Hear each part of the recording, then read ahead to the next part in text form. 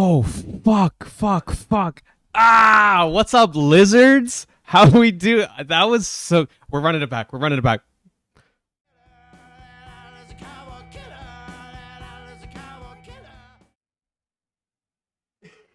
First try, motherfuckers. What the hell is up? I am Chris, aka NYC MTG, and welcome to the New York City Invitational Series, Season 4. No, not the New York City Pauper League. Yo, I'm a mess. I'm a mess. One more time.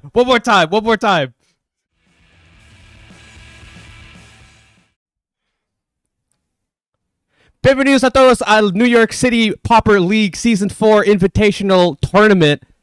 My name is Chris, aka NYC MTG. I am joined by someone I care about very deeply, a good friend of mine, Bugs Matrix. Bugs Matrix, how the fuck we doing today? Oh my god, I'm realizing that they cannot hear you. Oh fuck, I'm the worst. Oh my god, we're gonna run it back an 8th time. Shit. No. They can't hear you. That's a great bit. Save it. Wait, this is so embarrassing. I get paid to do this for some reason. Where is... yeah, well, yeah, there's that. Yeah, everyone else is worse at it. macOS audio capture. Discord. Application. I'm joined by Bugs Matrix. And Bugs Matrix has now joined the stream. How are we doing? I'm doing pretty good. I'm scoozing my religion, dog. You're scoozing your religion? Yeah. What the I'm munching hell? on it. You're straight munching on it? Crunching on it? Oh, yeah. Munching on it, crunching on it, getting 1-1 counters. Oh, yeah. Someone, not to leak DMs. Can I say this out loud? Can I say the thing? Oh yeah. So you're the Wumpus priest? Yeah, I'm the Olympus priestess. It's known. Yeah, no, I got that in my fucking Blue Sky bio. That's okay. It's in there now. Oh yeah. I don't click on your profile. I just simply text you. Yeah, no, but right now because we're like boomers and normal people. But no, in my Blue Sky bio, I've got Olympus priestess. The normal people thing that it is boomers, but yeah. Yeah, that's well, I'm not normal though, is the thing. To a sick, twisted mind like me. To a sick, twisted mind like me, those are just straws. Okay, so this isn't a podcast episode. We do have a podcast though. Go check out the Paper Towels podcast. We're here to fucking watch some Pauper. Yeah, we are. I keep looking over at my laptop and I'm trying to like engage with the stream a little bit more. Yeah.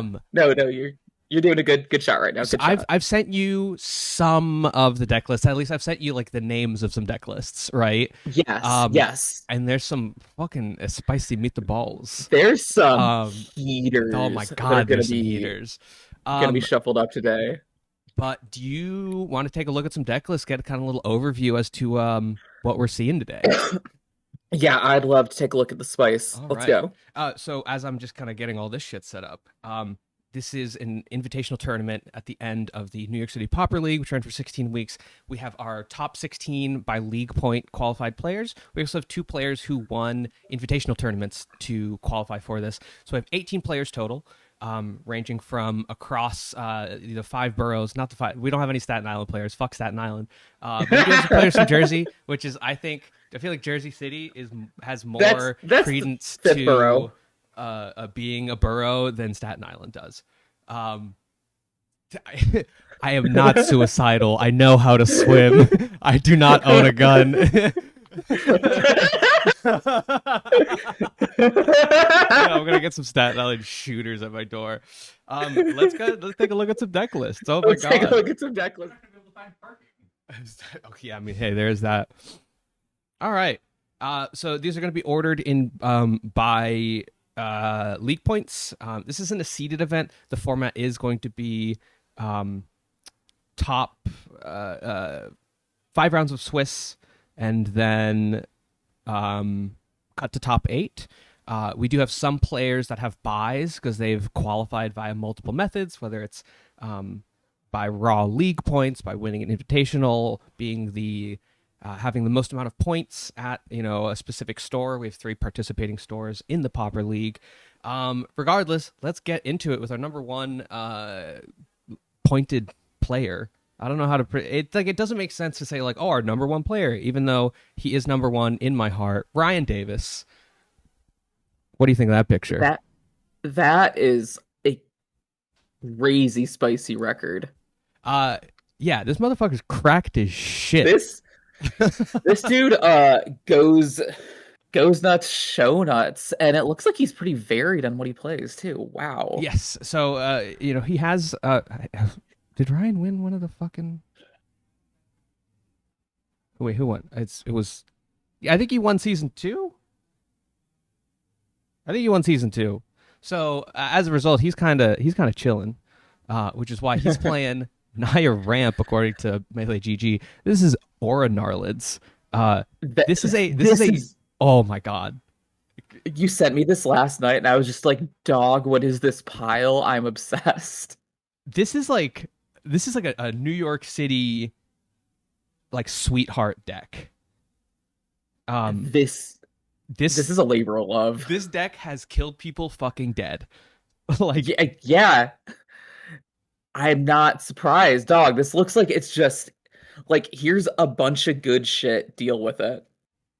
Like pretty much, like, yeah, it's this wonderful mixture of like a Gruul ramp list and also like vocals. So it kind of has like that potency. It's just like when it comes to like life gain. I mean, we see 2 armadillo cloaks. But yeah, just like Aura Narlid, hell of a fucking card. And Single Mountain, we have 4 Utopia Sprawls and 4 Abundant Growth as well for our mana fixing. You can see as we get into the sideboard, I've got some more red cards in there. Oh yeah, which is why Melee's like, yeah, that's Naya. It's not. Sure, Jan. This deck transcends colors. This deck it's Aura Narlids. It consumes all. It's Aura Gnarly, like, dog, Armadillo Cloak on any of these heaters. Oh my gosh. What's that song? That's like, if there was one word you could use to describe anything. It's like Aura's gnarly. Gnarly, dog. Gnarly. Armadillo cloaking your Chrysalis is just something that I've never even considered. Oh, it's yucky, dog. It's so yucky. Also, Sky Shroud Cutter in the sideboard. I believe that's just like a good luck charm. Sky Shroud Cutter being a completely free, I think like 4/4 or some shit. With the downside, you could play it for free if you control a forest, I believe. If you have your opponent gain 5 life or some shit like that. Oh, okay. Famously bugged on Magic Online. Your opponent doesn't gain life, so it's just like, hey, I have a forest. He's a 4/4. Fuck you, dog. Which is so sick. Get cumstered and dumpstered. Let's go on to our next player. We got to get through 18 of this shit. This is Daniel. That is an immaculate picture. Yeah, we got some real nice pictures of this one. Daniel also fucking cracked at this game. 70% win rate ending season 4. This is the season 4 invitational. We have had 1 event, or 1 week rather, of season 5 play, which is why you see the season 5 win rate on there. I was too lazy. I whipped this entire slideshow up in like an hour last night at about like 2 a.m. after I got home from our girlfriend's place. You can also see like me hearing that. You can also see the decks that people play. This is over the course of like the existence of decksinthecity.org. Check that out if you want more metagame info about the New York City Pauper League. So yeah, clearly, Jund Enjoyer has logged on. Oh yeah. And wouldn't you fucking know it, the Jund Enjoyer has logged on. He is simply having a junderful Christmas time. Oh, a junderful Christmas time. I love. Damn. Oh, and it has writhing chrysalis as well. Yeah. Wonderful. Christmas time. My God. Fucking junderful chrysalis time. Oh my God. Jen, if you're watching, I'm so sorry. You're dying. Pretty stock Jund list. Yeah. I am expecting him to do pretty well, but we're not here Jund, for. We're not here to. You guys know what Jund is. You guys know what it's Jund Jund. is. It's Jund. It's It's a Jund. good deck. And I live, laugh, love anyone who's running it. It's a beautiful little nightmare. Yeah. Next up, Mike Evans, creator and primary maintainer of DexInTheCity.org. Again, shout out. I will never get over that name. It's so good. It's fantastic. It's absolutely fantastic. Mike also cracked as shit. I would get like I'm gonna say that for like pretty much every single one of these players. They all have like 60+% win rates. These people will fucking kill you, dog. Mike, for the longest time known as Affinity Mike, and for good reason if you see that win rate and you also see the frequency with which he plays that dex. But a Walls enjoyer. But today, we're not on Walls. We're not on Affinity. Nah, motherfucker, we're playing some mono green Tron. That's oh my god. Oh my main board Bobo. Let's go. We've got EOE All-Star Pinnacle Kill Ship. Turn 3, I'm gonna get Tron and I'm gonna dome one of your creatures. I'm just gonna blast you, dog. I'm good. Thankfully, it's not face, right? Yeah, 10 damage to target creature.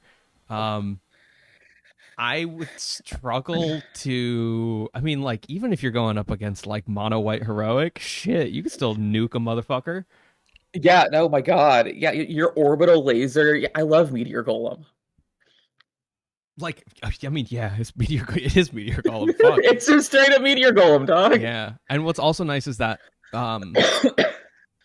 he has 8 copies of a 7-drop, so he can immediately crew this thing. So he could like turn 3 Pinnacle Kill Ship, turn 4 like Brambleworm or Maelstrom Colossus, crew the Pinnacle Kill Ship, and then start swinging for 7.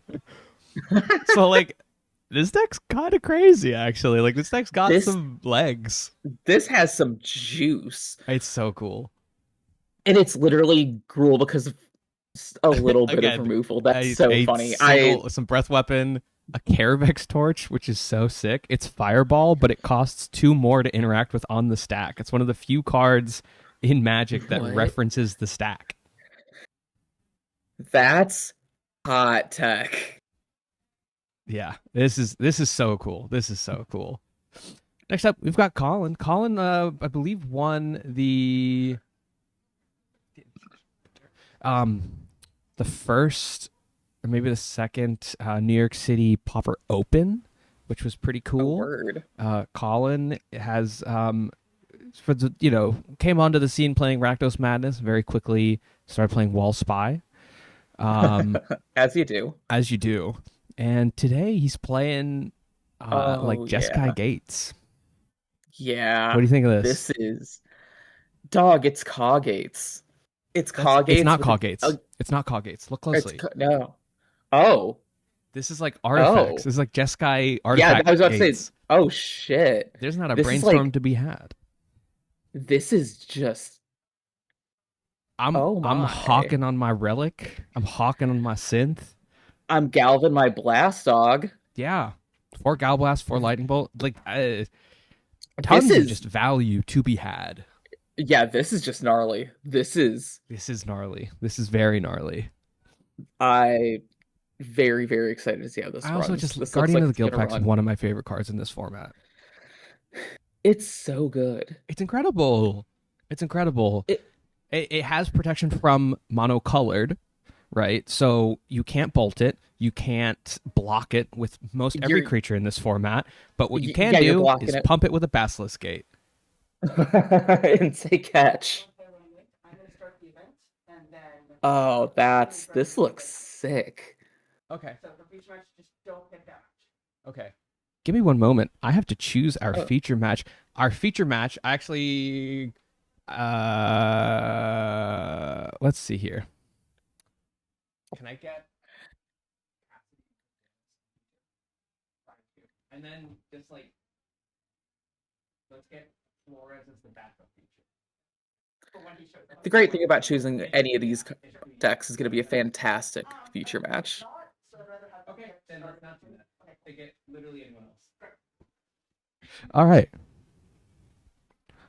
Oh, shit. I love how there's no wrong choice for choosing a feature match. Hold up. Like Sorry, one of every my single field matches just texted me back. Anyway, Rye Murray, known for playing cat food. I accidentally clicked my laptop, which thankfully brought me back to earth here. I'm gonna take care of that text later. Excited for that one though. Oh, Wednesday. Okay, I can do Wednesday. I can do yeah, I can do Wednesday. Rye, famous for playing cat food, very grindy, like cat pestilence type thing. Oh I just sold yeah. them my foil secret layer cauldron familiars, like the Duskmorn ones.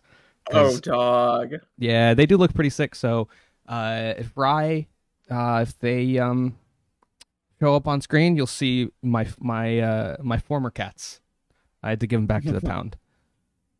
That's depressing. I have, because I also have the like the store championship cauldron familiar, and I just kind of prefer those. They're also, mine are non-foil. I was like purging foils and stuff. I don't fuck with them. I definitely prefer a non-foil in most Next, situations. we've got Rich. Rich has a podcast with Mike Flores. Not to keep plugging a million different podcasts, but the Princes of Pauper. They actually talk about Pauper, unlike you and me. Yeah, if you listen to Paper Dolls, we totally we build it as a Pauper podcast. It's more of a gas leak. I thought you were gonna like extend that sentence. No, you're right. It's a gas leak.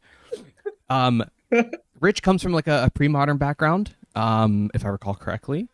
So started out playing some Mono Red Madness because that's kind of just like a timeless Magic archetype. I do feel like Burn is a pretty good place to kind of enter the format if you're coming from a different format.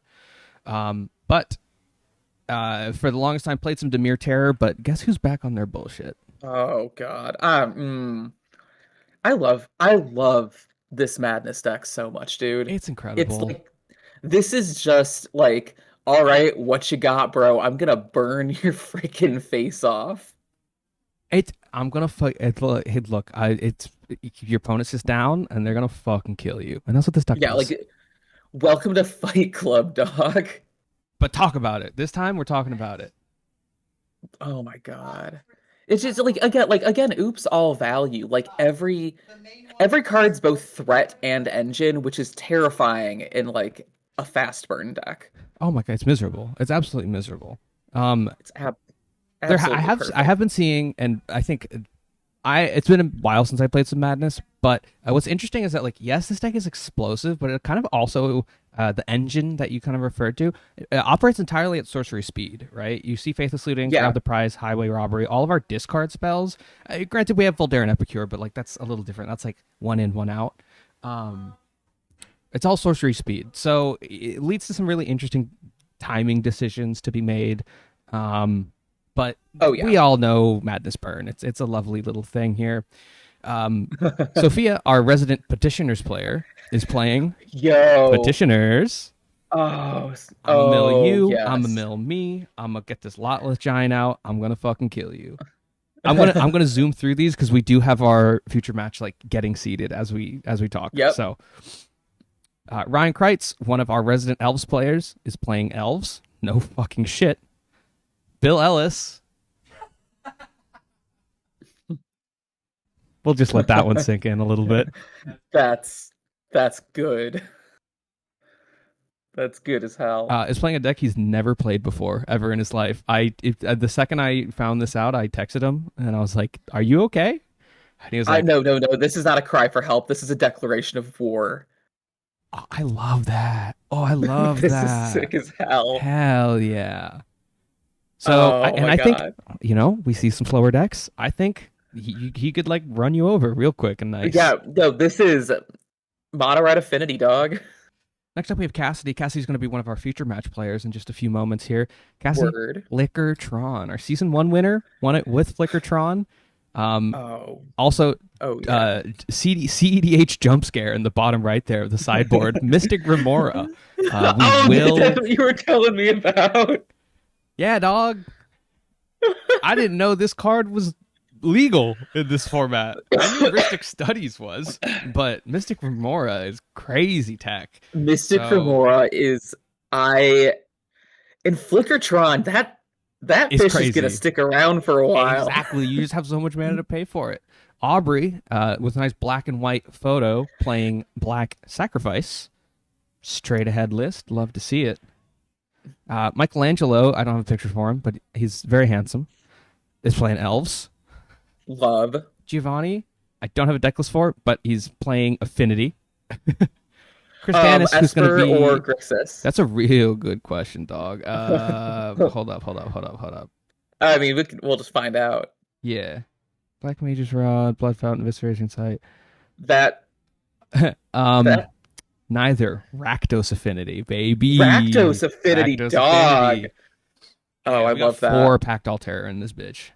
Chris Danis, Oh, who's going to be that's on hot. the other side of the feature match table from Cassidy, is going to play playing some Cog Gates. Cog Gates. Oh, that'll be a very, very fun Coggin on match. it. Greg Burke playing some White Weenie. Um, Oh yes. this is what he's been playing all season. Some good Want results. to fun up with the Spooderman? I think he's in for. He was concerned about playing it just because of the matchup, but I think it's going to go well. Mike Flores, yep, that one. He's playing Demure Control. Oh, this looks Yeah. nasty. Actually, I do believe this is the deck referred to as UB Grandma. I'm not joking. Not just because it's Demure Control, but it also really revolves around Universes Beyond Grandma from Avatar. We got This is Grand like not a Grand. joke. Yeah, we have a common Grand. It just draws you one card because it makes a clue. Alex, our season 3 winner, playing Jund. Oh yeah. Marco is playing Esper Affinity. So Let's there's your little McFrickin' go. there's your little metagame breakdown. I believe I'm going to switch it over to the overhead, and we're gonna start watching some hot Tron on Coggate's action. Oh yeah, baby! Look at this shit. I got the names all wrong too. Ooh, hell yeah! Let's see. The right deck is Coggates. The left deck is Flickertron. I barely know her Tron. The name on the right is correct. That is Chris. Cassidy hasn't realized it yet, so he's still him.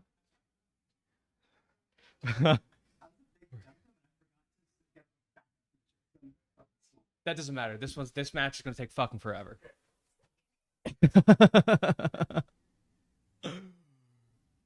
Oh, these are a pair of Sigma males.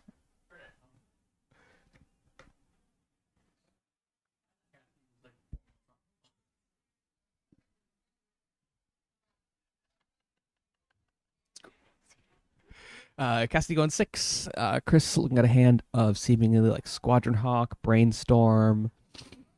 What more do you need? We got a Modern Age, maybe another Brainstorm, maybe a Dispel, Lorien. This is one lander, but we got I believe it's Untapped Land and Island Cycler. Untapped, yeah. Well, it's like Basilisk Gate, Lorien, Brainstorm, Squadron Hawk. So it's probably gonna be like fetch for a white source, take turn 2 off, you know. Or maybe you go like maybe you get an island and then you play Modern Age and just start kind of developing.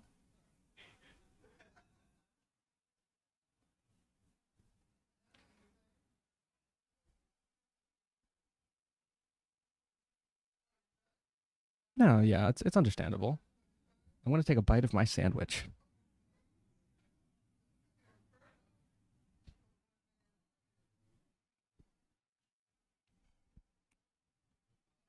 Yo, I fucked up again. I forgot to put your audio on this shit.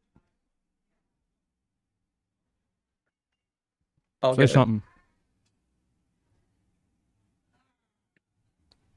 All right. We hot?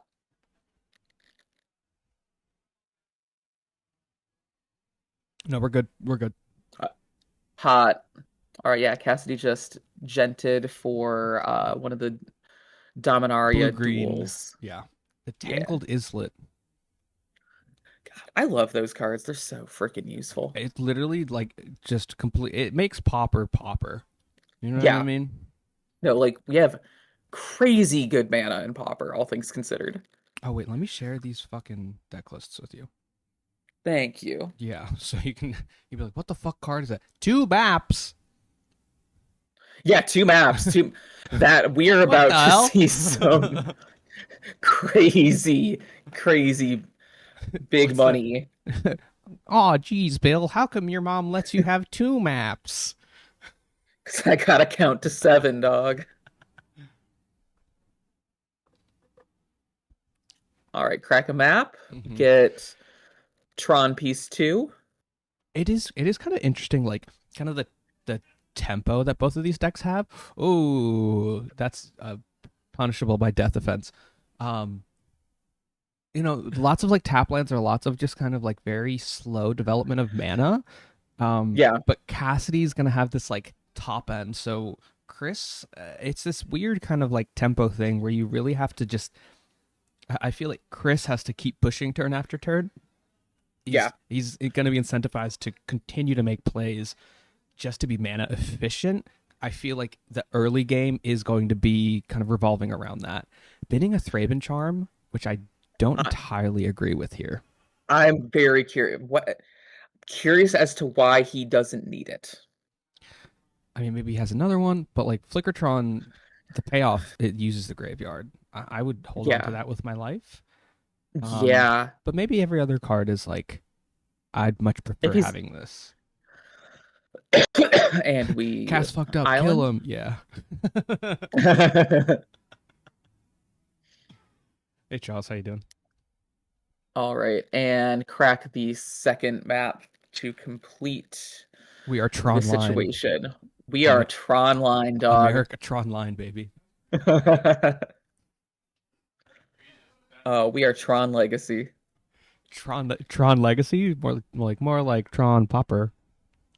I, anyway, I'm just gonna end the stream now. That was a really Yeah, I was bad gonna say joke. I'm hunting you for sport, dog. Yeah, rightfully so. Oh, which Tron movie is which Tron piece? Hmm. Oh, Very good uh, question. oh shoot, that's. I mean, OG's got to be Tower, right? That's load bearing. Yeah. Um. Is the Jared Leto one the PP? Yeah, yeah, All right. I mean, so Cassidy has kind of done what Flickertron really wants to do. Turns 1 through 4, which is just make your mana fucking perfect. yeah, yeah. 2 stars, Mm-hmm. Tron up, blue on if you need it. Yeah, this is this is. If I'm Chris, I'm terrified right now. Big brainstorm, Yeah, shuffle it away. but then you do have to consider though, like it's not like Cassidy's going to kill you on turn 5, right? Cassidy's going No, to but extract massive amounts of value on turn 5. yeah, no, like we're still in for the long game. But Yeah. I'm like, oh geez, I need to assemble immediately. Mm-hmm. But I mean, also like maybe next turn it's like, okay, I'm going to play a Stonehorn Dignitary. I have an Ephemerate up. Like the lock has begun, kind of thing. You know what I Yep, mean? yep. Which I hadn't considered that angle. I'm just looking at this deck list here. Mainboard Stonehorn Dignitary is so hot. Just like, That's um, incredible. of course, that lock being the enters the battlefield trigger of Stonehorn Dignitary forces your opponent to, well, not forces, they just skip their next combat phase. So you can continually flicker, hence the name of the deck, using Ephemerate or Ghostly Flicker, the Stonehorn Dignitary to lock your opponent out of the game, essentially, by getting them to skip every combat step or combat phase they get. Yep, and if you're something like Coggates, you need to be turning sideways. Absolutely. Yeah. This is, you know, it is a blue white deck, but you still have to kill your opponent. And there we squawking though. We are squawking Squadron Hawk. Another very fun, kind of unique to the format. Enters the battlefield trigger. You get a Squadron Hawk. You go get up to you. Is it like any number, or It's is I it? believe it's I think it's any number, but you can only have four in the deck. Let me double check. I mean, in the draft format, maybe you have like 12 of them. Squawk is up to three. Oh, okay, okay, okay, okay. So God, if it was no need any to. number draft, oh, going all in on the bird. Well, there's the what is it? There's the Stormhawk yeah from from Dragonstorm. Dragonstorm, Tempest Hawk.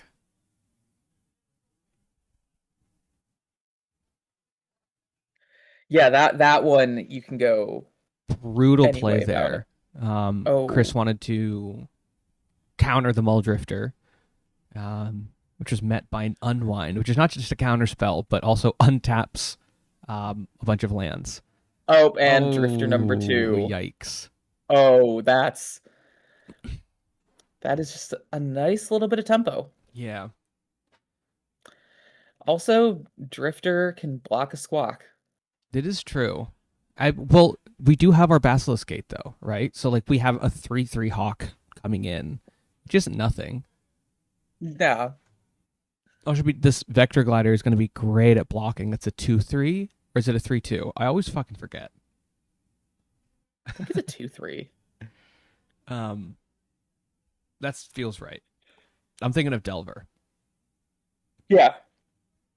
No, it's got a booty. It's got a booty, not a face. Yeah, Explosion, the modern age. Yeah, it's a 2/3. Shoutouts to MTG bot in chat. Yeah, so I mean, it's gonna really be putting in some work, blocking, but also, not a Oh, bad threat as well. It seems. no, it's. I mean, it's just gonna keep coming in. That's a good point. Yeah, I mean, because these Muldrifters don't necessarily just represent damage for Cassidy. It also represents card advantage, right? These are gonna. It's Right. not just I'm gonna kill you. Eventually, we'll get there, but it's also I'm gonna continually flicker this, and I'm flickering the crap out of this fish. oh yeah. End of turn. We've got an Impulse. Do you know about the Ooh. Impulse misprint on the original printing? I don't know if I do. Original printing says look at the top four cards, choose one, put the rest on the bottom. That's where it should stop. The original printing says then shuffle, which is not what you're supposed to do. That would be on it. Can we unerrata that? I mean, it would be kind of sick. Got a That Bajuka Ball coming down. Chris has a Prismatic Strands in the graveyard. It looks yep. like it was activated off of the Squadron Hawk, so just saving a little bit of damage there, Love that. but still not entirely ideal. No.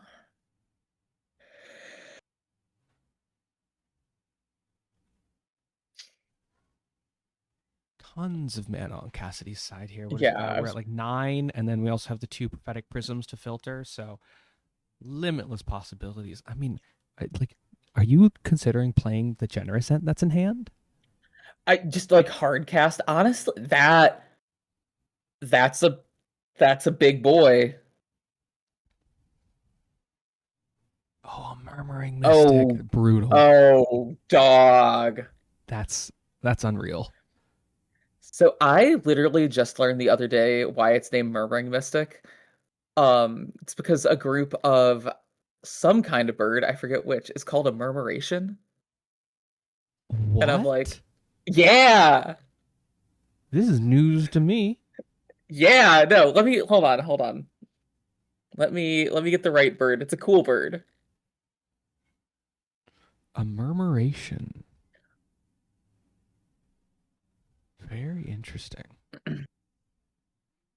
Murmuration of starlings. A Murmuration of Starlight. It sounds like a commentary booth. Heyo. They're really pretty birds, dog. You should check these things out. I love that. Cassidy not afraid to just kind of take some damage here. Chris getting in with some a sizable vector glider there, taking him down to 12. But I mean, it's once we're gonna be able to have blockers for Journey to oh, Nowhere targeting your. Oh, mm, never mind. I believe you do not have to choose targets for Journey to Nowhere until, oh my God, Until it sick hits. bird token. Yeah, until it Oh my enters the battlefield. God. Porygon bird token's crazy. I think this is the cool Porygon. I Oh, believe what? is the name. Oh, I think you're right. I think you're right. It's so cool. And we are just coming And now in. we're just coming in. I mean, I oh, Oh, oh, and look at oh, us. Look at us. the gentleman. Oh, Yeah, not ideal. no, Oh. oh, and another drifter. Cassidy, no, you can't have this much value, Cassidy. Your card advantage too tough. Your mana base too You're different. gent, They'll kill you. you're gent too thick. You're jet too thick. They'll kill you, dog. Oh, even how many gates do we have online for Chris? One, two, three, four, Four, five, five. and two, with Oh, okay. Hey, okay, that's a big boy though. oh, yeah. So we can come in with a 12-12, That's which is again all. technically lethal, but we're just gonna chump with a bird. But Yeah, it is kind of interesting that we're at the point of the game, yeah. yeah, And Chris taking the opportunity, yeah. So you can just shuffle if you want. You can fail to find with the Squadron Hawk. Granted, he would actually fail to find. I believe he has all four of them out of his he library. has all four. But great for shuffling a brainstorm. So Yeah, or just you just need to fiddle around a little bit. just gotta mix it up. Gotta. Just gotta mix it up, Mr. President. Oh, A fourth ball drifter. fourth mole drifter has hit the board. Oh, That's brutal. That's brutal. that's brutal, but it's not. We're not Jover. Sorry, I took a bite of my sandwich. You're good. You're good. Yeah, I mean, if you're Cassidy, Do you you've just got trundle in? blockers. I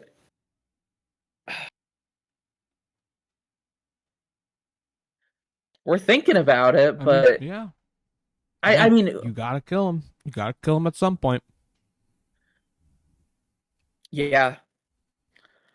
Mana up, you've got the Murmuring Mystic. You can make a blocker if you need to, hopefully. Yeah, we've got like crop rotation. Looks like we also have like a negate maybe. So like I think we have some counter magic.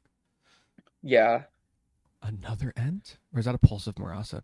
That makes sense why he would attack then. He can just pulse it back Oh, yeah.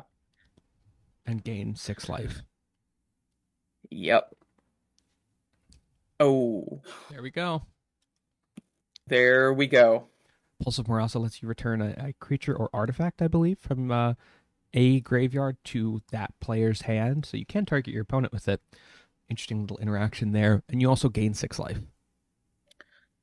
That ain't bad. Not too shabby. All right.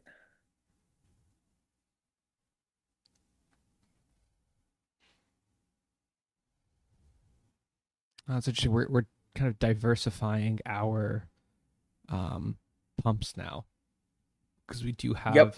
have 1, 4, 5, 6 different. That looks right to me.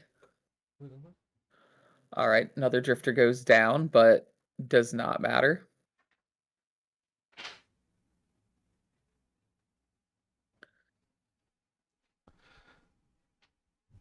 All right. I mean, yeah, we've got Squadron Hawks, we've got Vector Gliders.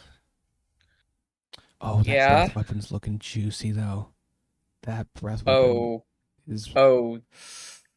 Well, actually, is it looking juicy? I don't think it is actually. Now It's that I it's think about it's it. it's it's not looking crazy juicy, but I don't hate it. Now this is nice. Now it's looking juicy. Yeah. Ooh. Yeah. Oof. Oof. Ooh. Ouch, Howie. Oh, oof, toasty. Someone in chat My says this is bones. scoop phase for Gates, and I am inclined to agree. Yep, yep. That is ouch my bones. Yep. I The bone hurting juice has hit the table. yep. And here we have the mnemonic wall. It's like a Archaeomancer, but it's a wall, and Chris scooping them up. I mean, you lose your entire board. There's lethal from a gent plus everything else. Like, Yeah. no, that breath Yeah, weapon. yeah. You were right the first time. That was a spicy meatball. Yeah, it's crazy. While these players are shuffling up, want to take a look at some sideboards? Yes. Do you like that little transition? Ooh. I was about to say I'm obsessed with the production value here. It's because I'm the best.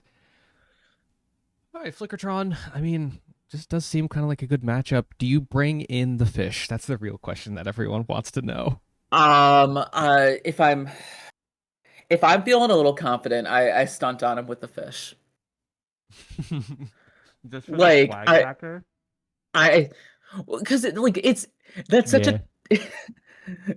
like I don't know if tilt's the right word, but like you're blindsiding your opponent. You're like, all right, fish, and it's like, dog, Just the what? psychic damage. Yeah. Yeah. Yeah. Got I, Denrova Horror, which could be interesting. Um, Makes you return a yeah. permanent to your hand, right? Could be a nice way to generate a little extra mana. Yeah, there's that. I was also thinking like in response, you could flicker it, and whatever Chris is going to be targeting with the pumps, you could force to Yeah. return, which is another thing. Breath weapons, I feel like definitely going to come in. Probably that cast Oh, down. Wouldn't be surprised. yeah. I don't hate a cast down here. One thing to note, technically, I mean, aside from the Stonehorn Dignitary, no answers to a Guardian of the Guild Pact. Yeah. Yeah. Yeah, kind of interesting. And of course we have pyroblasts. I feel like this is going to be, well, actually, is it? Maybe not. Eh, Probably not. probably not. Well, let's take a look at Chris's deck list. See what's going on there. So we do have we have 4 red blasts, right? So it's like, do you bring those? I think obviously those are going to come in, and then it's up to Cassidy, I think, Yeah. to go. Well, do I bring in blue blasts? Because I know Chris is going to bring in red blasts. I don't. I'm not that good of a player. I I focus on my own shit a little bit more. Like I think getting into that level of like I mean, but I'm also not that good of a player. So Yeah, that's fuck I us, huh? I think I think you can afford to it's game 2. I think you can afford to go all in. That's fair. Um, I mean, like these Flickertrons pretty much entirely instant, so we're gonna see this dispel. Do you bring in the annuls? Try to get rid of the maps, get rid of the prophetic prisms. Just try to Uh annuls as a. yeah, I think to hit the prisms. I don't hate that. That's fair. They do like suck donkey ass late game though, right? Like you want to have that Yeah. annul in your opener, which if you only have 2 of, who knows? Unless you're mulling hard to get an annul, but I don't know if that's Yeah. I Um, I, I think I bring a fun of one of. that's fair. I can see that. What are you taking out is the thing, right? Because Coggates is kind of so Sheesh. engine-y. Let's Maybe Journey to Nowhere's? Nah, but you like Yeah, gotta those get rid are of shit. Do I you think I just think take out your you could Squadron drop Hawks? There's no honest. shot. I Like maybe like the it Sacred Cat or the Outlaw Medics. Like this is an aerial I fight. I think I drop cats. Those can't block anything. Yeah. Maybe you cut Um your counter spells and just and you kind of um like refine your counter spell suite. You know what I mean? yeah, I think I'm dropping some combination of cats counter spells and journeys looking at this list. Yeah, very fair. Well, Like uh, treat them as sideboard as well. yeah, that's a good yeah. That's an interesting way of thinking about it. It's like, what if every card in my like when I am making that sideboard decision, it's like, okay, what if every card in my deck was a sideboard card, and then, you know, it's an interesting thought exercise just to kind of Yeah, I reframe mean things that's and to make sure you're not overvaluing cards that might suck. that's how I try to sideboard. But that's So hey, look at you. look, I'm learning. We're learning, laughing, We're loving. learning. Let's We're go back to getting this good at overhead thinking. cam, see if our players are ready. This is an open deck list tournament. So during sideboarding, I believe before the match as well, you do get a few minutes to um, look at your opponent's deck list. I like Prismatic that. Trans is pretty bad. Prismatic Trans, that's a good point. That is do be pretty bad. Um, Yeah. yeah. Chris also nice little bracelet there. I like that. I like swagging out Ooh, on yeah, that's coverage. Also, just that's pretty. the dusty pink. Oh, Yeah. great, love it. It's a good vibe. Yeah, and I don't what's on his hat. Can you read it? Letters. Letters. So true. I I'm wearing. Usually, I dress up a little more for coverage. I'm still wearing the collared shirt, but I'm. was gonna say I like your outfit today. It's more dressed up than I'm in my pajamas because I'm broadcasting live from the Midwest. Well, yeah, you get you're an hour off. You're an hour earlier, so I would expect nothing more than pajamas. I was gonna say I would expect nothing I less, and I'm like, that's not how that sentence works. straight up last night when we were talking about this, I'm like, oh right, that's then. Yeah, I unfortunate. had it in my head that I was like, oh, I'm also starting at 11. Cool, so I can get a Nerp. little silly off the shit that made Batman begin. Yeah, you were a little roasty toasty last night. Oh yeah, dog. Superman was returning. Did you watch a movie? Yeah, I was watching. What did we watch last night? We watched a Goofy drag queen movie, and then I started showing They did a my goofy girlfriend. drag queen movie. That's crazy. Yeah, no, I He's a started showing my. father and a drag queen. Look, man of many traits, Goofy McDoggerson. No shot. That's his last name. I have no idea what Goofy's last name is. Hold on. Okay, I was like, I was about to blow my shit smooth off. I was like, there's no shot. His name is Goofy McDoggerson. Chris, Uh, both players immediately going to 6 here. I'm still watching the game. Don't worry. Don't worry. I contain all right. multitudes. Unclear if Goofy is his first or last name. Oh, he's like isn't Oh that no, like no, he's GG Goofy Goof. He's Goofy Goof. there's no I hate that. I hate that so much. No, no, he's GG Goof, dog. GG goof GGG 3G Yeah, Triple G. triple G. That's crazy to me. His name is Goofy Goof. That's crazy. Thank you, Pybo. Also, hey, what's up? Pybo, our resident Kingdom Hearts expert.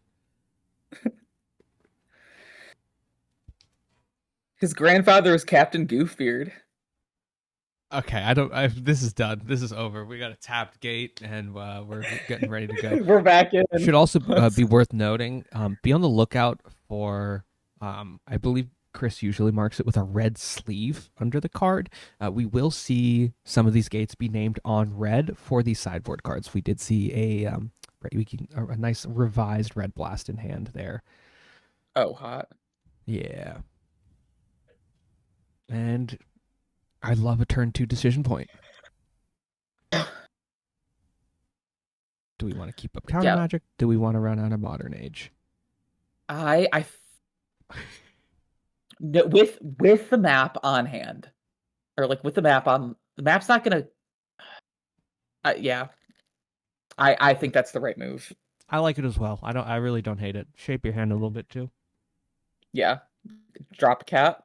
I think that's the move. Delicious. Oh no. Now, what y'all know about mirror shell crab?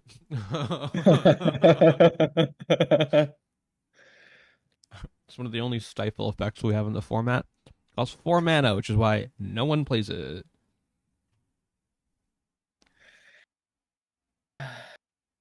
If only. If I downshift stifle, I would blow my shit smooth off. Yeah, no, I'm My out, dog. God. I'm going to pre-modern or something then. The format where everyone plays stifle? Yeah, if I'm gonna get stifled, I want a stifle knot. That's okay. That's so valid. That is actually so incredibly valid. Like if I'm seeing stifle, let me have my shrimp. Shrimp.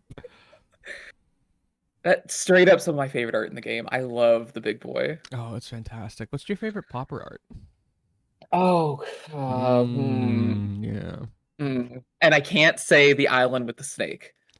Nah, you can totally say the Snake Island. Snyland? Uh, Island, straight smiling on it. Snyland on it.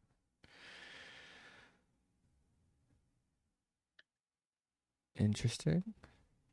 Okay. Brainstorm. Yeah, So I wouldn't be surprised if we're fishing for a land drop here, which looks like we that's have achieved. Um, okay. but maybe potentially a brainstorm lock, which is rather unfortunate. Yeah. God, that's a pretty brainstorm. I might. Oh, the Ice I Age could revive. brainstorms? Fantastic. Yeah. Fantastic. I need to get some nicer brainstorms. If I could stifle a weather the storm, I would ascend. Oh, Oh my dog. ooh. Oh my oofy doofy. Yeah, that's the good shit. That's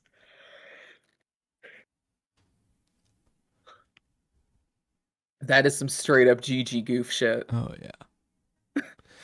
Big thing here on this brainstorm. I mean, hey, you're down a game. Granted, this is not like a death match, right? This is Swiss, No. but you know, still sets Yeah, up the texture of the rest of your tournament. So and just like with knowing that Tron is happening next turn very scary. does like I get getting in the tank. Yeah. And then I do believe we have a Lorien revealed. Oh, and there we go. There's the red mana I had referred to. That's a nice little marker. hmm I used to have just a pieces of paper that just like said the word red. I just yeah. That's incredible. I was like, look, it's just it does red. Fantastic. I've never been on gates, so I don't know what my Now tech would this is be. crazy. We did not get a third Tron piece, which may Oh, reveal that it's in hand. oh. But instead we're Yeah, getting the Crystal Grotto, which is Scries or Surveils. I I'm checking. I'm checking. think it's Surveil. Is it?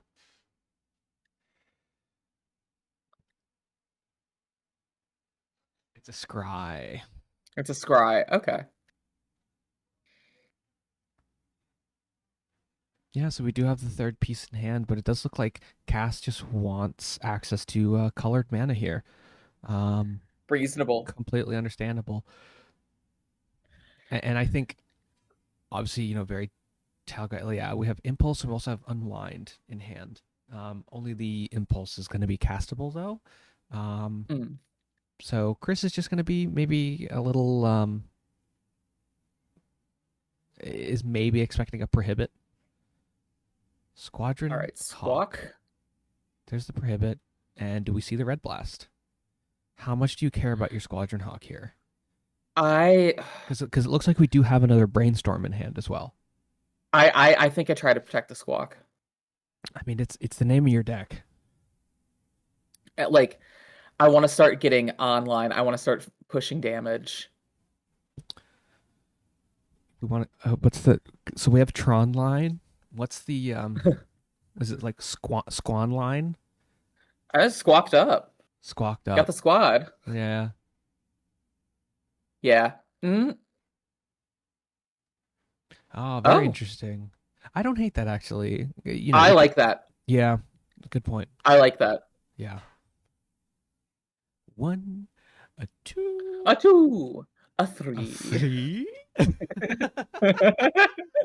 Oh, top card wasted. It was, Oh oh, shoot. It's fine. We got the boys. We got the boys. that's true. We're squatted up. Now, do you think now we're gonna see the I yeah. Into nothing but a colorless. Yeah, I think we waste start that getting man. aggressive, especially if you have a Basilisk Gate in hand, and then you just Oh, start trundling. Ooh, oh my God. baby. Ooh, baby. We get toasty. But no, we're taking the opportunity to do the thing. So, for those of you who are unaware, imagine you have a brainstorm. You draw 3 cards. What are you going to put on top?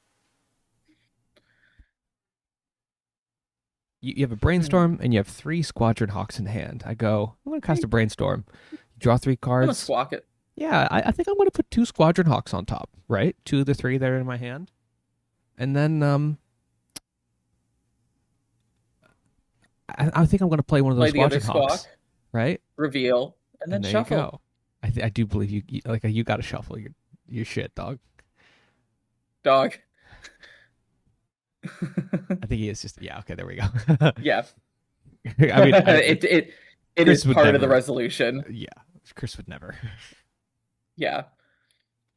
No, it's not a May, dog. I love I if I'm Chris, I feel firmly in the driver's seat at this point, though. I Oh, because like I don't see any prisms. I don't see any prisms. Granted, yeah. like yes, we have the Crystal Grotto, but like that's gonna tax your mana a little bit. Yeah, that's you got one spell, dog. Yeah.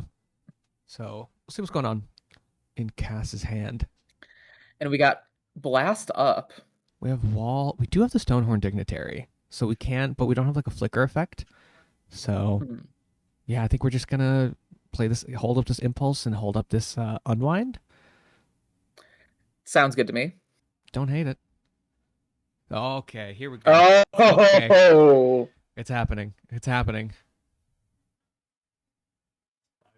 it's tippity tappeting. Yeah, 5 gates. Oh, big, Mm-hmm. big We're bird. pumping and we're trumping. That's not how. That's not that sentence. We're I'm just making chumping. shit up. I'm just saying syllables.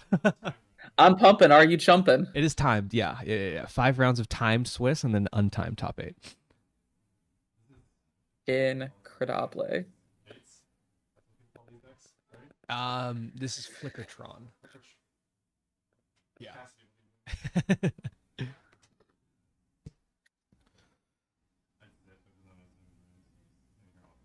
Yeah, no worries. All right, we got the impulse. Yeah, that's fine. That's fine. Are you just impulse getting another impulse here? I don't What's the mystical teachings for teachings? Uh, look. there I don't hate draw one, scry three. Bad scry. we go. And then Yep.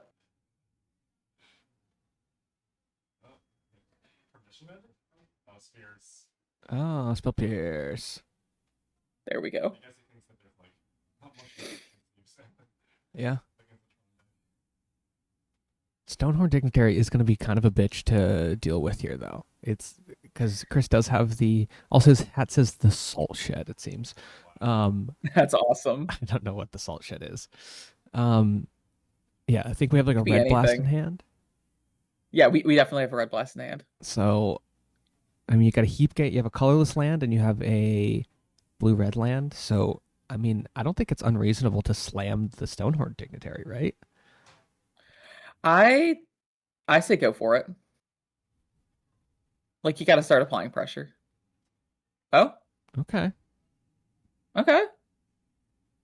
Also, don't hate that. Just kind of Yeah. undo some work here. Reset the clock. Um, Yeah, there we ooh, go. Yeah, there we go. That is big. especially. Oh my God, did he draw a Basilisk Gate off the top? Oh, Oh, oh, so that's 1, 2, 3, 4, oh. 5, 6. That's 12, 13, 14, 15, 16. Can get him down to 6. That's a clock. To say the least. God damn. That Do you just is. take him to 6? I I go all the hell. Yeah, he's tapped out. I go all in. I Yeah. am not worried about. I'm not worried about my next turn. Yeah, I mean the Stonehorn Dignitary does like buy him a turn, and then who knows what he can do from there. But I I haven't seen any flicker effects. Have you? I don't think so. No, I haven't. I Yeah, there's a ghostly flicker and ephemerate. Yeah. Um, we've got math going on. I did. Yeah, I think I just tap out here. I I I go shield. If my opponent's shields down with Maybe you keep up nothing like on one board, blocker. I don't know. no, Oh, no. okay. Oh my God, he pulled another fucking gate though. He did get another Basilisk Gate. Yeah, no. That's not. I think that was the move. Yeah, that's not bad.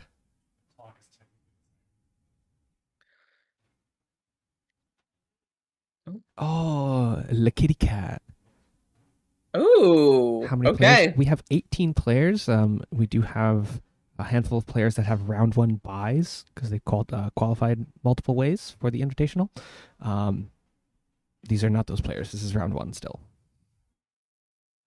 And there it is. So now, if I'm Chris, I'm like a little concerned, right? Uh, I'm like, Because he I'm tried. Did not he the just try to red blast that? I'm not God's happiest camper here, No. Good point. Do we have any? but And I don't think we have any counter spells in hand for Chris either. Not for long, at least. well, let's see. I do love that Stonehorn Dignitary. Let's just push these creatures off to the side real quick. Like, don't need these. Cassidy checking his graveyard, telegraphing that he has a mnemonic wall in hand. Looks like we do. Okay, we pulled a Dispel though, and a Red Blast, and a Thraben Charm. You just try to kill him now? uh, I Like the gate here. I mean You just like start a fight. I think yeah, I think we start getting silly with it. Yeah, here we go. 'Cause yeah, maybe we get the unwind, but Yeah. then like what is? Because then Cassidy has to like mnemonic wall for pulse, and then pulse back the dignitary. By that time, he's fucking dead. Yeah, you're in the ground. Just organizing our mana a bit here.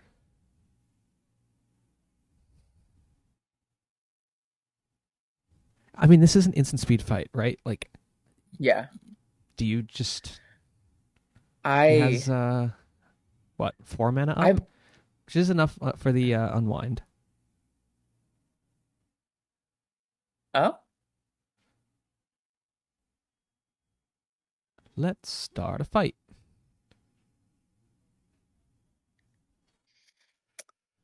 blast the negate.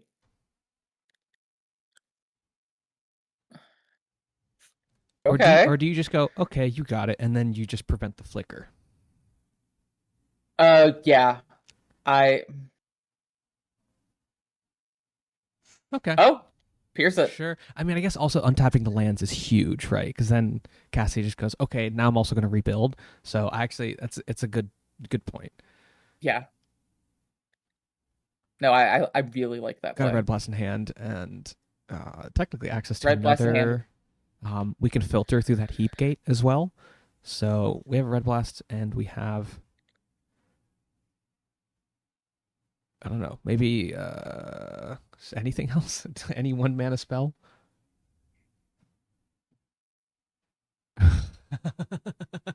Jeez. Oh. Hmm? Prohibit. Okay. All right. I mean, he's still That'll happen. he's just that is fucked up, right? Oh, he gets on tap land. He Yeah, gets on no. tap land. Oh, weather the storm. Oh no. Oh no, weather the storm. Yes, Oh. air pods Oh. in. Oh no. Oh wait, that wasn't an unwind though. That was a prohibit. So we don't get to untap lands. So yeah, we get the pulse back, which is fine. Which is And then we just play map with the remaining mana. Yeah, so then Chris is gonna play this third gate and scoop it up. There we go. and then Yep. yeah, it's all right. I too only need to count to 3. Yeah, counting to 20. We're just gonna Wow. count to 3 here. We got 3 gates. Great. All right, next game. Game 3. Game 3. Oh. Now I'm not good enough to know when the fuck to sideboard like in between games 2 and 3, so I'm not even gonna touch that conversation. Yeah, I was gonna be like, do you even? I have no idea. I think both of these matches are I so slow that it doesn't fucking matter. I bring in if I'm not on all of my blasts, I bring in all of my blasts. That's fair. How's my stream doing? Oh, crispy. Wonderful. Historically, the Like Wi-Fi at this store has been atrocious. silly. Fucking just bad. Just real fucking bad. Um, but it's been good lately, recently. Jen fixed it. So for streaming purposes, It fully was out for 3 days where I had to run F&M on paper. I had a stack this big for running 7 events at the same time. okay, that sucks ass. Okay, that's pretty bad. I can't speak to that, but for streaming purposes, when we're here on a Saturday or a Sunday, streaming some Pauper or some Riftbound every once in a while. Start doing Riftbound more often. Ooh, I hate that game. I was gonna say I haven't played it, so Any deck that has like a separate mana base or like a separate resource deck for like paying costs, I think is a baby yeah. game for babies. Honestly, the lands are my favorite part of Magic. I'm sure we've said this a million times. A million times. But Yeah. like it's what makes the game the game. I don't like That and I instant just speed play your own game. interaction. Yeah. Yeah, there's that. Although, okay, I will say if I was ever going to like get into another TCG, I think it would be Pokemon, Yeah. I like that. which operates at sorcery speed with no counter spells, essentially, if you want to think about it that way. Just like infinite fucking Yeah. tutors. Yeah. God, you draw so many fucking cards in Pokemon. Oh my god, it's insane. Well, it's not even that. It's just like, okay, this card tutors for this card, this card tutors for this card, this card tutors for this card. We're just like shuffling the entire time. Yeah. Although apparently there was like, so there's like a deck called like Goldengo. It's like revolves around Goldengo, and then like, but the whole thing it has like a fucked up overpowered move, but it takes a lot of energy. So like what the deck does is like puts all like you like search for energy cards and like put them into your graveyard, and then there's like an item that you play that That like brings it all back. brings them all back. Yeah, and apparently it was like a very popular strategy. And then it was like a couple weeks ago at like I think like Toronto regionals or some shit. There was like a perfect like counter deck that uses oh my god, it's like a bug Pokemon from like Gen 5.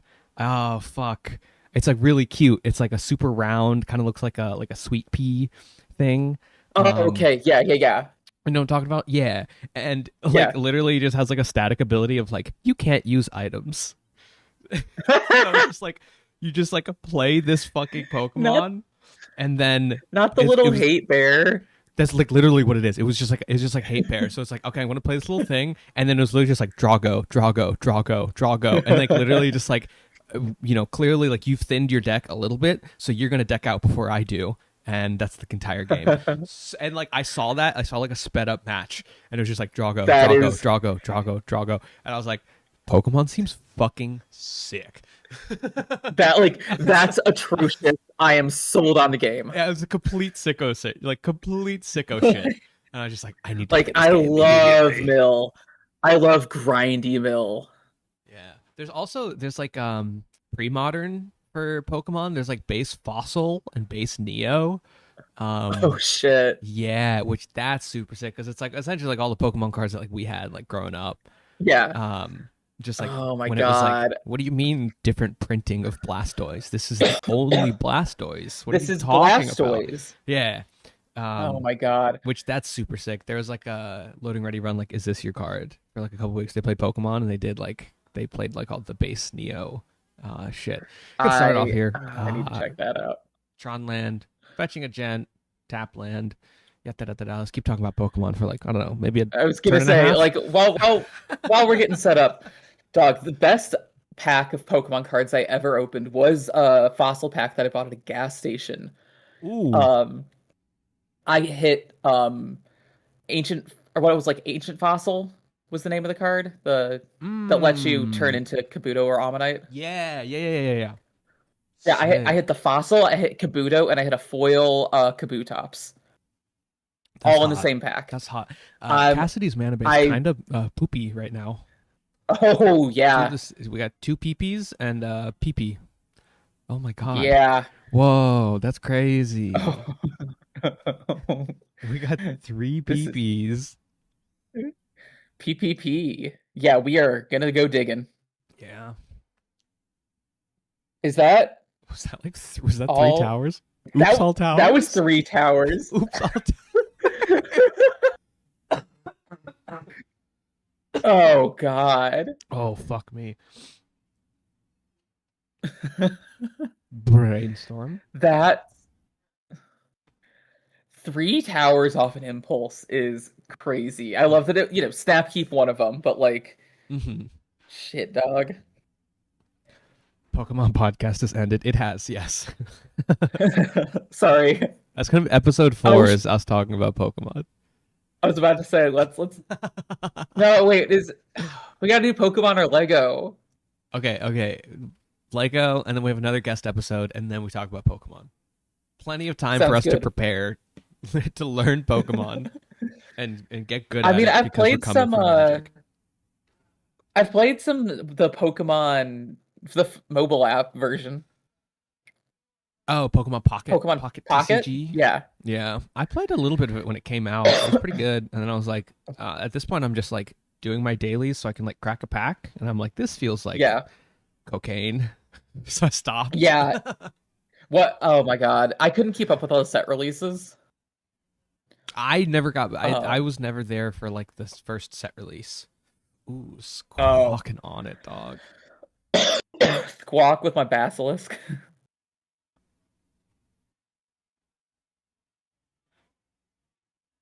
Um, I don't know what no, was but happening I was there. I was all in on that Celebi coin flipping deck. I was like such an early adopter. Like we didn't even get to like meta decks. I don't even know if there was like there Oh, wasn't even like a robust like PvP. I was just playing against the fucking computer. Also, this I is like believe. right. Sorry, the fiddling that Chris Yeah. was doing with his hand just then was I Yeah. believe him moving to discard. Yes. No, he was counting how many cards he get. It looks like he oversquawked. Oh, there's the no. Ooh, Chris getting an Urza Saga annul there. Big money. Yeah, incredible. Big money. That's like exactly what we were talking about earlier with the sideboards. Yeah, you just want to have that Yep. early. Oh, lovely. Oh, lovely, lovely. Ooh. Do you just start pumping? Like, Yeah. you're just gonna look. I'm Yeah. just gonna take it while I can get it. I think I just I mean, smack your face.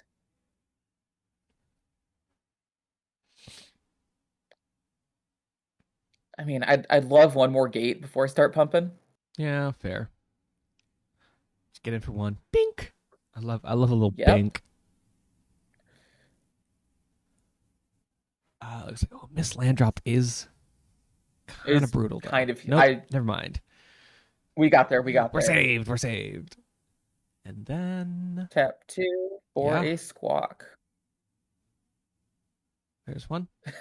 Shuffle. Done. Brainstorm squawk. Squawking on it. Bird brain? Has anyone done that? Is that a thing? It's kind of it's cute. Boyd?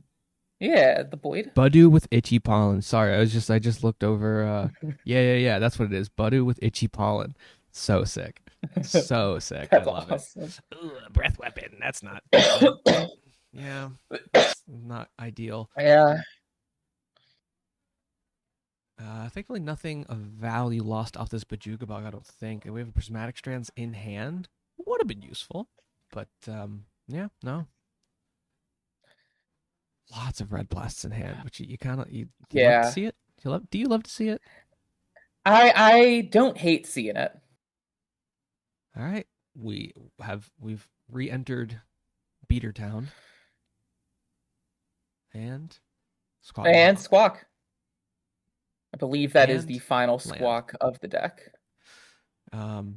Notable that One- our lands are all gates, so we're really pumping for a good amount here. 1, 2, 3, 4, 5.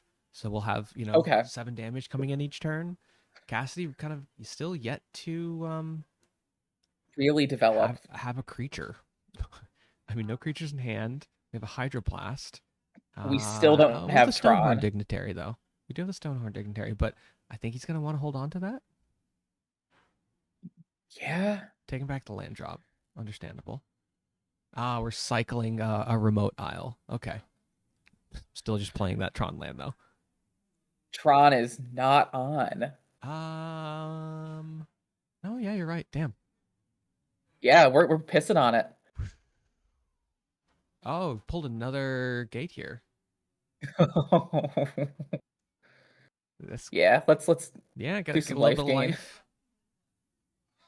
I think this game's a little kind of done though. Yeah. I mean, it's 11, you get the double bump, 3, 6, 12, 13, 14, and this Stonehorn Dignitary's got to come down right now. Yeah. Oh no.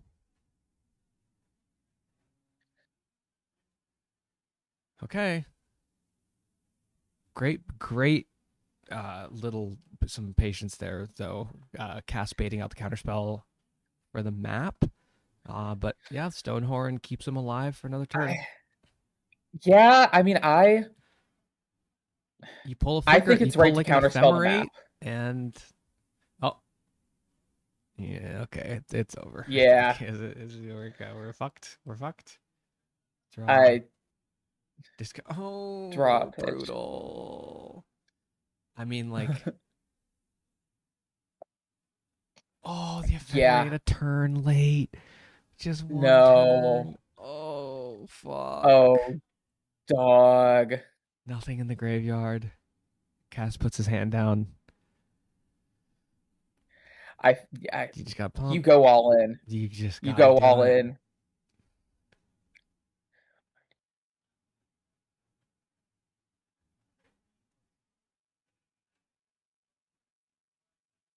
Okay, I mean that's a lot of restraint for 2 cards in hand, but taking him to 3, don't hate it. See what's he gonna do. There we go. We gonna find anything? Oh my. Sure. Oh wait, no, hold it bright. I forgot.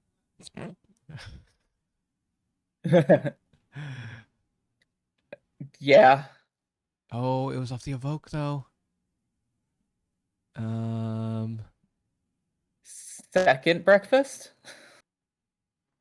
And there's the Yeah. hand. Oh, Yep. Chris Dan. Yeah. is How taking about another pyroblast? Oh.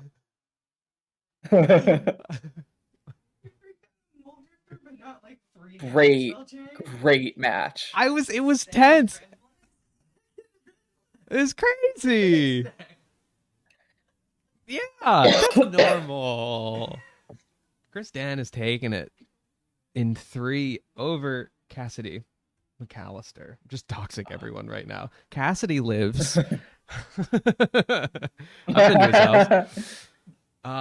His social is Yeah, there we go. Cassidy. Could I find Cassidy's social security number? Would he give it to me if I asked? Seen some of the what are they called? Sideboarding decisions. Yeah, I got the Rolling Thunder, Moment's Peace, Weather the Storm, Counterspells. Sick. That was a nice match. Nice grindy. I liked it. Very, very beautiful. That game 3 was brutal for Cassidy. Ask them. Yeah. All right. Well, we have some different casters for you all for round 2. We're going to have we're gonna have Phoebe and Steven, local Pauper scene sweethearts. Bugs, we'll just switch us back to the commentary booth here. Sounds good. Bugs, thank you so much for commentating. My God. Oh my God, thank you for having me. I love yapping commons. Oh my God, I love yapping with you. Oh yes. my God. Where can people find you? Do you have anything to plug? Outside of our amazing podcast, if you like Gas Leaks, come listen to Paper Dolls, where we talk about The Simpsons. We talk about The Simpsons. We talk about Matthew Broderick killing women. That's a lovely time. Chris dies every episode. This is true. Someone shoots me in the back of the head with a microwave.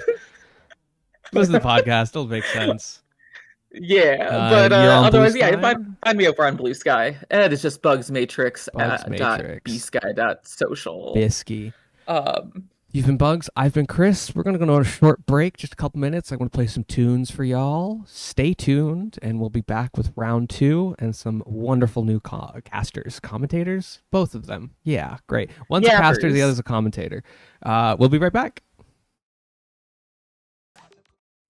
And it seems like we are up. Welcome back, everyone, to round 2 of the New York City Pauper League Season 4 Championships. I'm Phoebe. I'm Steven. And we are looking at an exciting match. Could you pull up the slideshow, please? We've got New York City Invitational Series champion Michael Flores on this up-and-coming Dimir Control, or Dimir Grandma's deck. It's a nice pestilence strategy, which we in the league have lots of opinions about. And then funny to call it nice, but and then on the other side we have, where is he? Colin. Colin H4. Local player, great guy.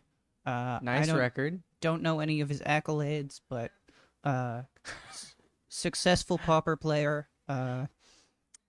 Doesn't have a photo with a trophy. That is a mighty nice photo.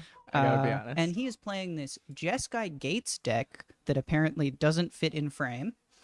You can read the card. It's like 2 a.m. last night. Yeah, it's a really interesting mix. So we're obviously all in on doing the Glint Hawk and the Core Skyfisher thing. Yes. But it's an interesting mix of the 4 Relic, the 4th Synthesizer, and then 2 Limbus.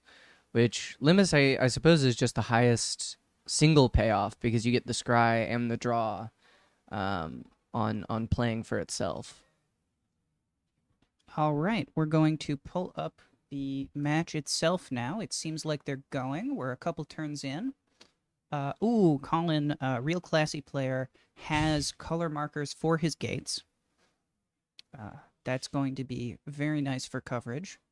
I really appreciate including both colors on it, instead of just the alternative color. Because I can't actually tell which gate nobody is knows which gate is which. I mean, if you tell me the name of it, I can guess what it does, because they all have pretty obvious names. It's fair. But just by looking at that top one. Starting with the synth into compass. gain some life.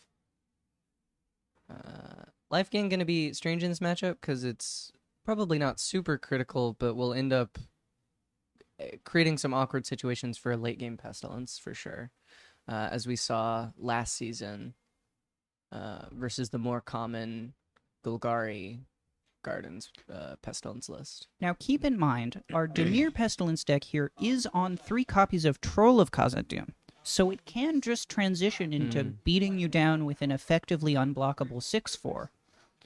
This is a play pattern we've 6/5, really seen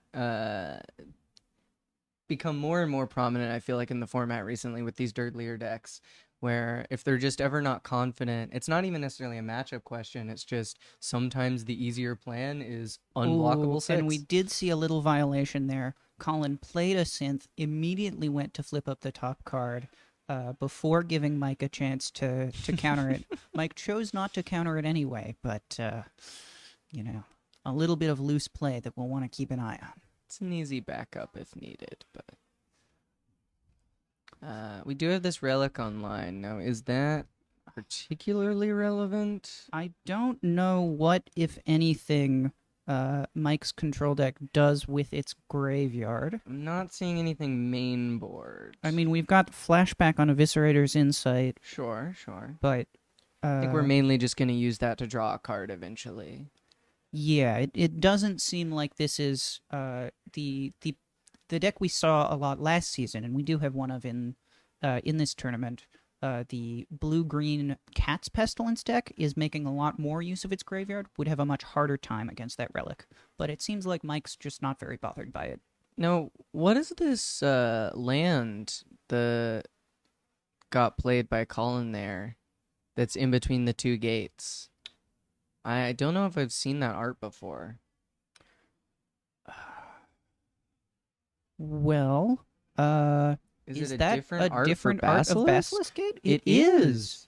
Modern Horizons 3 Commander has an art of Basilisk Gate that we've never seen before. For those of us wondering at home, this is the gate that makes the Gates package worth playing. It taps for colorless, it enters untapped, and 2 tap, target creature gets +X until end of turn, where X is the number of gates you control. Activate only as a sorcery. And so what all of these Gates decks are planning on doing is putting this, right now it's going to be 1, 2, 3, 4, 5, 6, so +6/+6 on a dorky little creature like that Sacred Cat, attacking for, at this point, 7 damage with lifelink, and just making huge swings. Yeah, and this is where that life gain is going to matter more in this control we don't matchup. have a Samurai token. That is unfortunate. We do get Bolt to face.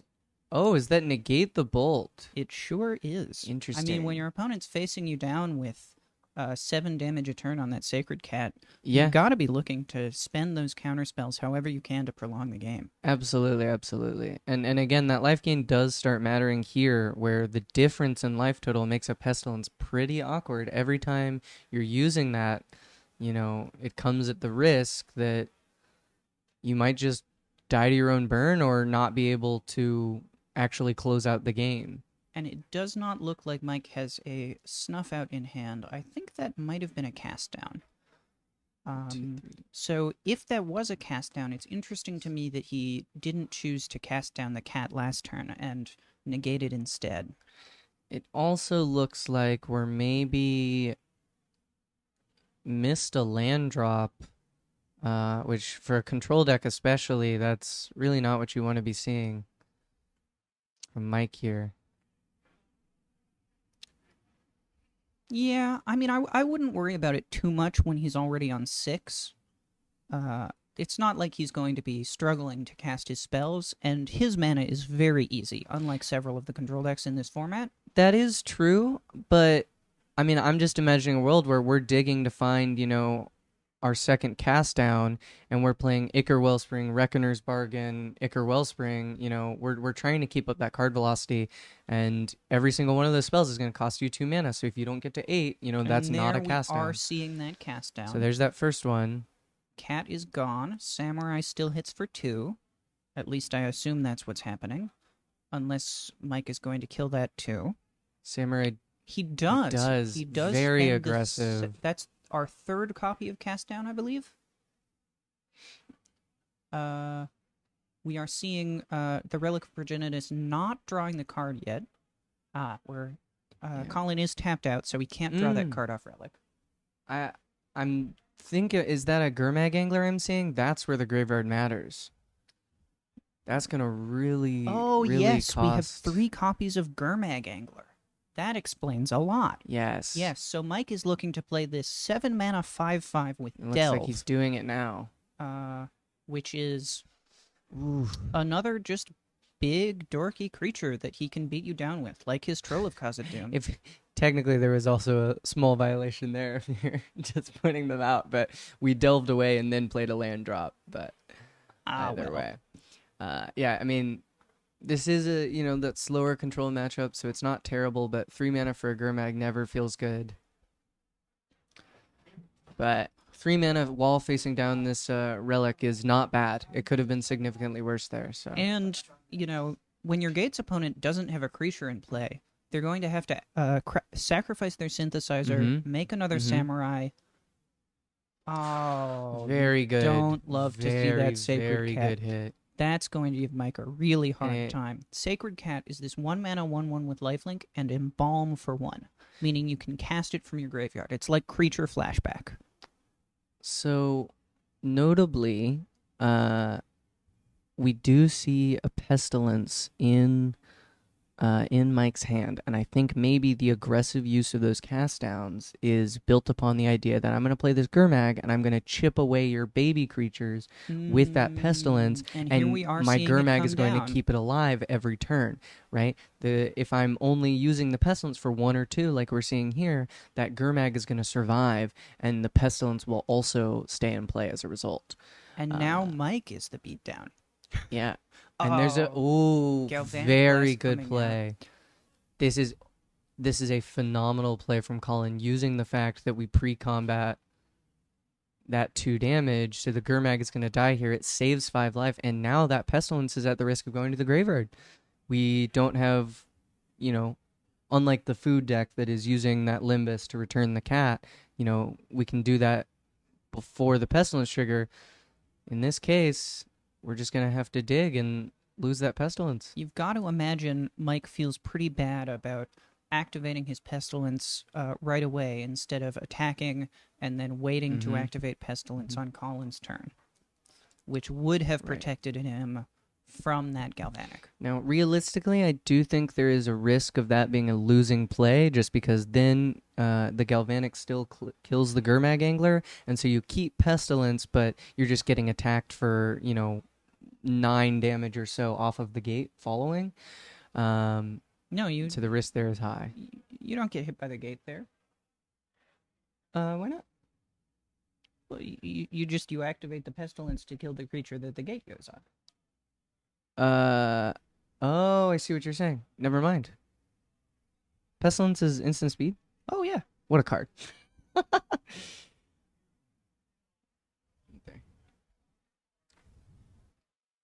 Oh, yeah, wow. Oh, Never mind. Yeah. I've seen a lot of Never activating mind. Pestilence in the end step. Yeah, this is just waiting until that moment would have been much, much simpler. Especially because this blue-black deck is only on 2 Pestilence. They're not on a full playset. And so that's a real risk. Just a little update for everyone. I'm going out on that field date on Wednesday, so W's in chat, please. Good news for Chris. Thanks for that important update. That's more important than whatever's going on here, right? Yeah, I mean, we're kind of in a holding pattern in this match. Mike has developed a Troll of Khazad-dûm. He's going to be dead to this Glint Hawk if he doesn't have something, so And, presumably he does. burning all those cast downs, though, early is going to make it harder to answer these flying threats without that Pestilence. You got to protect that. Now, I did see at least 1 Galvanic in hand for Colin. Oh, and that's going to be quite a bit of card advantage as well. Yep. Ooh, with the relic. Into another relic there. Pick up the Relic, recast the Relic, That's drawing 2 for 3 mana, and you've made a bird. And we're still going to be getting in with this Basilisk Gate, or at least attempting to this turn. And this is lethal if Mike... Oh, no, we're not getting in with the Basilisk Gate, at least yet. We're drawing a bunch of cards. Yeah, I think we're drawing first. Well, we're doing it now, for there sure. There it is. I think the idea is if we just hit... yeah, it's a Defile there. We're going to kill the flyer. That's our kill spell. So Defile is 1 black mana. Target creature gets -1/-1 for each swamp you control. And this is one of the reasons why this Dimir control deck gets paid off for having a bunch of black mana in it, a bunch of swamps. And that's why it's beneficial not to play sort of more traditional control cards like Counterspell, maybe your Lightning Bolts, etc. You just get to play this Defile and have it be pretty much a 1-mana kill anything, much like my dear beloved card Scred. I think the idea with drawing all those cards pre-combat was if we just draw another Galvanic, we just send both of those face and get to close out the game right away. That does make sense to me. You know, we're probably expecting them to have Kill Spell, but they're maybe less likely to have, you know, another Counterspell as well, so... And we do know that Mike is on only 2 negate main board, 0 copies of Counterspell, because again, you can't support double blue and Defile in the same deck. And so because of that, Colin is going to be playing. Keep in mind that this is an open decklist tournament. He knows what's in Mike's deck. He knows that he doesn't have to be playing around that much counter magic. I believe in the sideboard, Mike is going to get just 1 blue elemental blast, 1 dispel, 1 hydroblast. So a few more counter spells, but not a ton, not nearly as many as you would see from a lot of the control decks we're encountering in Pauper. And fewer than Mike gets to run the full 8 elemental blasts. Or not Mike, sorry. Colin gets to run 4 blue elemental blast and 4 red elemental blast. I don't know if we'll actually see the red elemental blasts come in this match, given how few blue cards Mike is playing, but it's possible we will.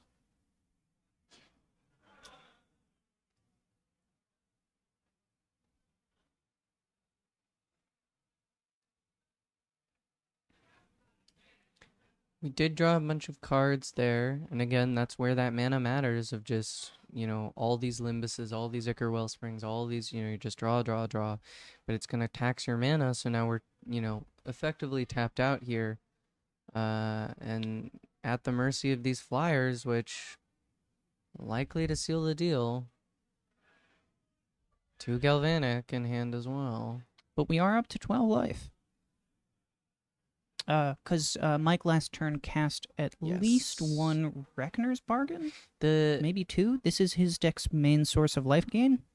The Galvanics here, though, matter a lot, because if, you know, we are able to, you know, cast a file, answer the flyer, but we get some chip in over the course of the game with, you know, this Skyfisher, for example, so we don't have the full gate activation, we just get, you know, 2 damage, 2 damage, 2 damage. Now those Galvanics, you know, effectively... Mike is at, you know, 4 life here instead of 12, and that's like a much scarier thing to play. And it does seem likely next turn, unless Mike has the second Pestilence, that what we're going to see is Colin activating the gate on one of his Samurai, Mike killing it in response, the other Samurai being unable to attack through Mike's big creatures, but the core Skyfisher chipping in for 2 damage. Also, and we have to imagine Colin is... digging as hard as he can for a second, and then a third, and then the 4th copy of Basilisk Gate. The other risk there is that if we were tapping out there, and if we didn't have Defile, if we had Snuff Out that we were using to kill that flyer, you're just instantly dead. And so that's something that you need to be careful about in Mike's seat here. Although Mike did draw 2 negates. So that's definitely going to stem the flow of these burn spells. I misread his list earlier. He is on 3 copies of Negate, not just 2. Exactly. But yeah, we're just lots of draw from both of these players. We've refilled both of our hands quite nicely. Now, I mean, one thing we're seeing here that we didn't see in the last match is we only have one gate. Oh, So interesting. we consistently Colin is putting that gate activation on the Core Skyfisher, the flyer, Mhm. not on one of his samurai, which I think is much worse for him if Mike has kill spell, but it seems like he doesn't. He's just cracking 2 Lembus in response, Wow. gaining 6 life. That'll keep him.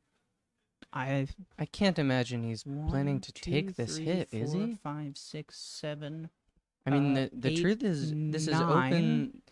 open So this is going to be 11 damage, which with those iterations, or the Galvanics. I mean, we have the negate for them, but, you know, we're burning all those answers from the control deck. I mean, so from Colin's perspective, it is, you know, pushing for an aggressive win with the Core Skyfisher here, here but we're going no, to see. It looks like Colin. It looks like he was thinking about going for the double galvanic, but I'm not sure if he is. you're at 30 life. You're not worried about using them to clear these creatures. I think it's correct. If you force out answers, you force out answers. That's good to see. We still want that. Second Skyfisher. That is not a galvanic discharge, and we are tapped out of the double. Oh no, No, we're not. we There's do. It's another gate hiding just just there. barely off screen. Okay, and we're going to wait for next turn. I think that's reasonable. Is Mike going to burn one of Oh, his negates? He no. is. This is Oh, so this taking the more patient line really paying off for Colin. that was, and again, that's another situation where from Mike Flores, that's very aggressive. You're already looking at, you know, a full grip of 7 cards, 6 cards in Colin's hand. This does, however, leave Colin tapped out, despite all those lands in play. But again, Colin is only stuck on 1 Basilisk Gate here. If Mike is just answering or effectively answering 1 threat a turn, you know, that's enough to keep up with the single Basilisk Gate. If we ever draw a second one, that's where things become much more awkward, and that's what we saw in the Tron matchup that was just played. You know, the Kagate's deck just had 2, 3 gates and was able to have multiple threats that could effectively only be answered with Stonehorn Dignitary. We are, it appears, seeing Mike cast another Sure. Troll of Khazad-dûm, and I can see he has a Snuff Out in hand. We remember he has that 1 negate. Mm-hmm. So those are his 2 cards. And it does look like we're planning to pay full price for the Snuff Out, which is a good call. The threat of that Galvanic. You know, Mike is a good player. He may have seen, you know, the consideration of tapping those 2 red lands, which could have, you know, potentially tipped him off to some burn in hand. Mike is a player who's going to be very tapped into that kind of thing. He, you know, I think it's Rich Busey told me, was talking about how Mike comes from sort of a different era of Magic when the mental game was That tracks. was much more present. And I have to say, I, you know, somewhat missed that myself personally, but you know, I can understand why it was not everyone's favorite. yeah, Okay, we've got that Basilisk activation. We're waiting to see something in response. We don't. We're getting in the air with these flyers. Again, that chip on that single Core Skyfisher, it matters. I think. Snuff Oh, that's a out. Demir Aqueduct. Yes, we use the paid- Demir Aqueduct to paid pay. 4 mana for that Snuff Out. But that puts you to 8. Are we just going to see the full commit here? We've got plenty of blockers. There's one. The first Galvanic. Do we have a response? We negate the We first negate one. it. So that's going to mean Colin doesn't have to go Yeah. for the second one. There's no need. But again, getting out that negate, that's the 3rd negate. That's where, you know, this control deck is just running out of answers. Oh. Very good. And this card, this is Colin's 1 copy of Guardian of the Guild Pact, a 4 mana 2/3 protection from monocolored. There are 0 cards in Mike's deck that answer this. Yes. He can maybe stall it for a while by gaining some life. No, he can't. We're just going to see the gate activation on it next turn, and it's going to kill him. And notably, even Pestilence, you know, doing damage doesn't. You can't take damage with protection. So there We are truly is seeing no Mike- answer to this. We're seeing Mike dig here, but no, he And just that's scoops game. it up. He cannot beat that card. And I will say this looked somewhat dominant at a certain point from Colin there, but I will note Colin didn't really have an answer to those big creatures that were coming down, right? We weren't able to attack with them because of the risk of the samurai getting in more of that chip damage and then just that galvanic closing out the game. But notably, that was, with the Gurmag, that was 5 plus 6 is 11 plus 6, that's 17 damage in play. Only 2 turns of those hitting, would have taken the game. So Should I be showing... Sorry, folks. We were on the wrong screen. But here we are. We're looking at sideboarding. I'm expecting Colin is going to bring in his some number of red blasts, but probably not all of them. His definitely some red. Goliath Paladin. Oh, probably his standard bearer. Yeah, we've got some interesting choices here. I think I don't know that standard bearer is necessary. It's the idea that you're just gonna soak up a removal spell with it. Yeah, on the turn when you activate your gate, they have to have 2 because they have to kill both your standard bearer and the creature you're actually bringing. I mean that is meaningful, but I almost wonder. I mean, this is a slots thing. If you feel like there are some cards that you are comfortable taking out, I can definitely see the argument for that. But the truth there is that like you have so many creatures that are threats because of how the gate works that if they have that removal spell like we saw in that game, you just burn through. You're not really stressed about it. And so maybe we could close out a game fast, but also at the same time, Mike, knowing open deck list, there's going to be that threat of standard bearer, is going to play around that, is going to have multiple removal spells. It's very rare that they won't. And the gate, because you have all these tap lands, it's going to take a couple turns to get to that point. And so this isn't like I don't really see the line unless you're particularly lucky of just tempo, kill them early, because that first gate activation isn't going to kill them. It's going to be the 3rd or 4th, and by then, I think it's likely Mike will have drawn multiple cards. That's a good point. So if there's a card that you feel comfortable cutting, I can see Standard Bearer coming in, but I'm not super excited about Navigator's Compass is 2 free cuts, and I wouldn't be surprised to see the Lembus go as well. Mm-hmm. The life gain on it is significantly less relevant in this matchup for sure. But anyway, I think let's take a quick look at Mike's deck list, if I can manage to navigate. Standard beat goofy as hell against Pestilence. There's only 2 copies of Pestilence in that deck. There is only 2 copies. I mean, I do think that's what Mike was drawing towards. Certainly. Yeah, I expect we'll see Nile Spellbomb come in because it gets rid of the Sacred Cat. Absolutely. I expect we'll see Drown in Sorrow, going to be quite good in this matchup. Definitely. Yeah, I was looking at honestly, recoil here at 4 copies is we'll probably see it. That's very interesting. That card's sweet.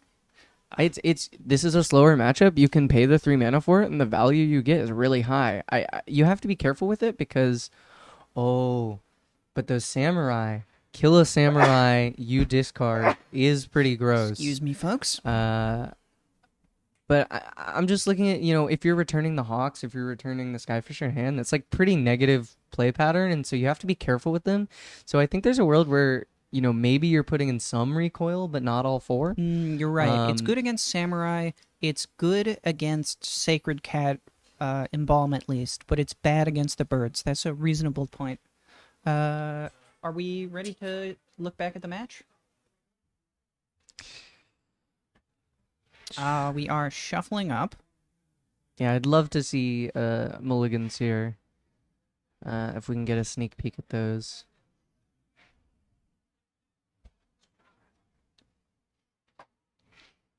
Chris is abandoning us. So rude.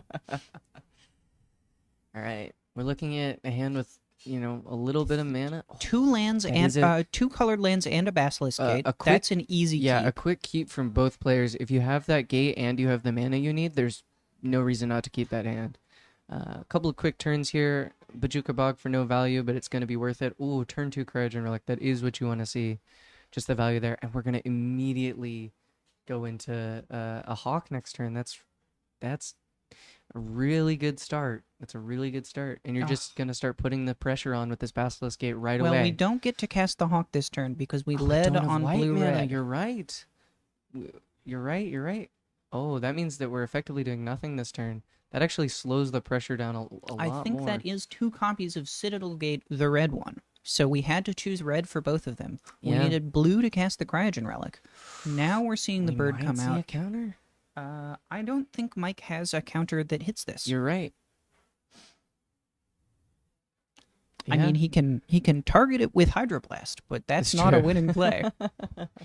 Okay, and there we go. So a little bit slower of a start, but Is that still the very third powerful. of the same gate? It sure is. I think it is. And All right. oh boy, it's going to cast all of those red spells that Colin has in I hand. mean, this is a really good looking hand from Colin. Yeah, we I think. Oh, I mean, Mike's got to be just Yeah, and upset about that. Mike is looking at recoil in hand, and this is what I'm saying versus that hawk. That's actively negative, right? It's just a losing play. Well, it gains you a bunch of life. That is true. I mean, but and again, if you're seeing your opponent feeling so confident that they're discarding Galv Blast, you've got to be thinking, spending this recoil to gain 6 life at this point, because 4 gates plus 2 off the hawk, looking pretty good. We are seeing Skyfisher come down. Now, I will say the argument with Galvanic here as well is, it doesn't cleanly answer my opponent's creatures. And if you look at Colin's hand, we're not at 3 artifacts. We had the Synthesizer, we had the Relic, I but didn't we're not going to be realize that. hitting Metalcraft there.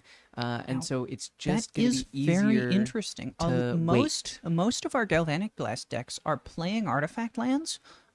Reminder to our friends at home who don't play a lot of Pauper that artifact lands are legal in this format, and they do make Metalcraft very easy.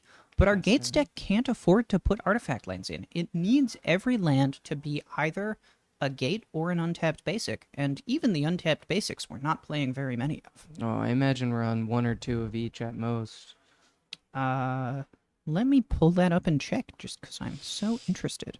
It looks like we are on 2 mountain, 2 plains, and 0 island. There you go.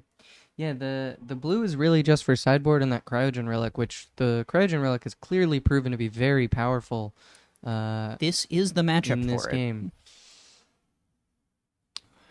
It looks like Mike is considering playing a Gurmag Angler. I think it's maybe the right call. You want to develop some pressure early. You're going to accept some damage here off the flyer, but I mean, you're going to accept so much damage here. That's 5 gates in play. You're expecting to see a 6th come down. That's going to be 8, unless you have the kill spell. But you do have 3 mana up. and we do see Defile in actually hand. might be the answer here that we're looking for. We have Synthesizer flips into Synthesizer, immediately casted, I'm sure, into Second synthesizer. Oh, Gate is flip second so Basilisk good, Gate. and this is the threat that we didn't have last game. That's going to really put just truly an absurd amount of pressure on I Mike expect we're here. going to see Colin trying to develop as many creatures as he can now, Absolutely. just so that he can always have 2 creatures ready to attack that he can target with Basilisk Gate, turn after turn after turn, and Mike's going to have a really hard time answering all of them. Absolutely. Oh, gosh. And there's our... If we see taking a it cat back, come just down, showing Mike.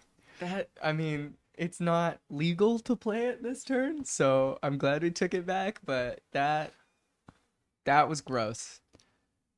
I have to say. There's our We're Defile gonna coming Defile. down. We just need to clear these creatures, But again, these recoils are not feeling great here. Now, depending on how things play out, the recoils could be good as an answer to those samurai like we were talking about, but I honestly don't expect we're going to be spending very much mana on samurai because we want to use our mana for those basilisk gates to threaten. Mike's plan here has to be just kill every creature in Colin's deck, which Absolutely.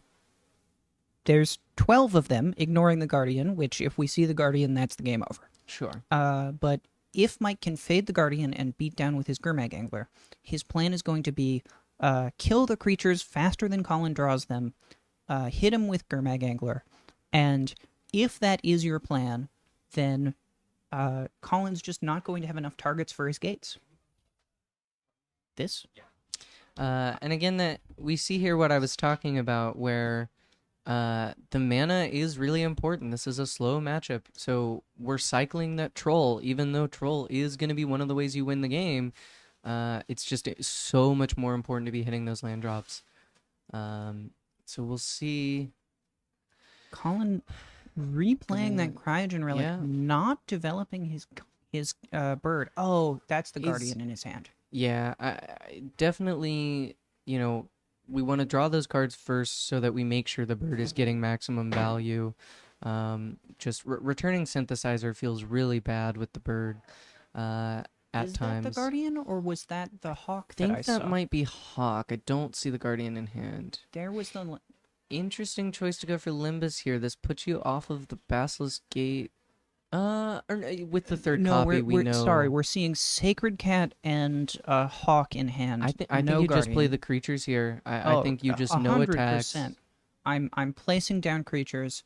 I'm developing a board, and I'm planning next turn to activate a bunch of gates.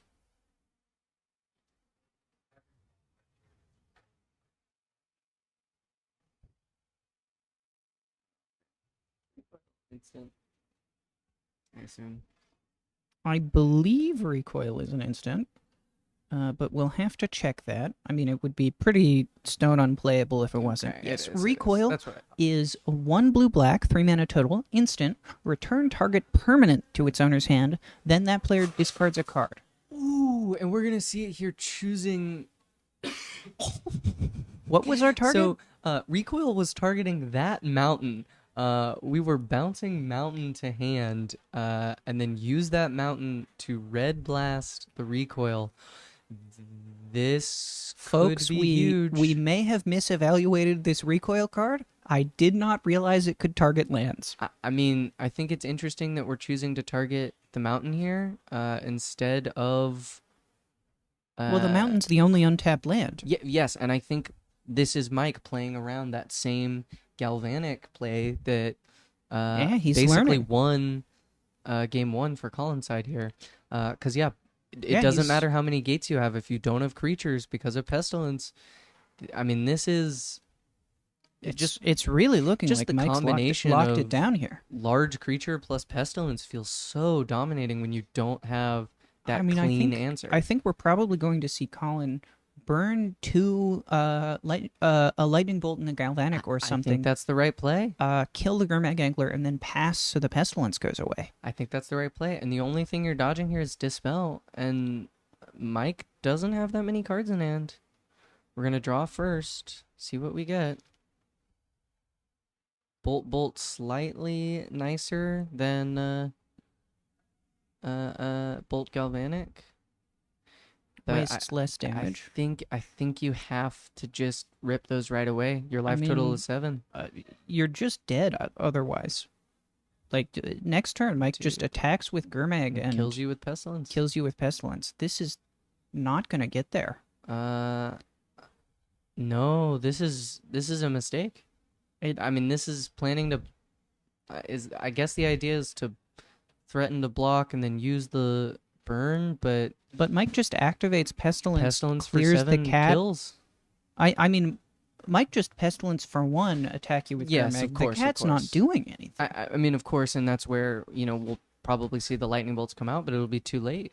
And that'll, playing the cat lets Mike keep the Pestilence here. There is, the one line that Colin could be trying to imagine is if we Pestilence for a large number, we have triple red to just try and burn out Mike, but I don't think the math adds up there, even if we go to 10. It does now with that Limbus, because Mike activates Pestilence 10 times in response to the last time Colin burns him with Galvanic Bolt. That's more than 9 damage. This is true, but aren't we just going to activate once, go to combat, and then we don't need to activate 10 times, we only need to activate 5 times?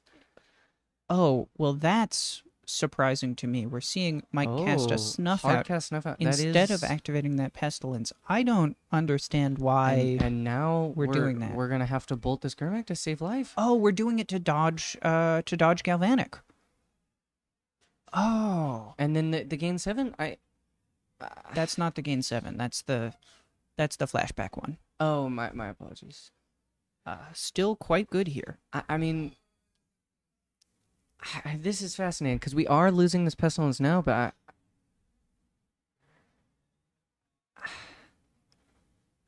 But we have another one in hand, right? sure. I'm wondering about this from Colin's seat where we could have just cleared it last turn and not taken any damage. So Well, he didn't take. I guess he took 3 pestilence activations, but he didn't take a hit off the Gurmak. it's true. I think but Collins navigated this in quite well.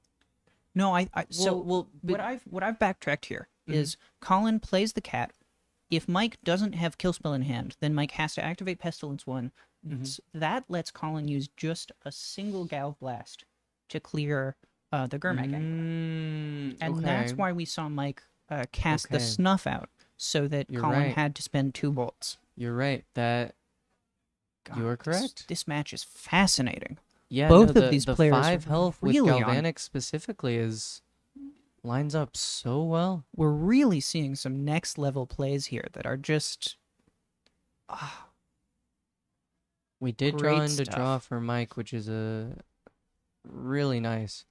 Mike was starting to run a little bit lower on that card advantage game, but he does have the Eviscerator's Insight flashback in the graveyard, so he can draw 3 end of turn if he comes out of this turn with 5 mana. But he is going to have to kill that Samurai somehow, because Colin has 3 Basilisk Gates, and I mean the answer is recoil, right? We have almost the certainly recoil in yes. hand. Oh, Okay, it's choosing to use cast down first. That's interesting. Only 2 mana. Sure.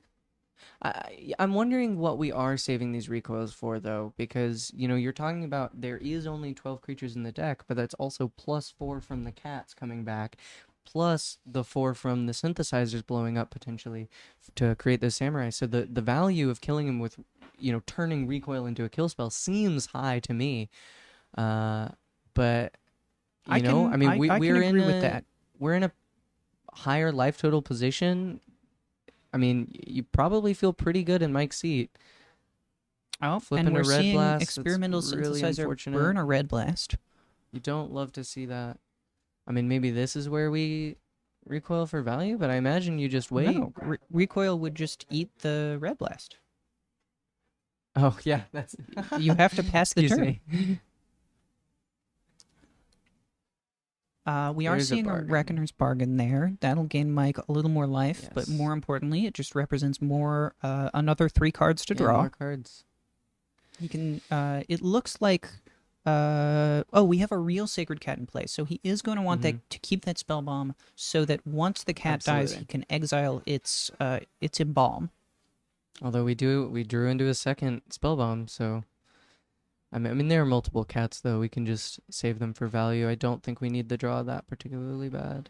I do wonder if we're going to see Mike playing a recoil here, while Colin is mostly tapped out, or if he's going to save it, or some other play that I can't read because I don't know these decks as well as these players clearly do. It looks like this is Pestilence. This is our second and final copy of Pestilence. Keep it in mind. Yeah, I'm interested to see where this pestilence goes. Oh, Thraben Charm, And we're destroy target enchantment. I think. We're gonna wipe the board in response. Okay. Sure.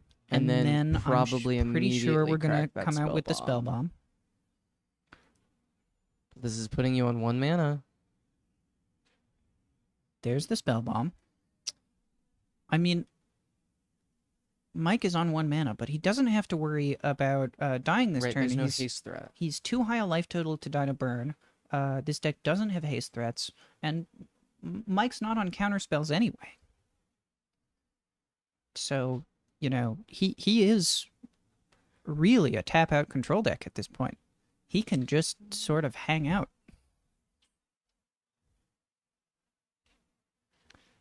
Oh, that was our Guardian. I mean, that's just... Mike can't recover from this. He cannot answer that card. Yeah. The only answer would be the speed here. Needed to use that Pestilence to just kill Colin. It's protection from monocolor. Oh, recoil targets Guardian. Oh my god. It doesn't answer it, but it gives you time. Mike can buy 2-3 turns that way. And in that time, he can, I don't know, maybe develop a creature, maybe start to attack. I mean, he doesn't have a Pestilence anymore, so he can't do direct burn. The best case scenario, I believe, is Troll, and just one Troll hit does it. We need to not see, any lifelink. Oh, and we do have the Limbus, so it is 2 Troll hits, effectively. But yeah, we're just gonna be replaying that Guardian. Mike is digging and digging. I think including the one in hand, we've seen There's 3 Troll. copies of recoil, but so we've got recoil this coming turn, and then does Colin have lethal in one turn with this Guardian? Almost certainly. He certainly has 10 gates in place, so if he can activate twice, that's Yeah. a kill. Just And- two gate activations will do it, which taps out a lot of mana, but But it does Colin leave has him plenty. enough to replay the Guardian if it gets and recoil crack again. Limbus if needed. Because again, versus this Troll. So it is all coming down to a race, and it looks to me from what we've seen so far that it's going to come down in Colin's favor. I gotta Interesting wonder. choice here to play a land rather than holding the card in hand to discard to another recoil, but Yeah, maybe Colin's just not expecting to see the third one. I think that's reasonable. I do wonder about this campfire include for Michael. Obviously, it helps versus something like the mono red matchup, but I wonder if it legitimately his plan is to shuffle all of his answers back into his library and Oh, outlast his opponent. I have seen know. him at weeklies activate that second ability of Campfire. Get back your pestilence and effectively have 3-4 copies. Or just have your opponent draw out. Yeah. And here we're Discarding going to another see Galvanic. recast the Okay. Guardian again. We need to see. Oh, Was he tapped out of Lembus? Oh my Yeah. goodness, Colin tapped out of Lembus Oh. and died. oh my God, Colin! Oh, he didn't have enough That's- mana. He That's couldn't. simply a misplay. No, I don't think it is. I don't think he could afford to activate enough gates to present the kill, recast the Guardian, and activate the Lembus in one turn. He was 1 mana away. Sure, but then you just don't. You play around that by not presenting the kill that turn, or. Well, but if you don't present the kill that turn, then Mike just doesn't have to cast the... You're not forcing him to have the recoil. And Sure. so then he just kills you with Troll over 2 turns. Yeah, that's true. I mean, it gives you more time to draw, but you're right. Wow. Fascinating. Gosh, if you're calling, you've got to feel pretty tough about losing that one. Yeah, having multiple turns. That honestly, recoil is much more flexible than I initially gave it credit for. I thought it was just this long-term value card, but it's got a lot more options to it. I keep just thinking about Guardian as if it said protection from everything, but no, there are multicolored spells in this format. There's so few of them. Well. There's so few of them. They do so little most of the time, but then you see one that's actually really powerful. It's coming out to play, and wow, comes out of left field. What are the actual base stats of Guardian? It is a 2/3 for 4 mana. Alright. You know So what? it is a What very multicolored below rate spell would be creature. a cleaner answer? Agony Warp. Oh. So Steven here has been playing this Terrible deck. blue-black Eidolons. The deck is not good. It's not. But it's built around playing these Eidolons from original Kamigawa that if they're in your graveyard and No, you they're from they're from Dissension actually. Oh, excuse me.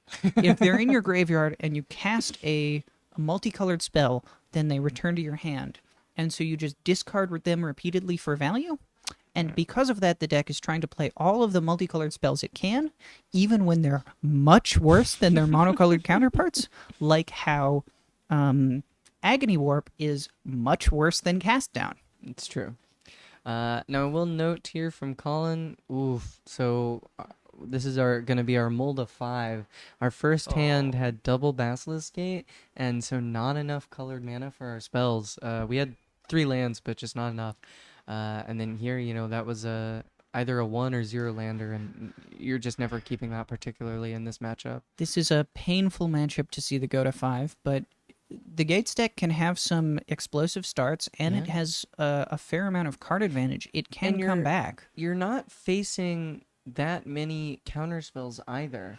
So, even if you have to put some cards away, you're not really stymied on your development as much. And so it's painful, but you potentially have enough draw to be able to come back into the game. We did see Colin put away a Cryogen Relic. I'm interested by that because it seems to me that one of the ways you get back into this game, he has a second one in hand. Yeah, never mind. It's definitely the second one in hand. I mean, even then, I'm definitely thinking about keeping it over. He did keep the Guardian hand. Definitely the right call. We may just, honestly, that's another way that you don't care about having 5 cards if you're just attacking with, if you just turn 4, play a Guardian, every turn after that, like 6, you activate the damage. Gaze, and then you just kill that way. And we're, I think, going to see the Core Skyfisher here come down. We're going to draw some cards. Now, I will note, this might be the first time that we've actually seen the titular Grandma come down. I think we've seen it in hand a couple times. I'm curious to see if we board out a couple copies of that card simply because I feel sure we did. Threats. It's just a very easy cut. I mean, despite being sort of the namesake of this deck, Dimir Grandmas, it is one of the worst cards in the deck. Yeah, and it just blocks and dies, and they gain the life, or they have flyers, and it just doesn't answer anything. It's versatile. It draws you a card. It's fine, but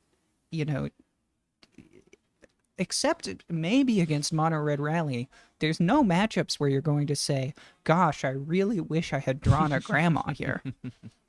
I will say, the art of it kind of blends in nicely, or at least matches the mat here with the Alexandria, like the clouds in the background. It's pleasing to the eye. I do love Mike's Library of Alexandria mat. It's very nice.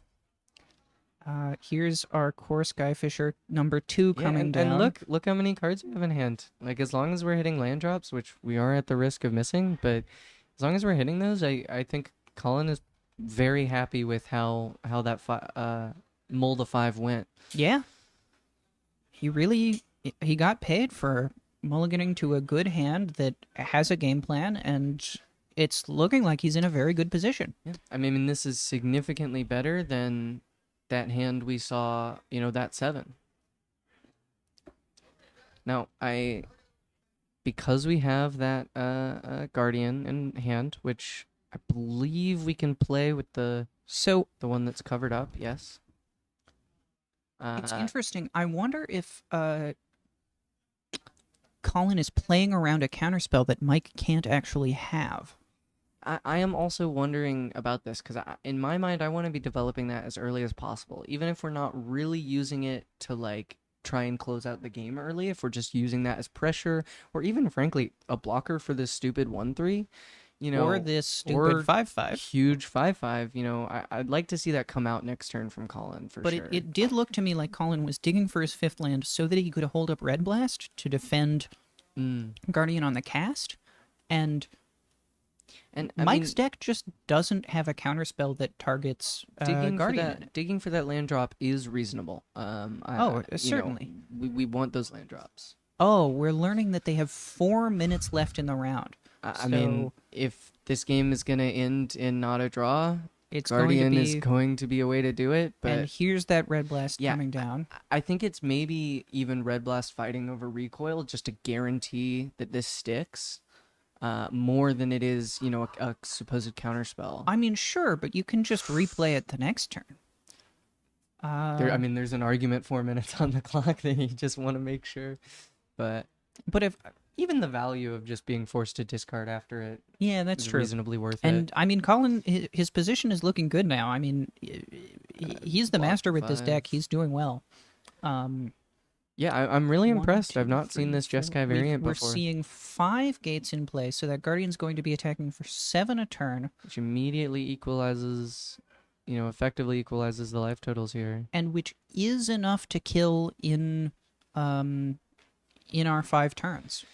Absolutely. If he can just keep that Gurmag Angler We do- from killing him. And also, we do have 2 Galvanics in hand, which aren't currently online. This is, again, lacking those artifact lands. We need a 3rd artifact to turn those on. Oh, wow.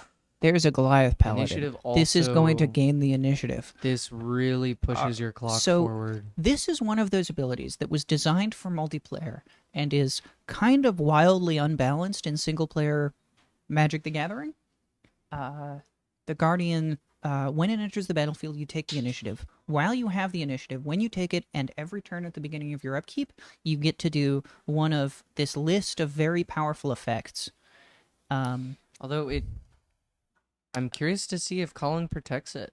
I Because don't we think may. he can, but he can protect the initiative. He can't protect the paladin necessarily, and that paladin is also a 3/6 with vigilance, which lines up very well against your opponent's 5/5. Yeah, that's a very big card. I'm for a- 3/6. 6 toughness is so much in this format. I'm such a Goliath paladin booster. I think this Uh, card is way better and doesn't see nearly enough play. Do we have enough there? 1, 2. 1, 2, 3, 4, No, 5. that's not enough because of the. Oh no. Yeah, I don't think. And they all just saw Mike yeah. defile No. 3/6 for 5. Now, admittedly, this does prevent Colin from a clean block here, which means Colin probably. I wonder if he's going to think we're spend a gonna- burn spell before. Yeah, I think yeah. Thraben Charm is maybe better here. We want to save those burn spells to close out the game, and if we can just Thraben Charm the 1/3 potentially, it's Yeah. kind of a negative play no matter what. But we're checking our hand. It also dodges Blue Blast. Ooh, are we drawing into negate here with 1 look?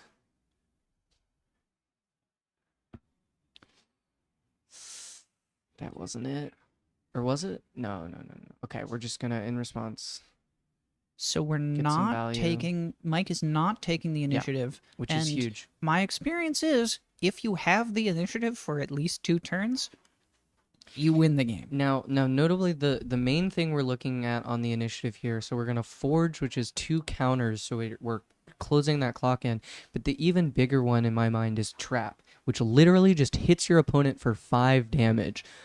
This is balanced in multiplayer when you have 40... when you have 40 life and 5 feels like a small number, but in 20 life, where it's a fourth of your life total, fucked up. Especially when your opponent has just got to put 2+1/+1 counters on their creature and has been beating you down. And, normally we'd be seeing that Goliath Paladin turn into a 5/8, but our 4/5 protection from monocolored Guardian Even is better? looking pretty good here, especially with 2 Red Blasts in hand still to counter Mike's recoils. Now, what is this counter on the Gurmag that I might have missed? I believe that was an Snuff unexpected out. Fangs. Now we're paying 4 life for this snuff out, though. Was it an unexpected Fangs? If it was, we didn't see it. No, and we're not playing that. I would have card. assumed it was a map activation, but we Oh still have yes, the map I think in it play. was. I'm not exactly sure. Oh, it's a stun counter. How did we get a stun counter? From Cryogen Relic. Oh, This is an incredible play from Colin because it's protecting the initiative since we are expecting that 3/6 to get killed here. he's going to get to draw. This is a tremendous amount of value. He's going to get to trap, and then if he can make it one more turn, he's going to get Throne of the Dead Yeah. 3, which is just going to end the game. You don't need it. Trap for 5 following the attack with the protection creature is game with Basilisk. That's Oh my already goodness. lethal. 1, 2, 3, 4, 5, 6. Now Mike is sitting on 2 Limbuses. So we're going to see 10 coming there, 5 2 from Campfire as well. So if Mike holds up enough mana to gain Goes all of to his life, it's 20. not quite lethal here. 1, 2, But then 3, the 4, Galv 5, Blast in hand 6. will close it down. 6 plus 4 is 10. Plus 5 is 15. You only need 5 damage from hand on Colin's side to kill next turn. Which is 1 gate and that's 1 Galv Blast. That's also and we see assuming the that Galv that's also Blast. assuming that Mike saves all of his mana to do that, and it looks like He has not. he's only got 3 mana left in play. I mean, even if we have untapped land here, that's not going to take you to 20. I think we're just going to see probably lethal this turn off Galvanic. We are seeing Trap. Of course. The alternative It's being just the highest one. Goad the Gurmag Ooh, Angler. We have Reckoners. We have Reckoners onto the Gurmag for gain 7. Oh. That's going to buy you more time, but then you won't be able to take back the initiative, and you're right, And that Throne of the then- Dead 3 is going to be a problem. I told you so. There we are seeing enough artifacts to actually activate our... Yeah, Our Galv that's huge, Blast. and I think we're gonna do that. They're trying not to spend red mana, probably. Gonna spend a little bit of it. We play that. We're definitely I just don't know turning why on we're leaving Galvanic. up that blue-white gate. I mean, I expect we'll use it to activate Basilisk here, in just a second. They don't have time on the clock. I mean, I think you have to push for it here. Maybe we don't. Okay, yep, we're making sure we're using that white blue, so we hold up our red mana. 2 red blasts up. Okay, we're activating there. That's 10 damage. We get in. We're gonna response. We're gonna see that Reckoners. That's gonna put us to 14 minus 10. Only leaves us 4. That's gonna be exactly lethal with only 1 Galvanic holding up Red Blast to respond if we see. Well, we have the campfire, so Mike's going to go to 2 here. You're right. The Campfire just barely squeezes him out of it. Galvanic respond with Campfire. Second Galvanic. Do we have response? That's There's game. the match. Wow. What a match. Yeah, I mean, a lot of really clever moves from both players to play around this protection creature, but ultimately, you just don't have a clean answer. You have that recoil, but you need to gain the life to survive this turn regardless. That was a very, very tight situation to be in from Mike. He navigated it as well as I think he could have, but I mean, the other option there is if you recoil. Oh no, we drew the recoil off the Reckoners, so it wouldn't have mattered. And Mike had the 2 red blasts up. I mean, it would buy you a turn, but it's not changing the game. Incredible match. What a fun match to watch. We have round 3 pairings. I believe we're going to be switching over to a different set of commentators, so we'll put up some music and see you all later. And us two will be back for round 4, I believe. See you then. Thank you. What's up, lizards? We're back. I'm back, and I'm joined by new commentator, Mike Nagler. Mike, how are we doing today? Doing well, Chris. Thanks so much for having me. Of course. Hey, thank you for coming by. Yeah, so we got round 3. We got an interesting round 3 here. We've got some Jund versus some Monster Tron. Monster Tron's not a list you see every day. God, no. No. Especially not from the player. No. No, not in the slightest. Holy shit. Let's get this one over for. Will you be able to reverse it? No. There should be an L and an R. You on the side. You're gonna be the L. Alex is the R. Okay, cool. Very primitive technology here. Yo, I'm low key. Sorry, hold up. Face ID. Come on. I'm drowning in bitches. Sorry, I scheduled a date earlier. It's like an old flame just hit me up too. Anyway, Mike Evans, Affinity Mike or Walls Mike, not playing that though. Playing this incredible list. I don't know. What do you think? I think it looks great. I see Pinnacle Killship there. Newer card from Age of Eternities. I'd love to see it. Spacecraft is such a weird card type. A 7/7 flyer will fucking kill hits you. hard. will Yeah. fucking kill you dead, dog. And if you cast it off a Cascade for free, then Oh, I mean, nasty, yeah. nasty. I'm gonna be looking out for that. Yeah, I think we're just gonna have some like this is just fun. Like we're just Yeah. looking for the high rolls. We're looking for just like turn 3 Tron, and it's like what's gonna happen now? This feels like kitchen table magic. Just So let me see true. what kind of cool shit I can put so in my deck. True. Meanwhile, on the other side, we have one of our invitational winners, Alex, playing motherfucking Jund. And Alex is the season 3 champion, actually. That's correct. correct. He's his deck list is what the playmat is based off of. I don't know if the players are playing those playmats, but if they are, we'll see some incredible art. Speaking of which, you want to switch over to our overhead cam, see Let's do what our it. players are up to? Let's get into it. We're shuffling up, so we do see on the left here. Yeah, that's the season 4 playmat. Looks Beautiful. pretty yummy, if I do say so myself. Mike, of course, with the you can see it peeking out there, admin mat. I have one of those. I'll never have a plain one of any of these mats though, because I suck at this game now.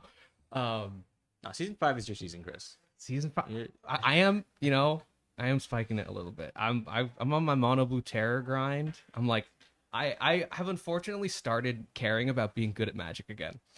All right. It's a commitment, but yeah, let's get into the game. We got a classic turn 1 bridge from the Jund player. Into looking at deck lists. Oh, did we skip this portion of the Yeah. Express? Okay. I mean, technically, you're supposed to do it beforehand, right? So how does this work, Chris? You get 2 minutes to look at your opponent's deck list. I believe that's correct. Before Before the match, and match then- 1, yeah, you get 2 minutes to look at the deck list, see what monstrosities you're running into, and then you're off to the races. All right. And I believe during sideboarding as well, you get to just have the deck list present. Okay. Yeah. Okay. Great. Open deck list definitely adds a new layer of strategy. For sure, yeah. I mean, Mike doesn't have a terribly interactive deck. He's just kind of want to go just like vroom vroom. But if you're Alex, like, what are you looking for in your opening hand? What are you looking for in your draws? Do you think?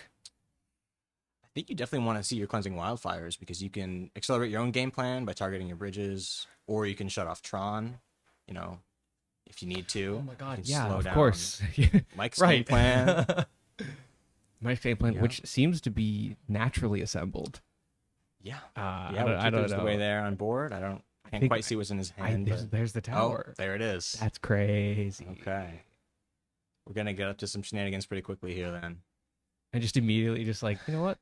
I'm just gonna eat this food. Draw a card. Yeah. So Tron math. Tron math is 1 + 1 + 1 = 7. Yeah, dog. So literally, whatever creature gets played here, Mike will just fucking kill it. He opts instead to play the But forest here. I don't hate that. If he doesn't have a big play, then it makes sense. Yeah, just some development. Yeah. There's Maybe- no target Is for that there Pinnacle any- Killship yet. No. Is there any instance? I guess he could like crop rotation away. Yeah. As you know, there's that as well. Don't know if he has one in hand. I just see the tower there. Yeah. But I believe he might also have a Bramble Worm, which could be our turn 4 play. Okay. And we see Alex cracking a fetch land here. Mhm.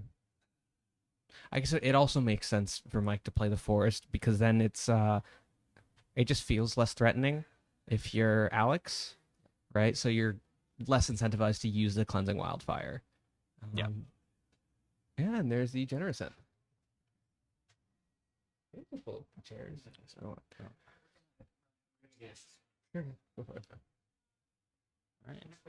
boom. Here's the Maelstrom Colossus. Escape. Yo, that's not a bad flip. Alright. That's not a bad flip. Breath Weapon, of course, going to get rid of that refurbished familiar.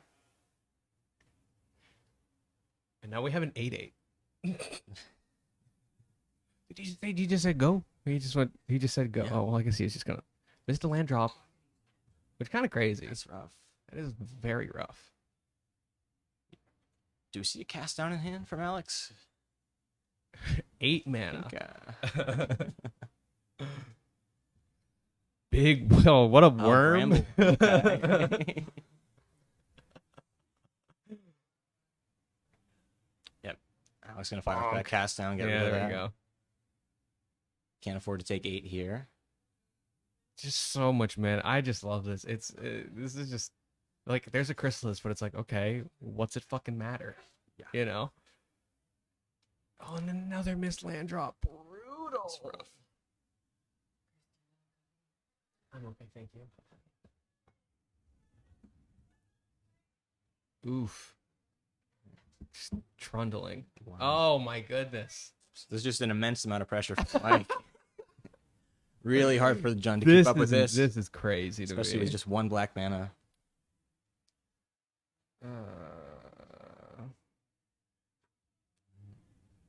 Turn down these. Alex has to dig. Sorry if the stream's stuttering, y'all. It's actually not the Wi-Fi's fault. It's my laptop's fault.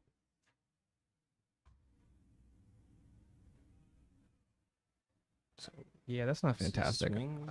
I'll fix it. I'll fix it. Okay. Alex manages to stay alive here. Goes to 7.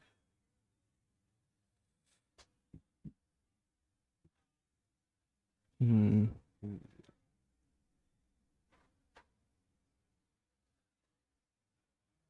Now, what is this card we see on the table from Mike? Oh, this is what it's it an emerge. It has a merge. card? Yeah. Okay. It's a bit of a Does this wild fly? one. I believe it is. I think it's just like a 5/5 flyer. Yeah, let me pull up the deck list here. Where's fucking like? Yeah, it's a wretched griff. It's a I see. even it's a 3/4 flyer. Okay. ETB draw a card.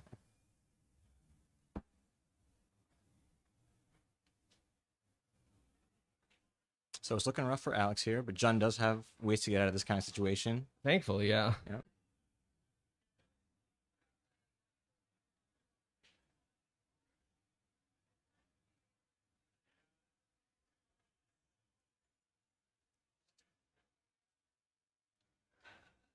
And we see that Pinnacle Killship coming down to take care of the Writhing Chrysalis, Mm-hmm. clearing the way for the Griff to get through.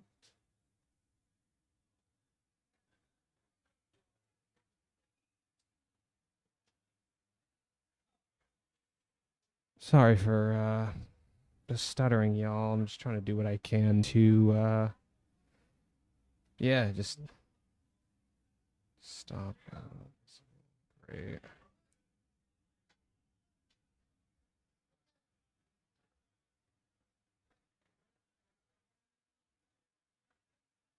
All right, hopefully that's slightly better. Gonna see My another apologies, Chrysalis come everyone. down. And This might- Alex's classic like old like New York City like civil servant tokens. Is that what So those are? funny. Yeah, it's like Right. old school. It's like the comptroller. Like they're so cool. But yeah, Alex, I think is fucking dead. It's close. He can block something mean, in the it's air with two- Chrysalis. 2 flyers. Like, Is that another kill ship in Mike's hand? Because if that is mean, if so, it then is, I think this game is over. it's GG's. Yeah. Yep. Oh my Wow. goodness. Thank God we have a backup match. 'Cause this is like you think like usually when you think of a Tron deck, right? It's like oh, it takes a couple turns, get your Tron going, and then like blah blah blah. I think we're like poisoned by Flickertron Brain. Yeah, that deck takes its sweet time to kill you. And then this is nah, you're dead. This is the You're opposite. just Oh, yeah. dead. Take a look at some sideboards, see if anything's happening.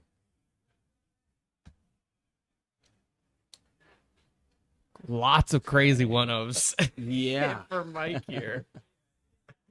We got Big Crusher. Whisper Silk Cloak. That's an interesting Can't be blocked inclusion. and has Shroud. I mean, hey, you tap a tower to cast it and Yep. anything else to equip it. Yeah. Great. We're looking for 2s, 3s, 5s, 7s, just prime numbers. Right? If it's not prime, I don't want it. So what do you think comes in here for Oh, Mike? Goodness gracious. Maybe Tameo safekeeping. Okay. Just dodge some cast downs. Yeah. I could see some relics, prevent some recursion. Maybe also like heritage reclamation as a result of that. Could also see this Caravix torch. Just finishing the just job. fucking kill him. Yeah. Just become a burn deck. Get a couple of big boys in there and then finish the job with a torch. Yeah. What do you want to take out here? I don't know if you want to touch much of the Tron package, so maybe that just stays still. I don't know if you need the Boulder Branch Golems. Yeah, it seems more like a preemptive burn Yeah. matchup kind of thing. Same with the maybe the Bramble Worms as well. Yeah. Although it does feel like a nice card to discard, which is the That's right. exact sort of line of thinking that personally loses me games. So I think Mike, being much better at Magic than I, probably opt not to do that. Maybe you don't need 3 breath weapons here.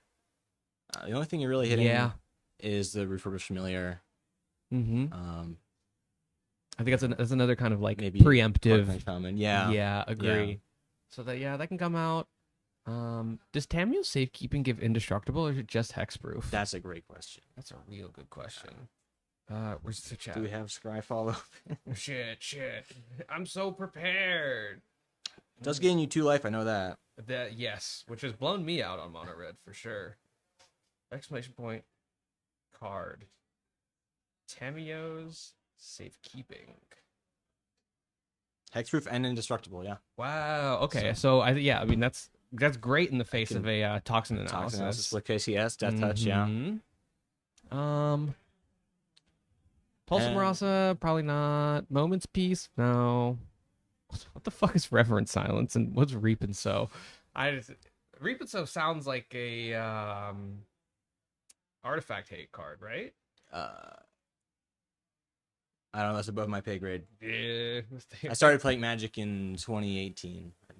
Ooh, Don't think I've ever seen this card in Reap my and life. Sow. 3 and a green for sorcery. Choose one. Destroy target land, or search your library for a land card. Put that card into play, then shuffle, and entwine for 1 and a green. Okay. That's fun. That's cool. That's a fun card. I think in the face of a bunch of I don't know indestructible if- bridges, probably not. Right. I don't think it comes in here, but Yeah. maybe that's for a Basilisk Gate in a different matchup. Yeah. What about This is like a surprisingly well thought out sideboard. Yeah. Mike's no slouch. He knows what he's doing for sure. Yeah. Oh, Reverend Silence is for the Bogles matchup. Okay. If you control a forest, rather than pay the spell's mana cost, you may have each other player gain 6 life, destroy all enchantments. I did know this card. Okay. Yeah. There are quite a few comments that just say destroy all enchantments. Surprisingly. Yeah. Yeah. And I think we just don't have enough Bogles players for us to like give a shit. What about Alex's sideboard? What Good what do you question. think is going to come in for him on the Jun side? Duress. I don't think we're bringing in Duress. Duress is tough. It hits your maps maybe, but again, it's kind of like in round 1 we were talking about like Annul versus what the fuck was that matchup? Flickertron. And it's like you want to have it early. Yeah, right. But if you It's draw it useless, late, yeah. it feels If fucking horrid. they have the rocks on the board, it's over. Yeah. And Chris had it early, so Okay. it paid off for him. Yeah. Um, So Alex has both Toxin Analysis in the main deck. Heritage Reclamation destroys an artifact. A lot Which of is- Mike's creatures are artifact creatures. Yeah, exactly. Get rid of the spaceship. So I could see those coming in. Okay. Breath Weapon's not doing shit. And then honestly, I could see a Weather the Storm. he gets a couple turns in, and Mike's maybe playing, 3 spells in a turn just because he has Sure, that he much has- mana. Yeah. So, all right, we'll just head back to the overhead, see what our players are up to. I think in this game, Alex is just going to be looking for more interaction. Oops. We're already getting started. Yeah. Oh, and it's not 1-1. Mike took that first round handily. It's not 0-1. Come on now. There we go. So Blood Fountain putting 2 artifacts in play lets Alex cast this Refurbished Familiar for 1 mana. I mean, that's the nuts. That's you the know? ideal. Okay, and the duress did come in. Interesting. Nice Japanese duresses there. Yeah. Mm. Yummy. Yum yum yum.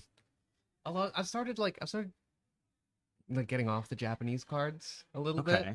Like I feel like everyone's like, oh, like foreign language card, Japanese, right? It's like Yeah, I feel like it's like the most successful. It's I'm like, very cool. I'd love like Spanish, Russian, Korean. Mm-hmm.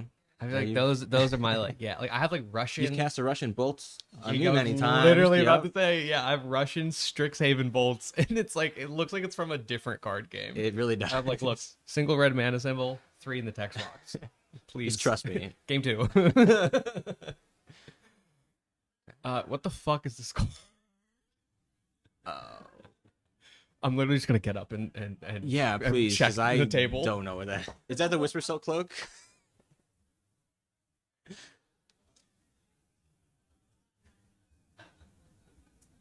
Yeah, it is. Okay.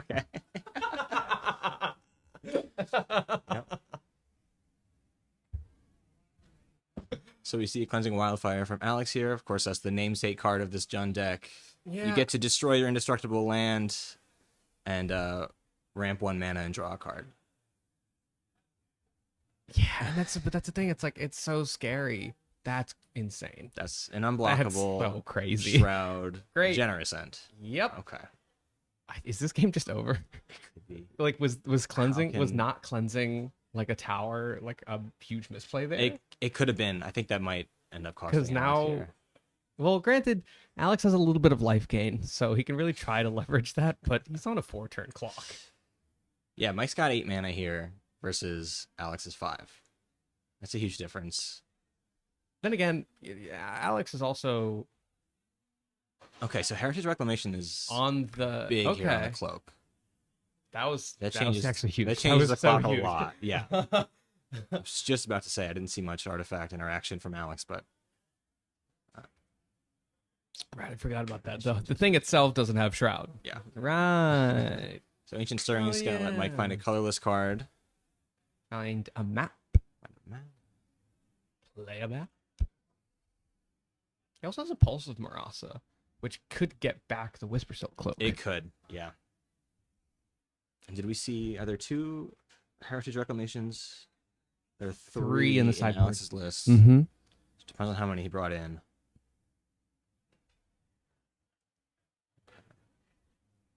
Damn, Ancient Stirring is looking at 5 cards for a single mana. Yeah. It's crazy. Yeah. It's too bad. It's kind of butt, but It's kind of sick in this list though. I mean, in this almost list, fantastic. so many of your threats are colorless. Mm-hmm. All your Tronlings Land. are colorless. Yeah. Okay. Oh, You know, big Colossus. Yeah. Finally, Colossus, okay. We're high rolling. We're high rolling. Huge. Can't be cast yet, right? We only Okay. had Next 7. turn. Next Mhm. turn. Cast down's big. I think I'm inclined to just get rid of threats now. Okay. Sure.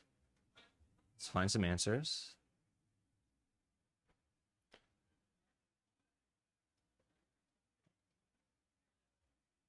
I'm just trying to think how much mana Mike has, because I do believe he has enough mana to like get the Colossus and Pulse for the Whisper Okay. Silk Cloak. He's got 9 on board right now, so any Tronland in his hand lets him do that.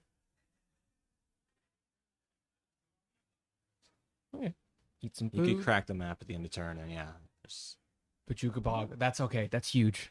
That is Bog huge. feels huge. Getting rid of that Whisper Silk Cloak. Yeah. Because that was a fun of one of. That's a very hard thing to answer. I believe it was a fun of one of. Yeah. Yeah. All right. one So it's one gone. It's cloak. gone. So I feel like All that's right. definitely like some weight off of Alex's shoulders for sure. For sure.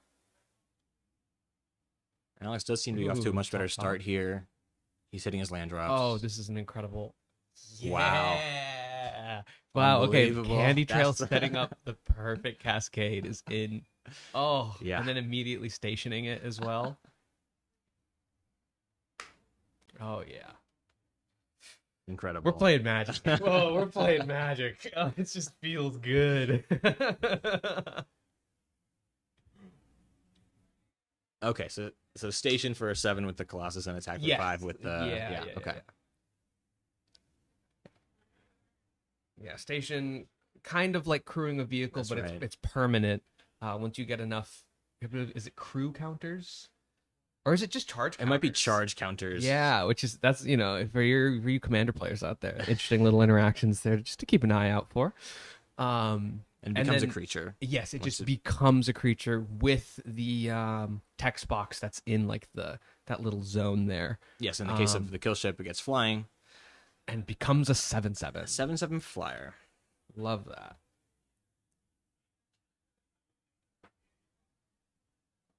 Thank you, though. Alright. Just trundling Nice. in. I just turn everything sideways here. Mike knows he's the beat down here. Yep. Oh, Okay. okay. Cool. So it's taking 11 essentially, going to 5. Yeah. Interesting. It doesn't.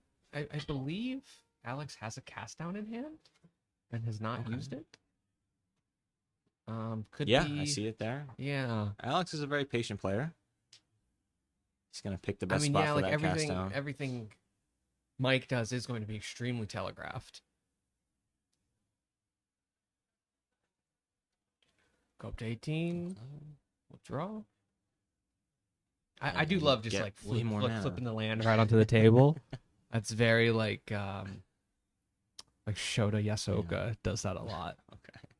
I've been watching a lot of like old Pro Tours. Okay. Just I think that's because once again I've started caring about being good at Magic, Mhm. so I'm like these guys are the best. And yeah, I'm like, oh, okay, cool. Like that's how I should flip my lands into play. Like like taking all the wrong lessons from it. All right. I mean, like a Chrysalis and a Refurb buys you a turn, maybe.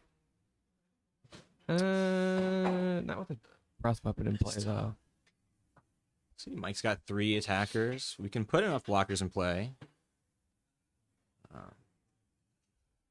But long term, we're gonna need to start. I like this. Yeah, just thin your deck out. Just, Oh. yeah, discard the power plant. I off know you're a the, big fan of deck thinning. I It's, love deck thinning, as they say, as he says. My goat. Mangu.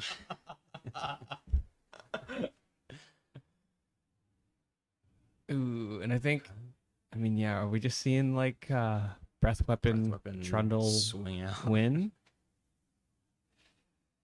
Well, because the flyer the- only does 3. That's not a lethal attacker, correct? Yeah. So you can block one, cast down the other. Take 3 in the air.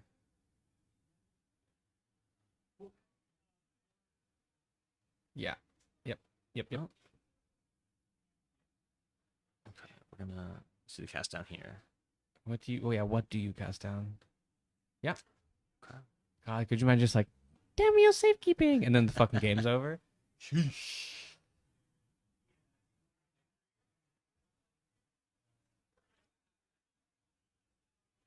Oh, he has another breath weapon in hand too. Oh, there's the pulse. Ooh.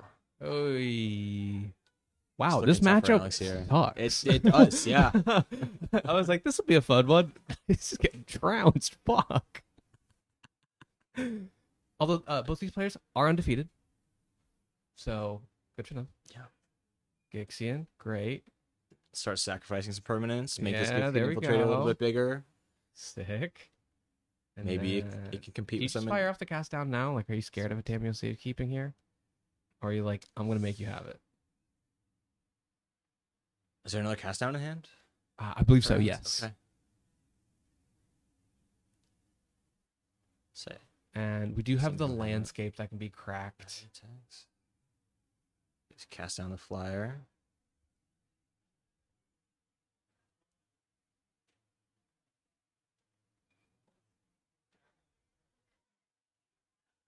Okay.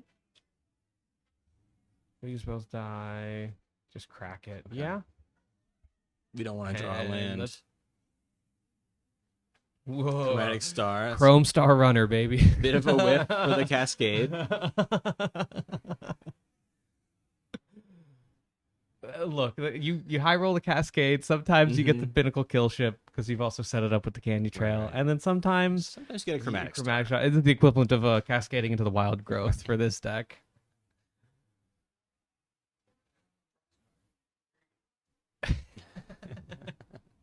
Yeah, it does draw a card, sure. Although I mean, like, kind of crazily enough, like Alex slowly but surely stabilizing. That's huge. Okay. Huge. How much material does he permanents? Yeah. have? Yeah.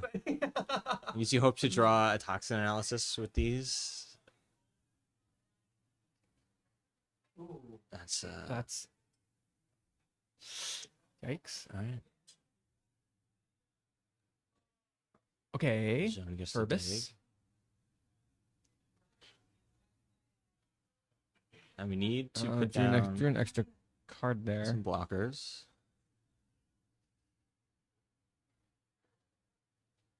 Are there 2 artifacts in play right now? Yeah. What happened there? What do we see? Crack that. Oh, the breath Mhm. weapon. Yeah. Yeah. Not The quite. writing is on the wall here. I Okay. think it's all over. You need exactly cast down here. His massive Okay. blowout. Wow. Oh wait, no. Oh, okay, he's alive. He's alive. He's alive.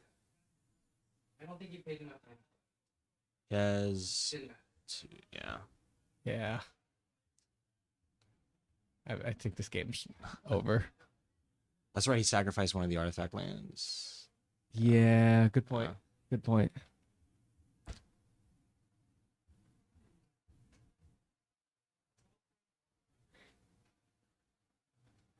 We have a Gixian, We got and we don't have one enough. We don't blocker. have enough mana to flash Nope. it back as Wow. well, and that's it.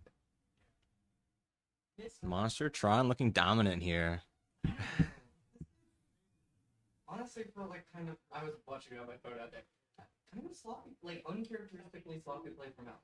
I feel like. A little, yeah, Like, maybe. First of all, this game would not have been over so fast if he just Wildfire, one of the Tron lands. Mm-hmm. Yeah. It's like that puts him so far ahead. He's already got the Chrysalis in play. He's got Blood Fountain online.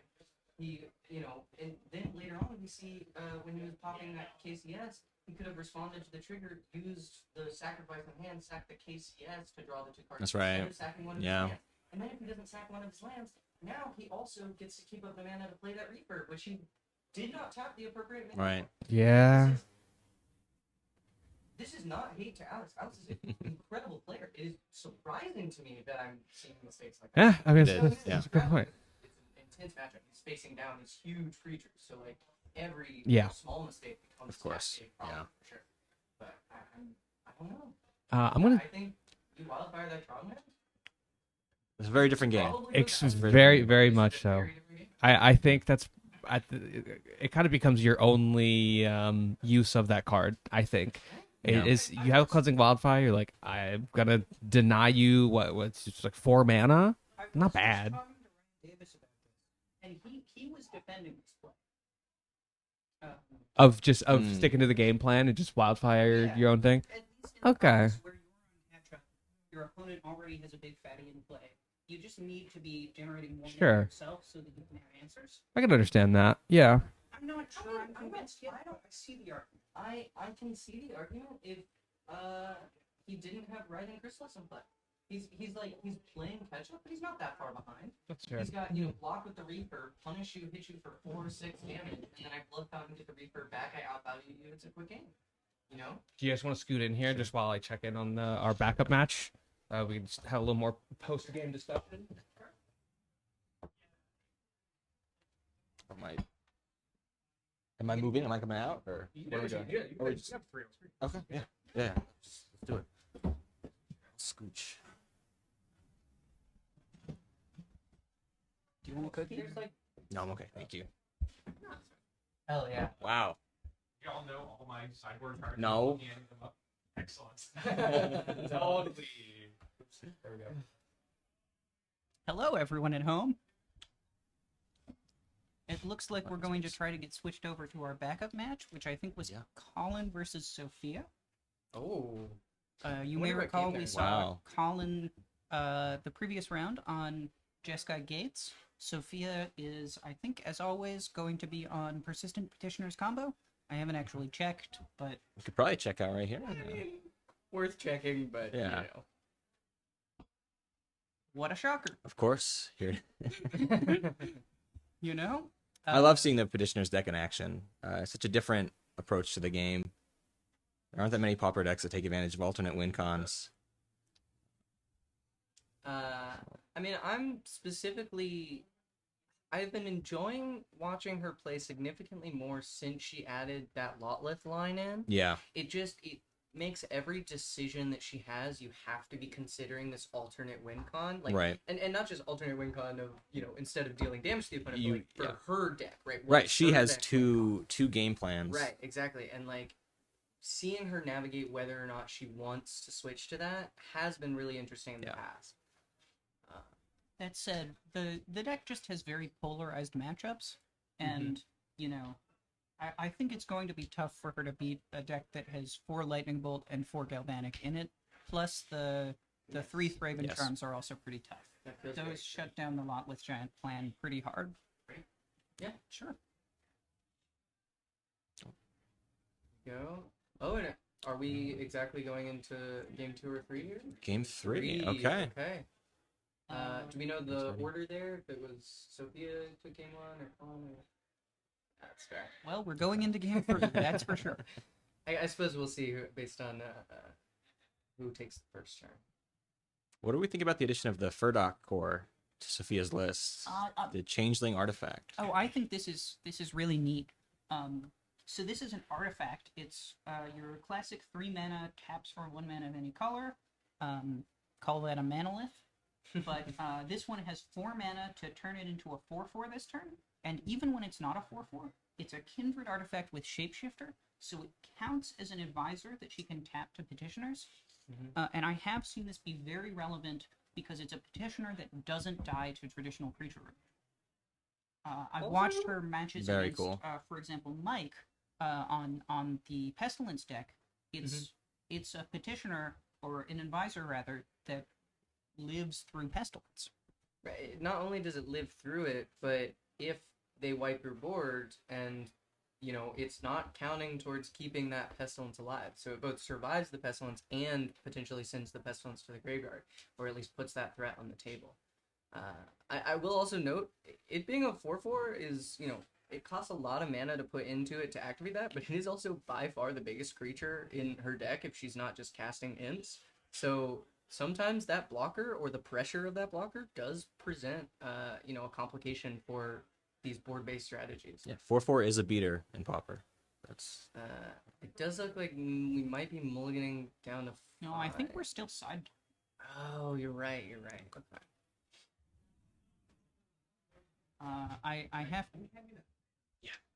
I have to imagine Sophia has,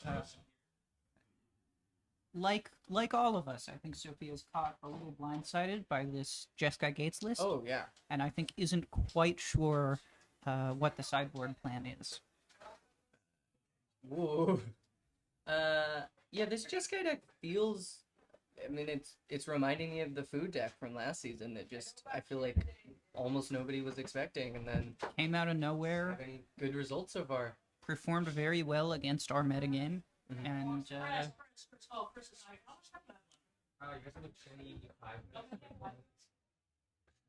We just had Sophia ask about time in the round. We do have quite a bit of time. We're at 25 minutes, which, Should be it. given that we're going into game 3, it's hard to imagine that being an issue. I do think it's fun you guys were chatting so much about Tamio safekeeping in the last match, and we've got, looks like 3 or 4, is that? No, that's 2. Oh, 2. Two for Sophia? Sophia's sideboard. Okay. I mean, I wonder if you put it in here. Protect your creatures. Yeah. You almost certainly do. I have to imagine you bring in 4 Blue Blast, 1 Dispel, 2 Tamiya's Safekeeping, maybe the Spore Frogs, but probably not. And you're probably cutting... I mean, with Winding Way, the Spore Frogs are a little more appealing, you know? This is another deck that doesn't have an answer to something like that Guardian, and just fogging the damage does work. Oh, I think you're trying to get under the ground. I think you're trying to combo off faster. That's reasonable. I mean, that's going to be, again, like we're saying, hard to do versus all those bolts, all those galvanic, all those red blasts, but... Well, right, that's... Yeah. I mean, I think the plan is probably Blue Blast, Dispel, Safekeeping, keep your opponent from having live lightning bolts, but I don't know if that'll work. That's fair. I mean, must have worked at least once. We're going into game 3.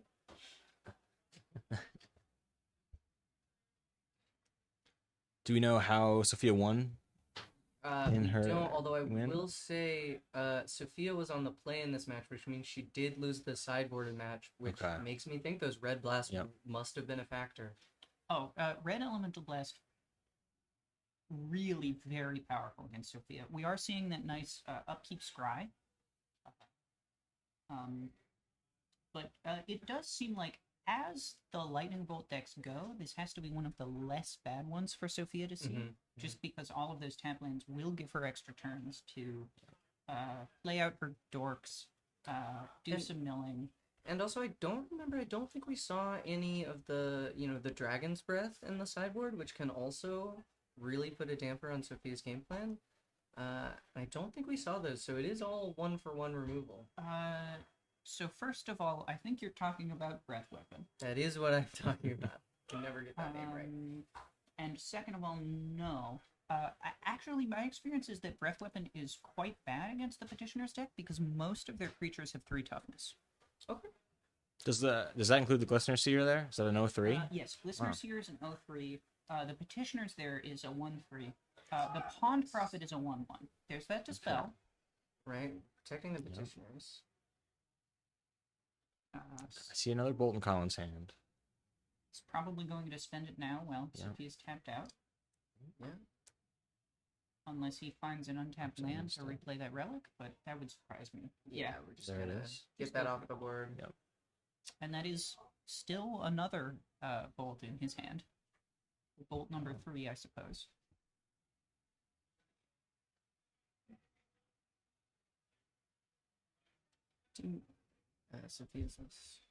Sophia just went land past there.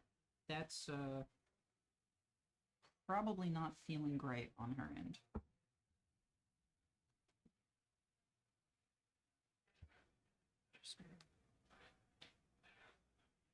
Actually, yeah, some of the... You're right about the breath weapon. Some of the newer advisors that she's gotten access to, like the Grandma, is yet another 1-3. I think in the past it's been more effective versus her, but all the newer ones have more toughness. Yeah, the automatons aren't in the list anymore. Those were 1/1s. Exactly. And like we were talking about with the core. The changelings, Can't bolt the core, can't breath the core. Okay, there's Petitioner's number 2 out of 9. Do have the Guardian down. Hilariously, Pawn Prophet can block that, so the chump there is pretty relevant, honestly. Big shout out to Pond Prophet. What a good little frog. I loved bouncing that in Bloomborough Limited. Oh, right. Oh my god. And, the other one, Bellowing Crier. Not as good to bounce. That one's a loot instead of just a clean draw. But Sophia's deck can take advantage of that for sure. Oh, yeah. In Bloomborough Limited with the Dower Port Mage, bounce the Prophet, draw a card, replay it, draw another card. Oh, this was so much Frog fun. deck, absolutely my favorite. That was the best one. I was partial to squirrels as well, but I do think Frogs was more fun. I did really like Forage. I thought that was a fun mechanic. Moments piece Moments here. piece. Reasonable. Gain for life. Yeah. I mean, it's reasonable, but I wouldn't say it's good. It's certainly aggressive. It's certainly aggressive.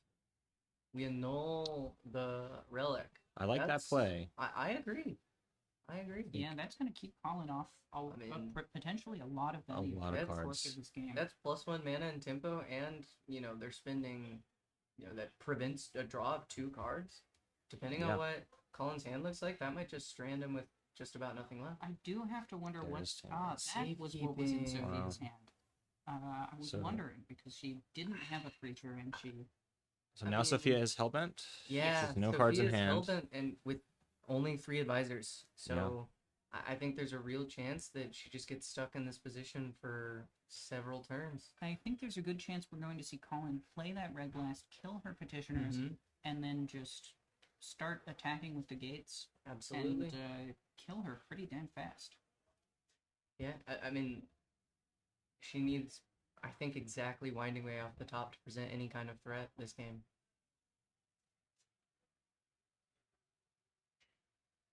He's certainly thinking about it.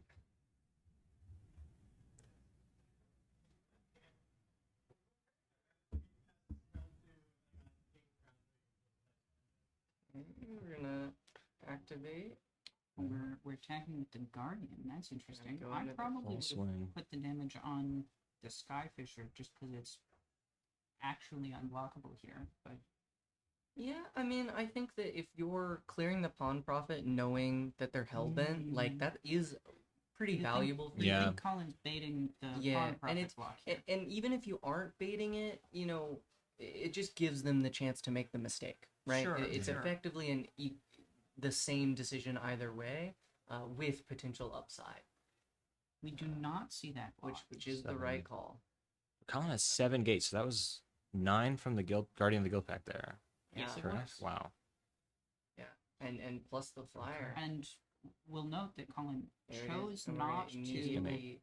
And Red Blast being Counter that. counter here prevents the mill, which is Well, very important. with a bolt, you would just bolt one of the Sure, other in creatures response. in Yes, response, yes, yes. which is one of the reasons that this deck is so weak to removal. And their second relic is gonna.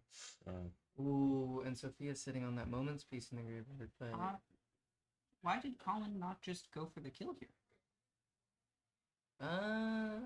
Just Skyfisher, gate Skyfisher twice attack.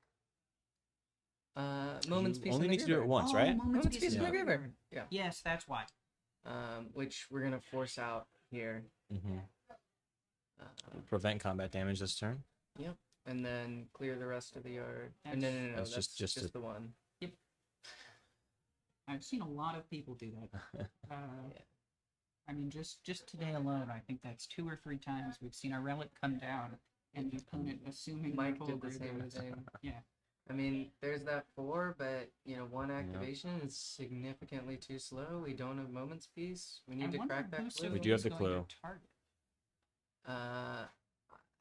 I think with the relic in play, it's. I don't know if the math lines up. I think this is a. She would have to do something now before Colin untaps. Well, Colin is only at 9. She could she target could find- herself. If you try hit to Lot hit with a and Dread, moments piece. Or Knot of the Bone, perhaps. I Would mean, that Lot with save Dread her? is just lethal. Or- I don't think that's true. Is Colin? Colin's at Colin's at 19. Oh, I can't. Sorry, the Yeah. camera's blocking the phone. Oh. I misread that She number. is targeting herself. I think she is digging for Moments piece. moments Gotta piece, be not it. of the bone. You've seen a lot of cards here that aren't either of Look those. like it. Mm, I It don't looks think that like was that's anything. it. that's a bit of a whiff. Ooh, and you can see from her Sophia hands, a Sophia little- not happy. A little upset about that. It is Draws kind a of card. unlucky, but And That's yeah, the game reveals sense. Wow, moments piece, there's only the one moments piece on mana. the 13th card. Oh my goodness, that Spore Frog off the top would have also got there. If she had played the Pawn Prophet first, the moments piece would be in the Mm. graveyard. oh, That's That's I tough. mean that's just unlucky. You want to do the mill first in case you need to spend that mana, but that I mean, wow. Yeah, Okay. that'll Yeah, happen no, sometimes. 3 lightning bolts plus red blast in hand, really difficult to fight through. You know, we didn't have a winding way in our opener and just ran out of gas. Yeah, had the dispel, had the safekeeping, just saw so many more removal spells. Yeah. It'll happen.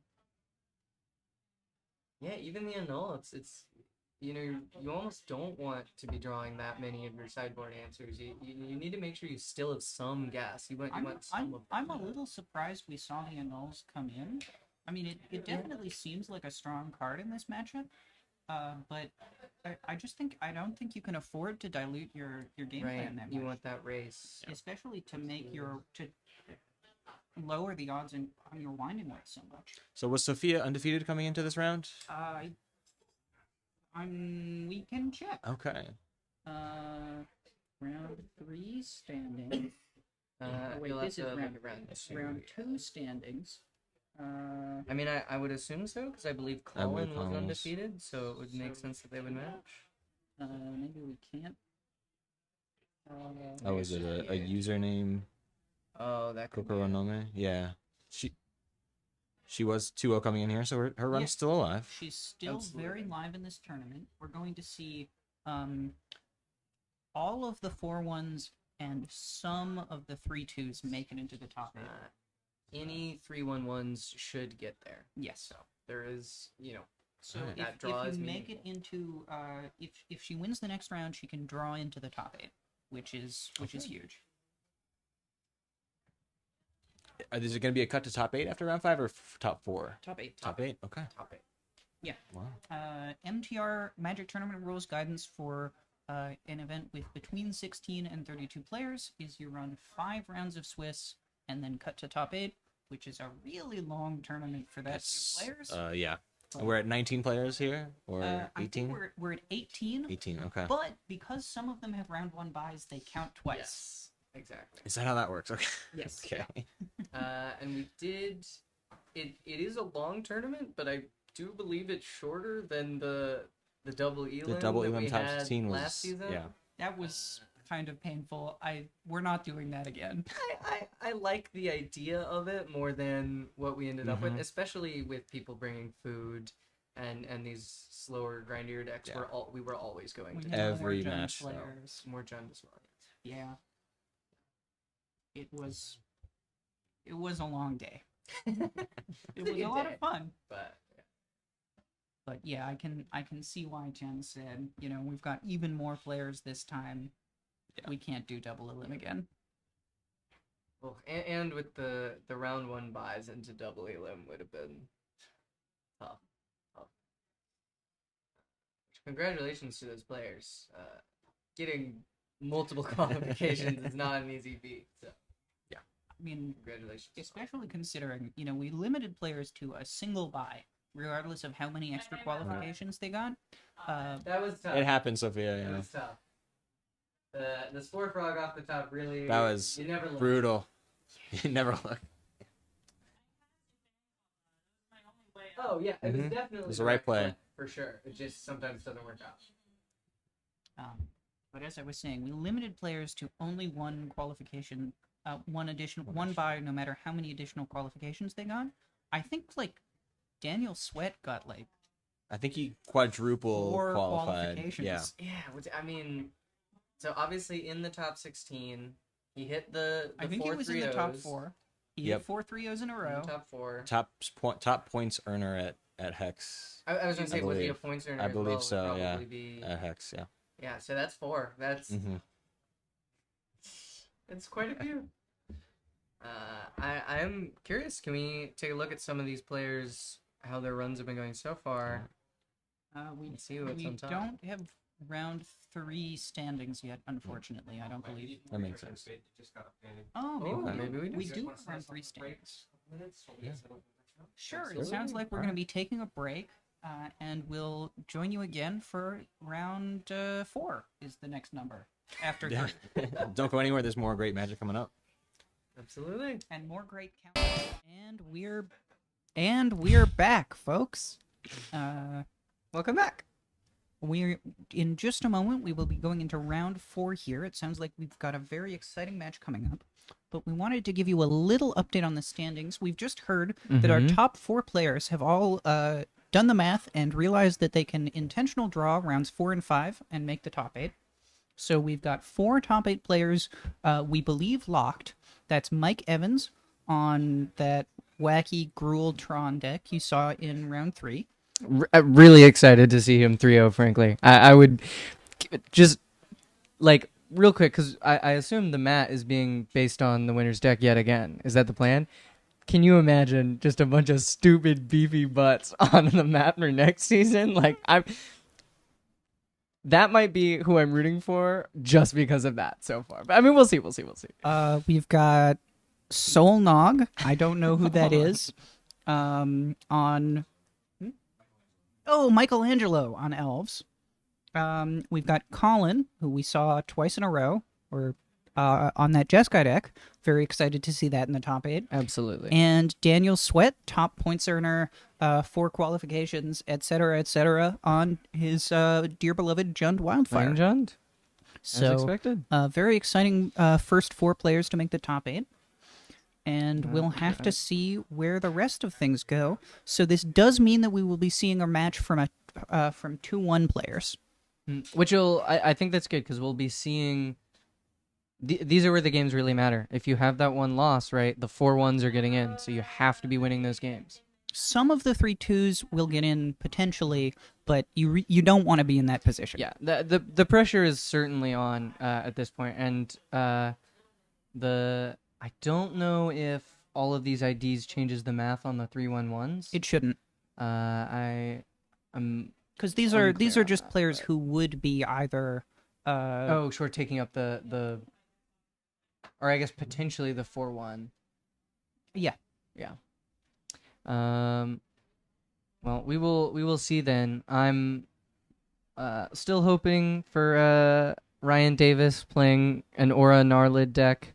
I watched him kick Rye's ass in like 4 turns. It was brutal. Rye returned the cat to block, and Aura Narlid, you can't block that. Take 18, that's game. It was, what a turn. So quite very a match. Quick game. So it'd be some shorter games, but I'd love to see him. Love to see him on the big screen. He is our backup, I believe. It looks like we're going to tune in now to the match. And this is going to be my dread rival Chris Danis on the more traditional blue-white Coggates versus Aubrey, who is our resident mono-black sack player. Has performed very well this season with what isn't quite a rogue deck, maybe, but is certainly not in the top tier of the metagame, but has really been... Aubrey's been putting in the work, tuning the list, performing very well, and is here at this high-level tournament, doing well with it. I wouldn't say it's rogue, but it's definitely, at least at the weeklies, been Aubrey's deck. I feel like there have been many weeks where the only pilot bringing it is Aubrey, and she's been playing for a very long time. I would like to actually try and take a look at that deck list, because I was speaking to Aubrey about a week or 2 ago, and we were talking about some sideboarding decisions, and I'm curious to see what we went with. We've got Fiend, got Marauder, Drown in Sorrow, Spinning Darkness, and this is the conversation we were talking about. Do you play Unexpected Fangs or Vampiric Link? And it looks like we went with Vampiric Link. Vampiric Link is 1 mana, enchantment aura, enchant creature. Whenever enchanted creature deals damage, you gain that much life. That's the old version of Lifelink when it was a trigger and not whatever Lifelink is now. So it's sorcery speed, and you don't get that counter, the +1/+1 counter versus Unexpected Fangs, but it costs 1 mana less, and the decision-making here from Aubrey was that versus the matchups where it's going to matter, right? The mono-red matchups, you just want to get that life gain down as fast as possible to go along with all of your low-to-the-ground threats. It does also have a sick art. Honestly, card frankly, fucking sick art. This is one of those color shifted cards from Planar Chaos. Oh yeah. It's the Oh, color Kev shifted Walker version art, too. of Spirit Link, and it looks really cool. So that's an all right. upside. We immediately see the beetle come down, signed beetle, love to see it, and this is into Tapland on Coggates, so Well, of course. could Coggates is taplands.deck. put, of course, but I think that's going to matter a lot. These early turns Oh, are yes. super Yes. super The important. mono black deck in this matchup is going to be trying to come out early, develop a wide board, and then use it for value before Coggates can stabilize and do relevant things. That Outlaw Medic Medic is is going to go a good. long way towards protecting Chris's life total. Yeah, it protects a lot of the chip here, and I'm not seeing a lot of engine pieces from Aubrey. So this may be a slower start. We've got multiple sacrifice outlets, but not fodder. So I'm interested to see how they choose to navigate this. Do you know what card that is? That's Carrion Feeder. So sacrifice creature, put a +1/+1 counter on it, and Carrion Feeder can't block. Yes, this is one of the Yeah. main sack outlets in the deck. Exactly. So what we're seeing right now is 2 sack outlets, 1 payoff for sacrificing things, but we don't really have fodder. We are looking at By fodder, we mean there's a bunch of creatures in Yes. this deck that cost 1 mana, are like a 1/1 or something, and then when they die, you make another 1/1. yeah, they And want so that to be means sacrificed. that you can sacrifice them twice in a row to get double the value. And you actually, there's a couple of them that give you potentially even more value than that we'll speak about when it comes up. It looks like, so we're sacrificing the Carrion Feeder to push a little bit more damage with the Vampire. We're just trying to go all in, so we're not getting the counter on Carrion Feeder, but we are pushing an extra 2 damage this way. And then we're protecting our Beetle by it getting the counter. but we don't get to kill the Outlaw Medic, which is pretty I tough. think this is an interesting decision from Aubrey here because we had that Village Rights in hand. So I would have personally been inclined to Village Rights the Carrion Feeder if we knew we were going to sack it anyways, because we end up effectively passing this turn with 2 mana up that we don't spend. I would have considered Village Rights crack is that the Beetle in the middle? Yes. You know, just blank lifelink on that Outlaw Medic, draw 2 cards. I think the lifelink of 1 isn't going to matter as much, certainly in this matchup, and so I think the Beetle just represents so much damage as this game goes on. That's a good point. And here we are seeing this Infestation Sage. This is one of our sack fodders. It's a 1/1 that when it dies, you make a 1/1 insect with flying, I think. And this is very key here because now, and this is why the Beetle matters, is if they choose to do the same block as before, instead of bouncing, we're going to kill the medic. We're going to be pushing probably 5 damage this turn. So even with the 1 lifelink, it's not going to be enough to matter. And that is the pressure that we want to see from Aubrey to close out this game before we start getting our lifelink gates online. And keep in mind that Beetle is going to get the counter regardless of how the Sage is sacrificed. So Exactly. Chris is forcing the sacrifice to specifically Bloodthorn Vampire. But if he had made the other block, we could have seen the Village Rights there still eat the Outlaw Medic. And I will say, I want to see the potentially the Village Rights here on the bug. I want to draw that card and spend our mana, and you need to be. I'm not that sure I want velocity to of see that cards. when Chris Danis is representing a counterspell. That's fair. That's a good argument. But I might go for it now. With I would have done it with that Brainstorm on the stack, and it looks like Aubrey is asking to get the chance to respond, but chose not to. Yeah, and I think this is also interesting because we do have the Rotten Reunion in Aubrey's hand. And I have to read this card yeah. real quick. Rotten Reunion, 1 mana instant, exile up to 1 target card from a graveyard, create a 2/2 black zombie token with Decayed, which is it can't block. When it attacks, sacrifice it at end of combat. Oh, and then flashback for 2. Yeah, the important point here is it's just another example of 1 card that represents, 2 creatures that we can sacrifice. And I don't think the graveyard particularly matters for the Coggate's deck, so I just want to be using this Rotten Reunion to make the creatures, to push the damage, to just develop as fast as possible, because I really think that the late game is not going to belong to Aubrey. Oh, certainly. Coggates has one of the best late games in the format. But it does look like, even among Coggates, Chris Danis is having a slow start here. Very true.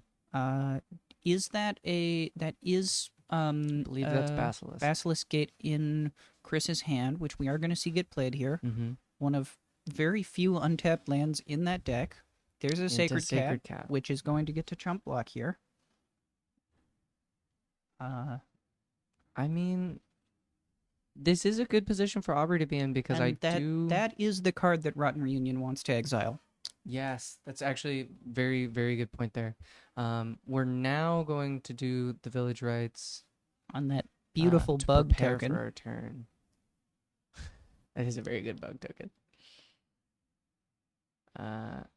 Yeah, forcing that's a good point. Holding on to the Rotten Reunion is definitely going to pay off here, because we're going to force that chump block.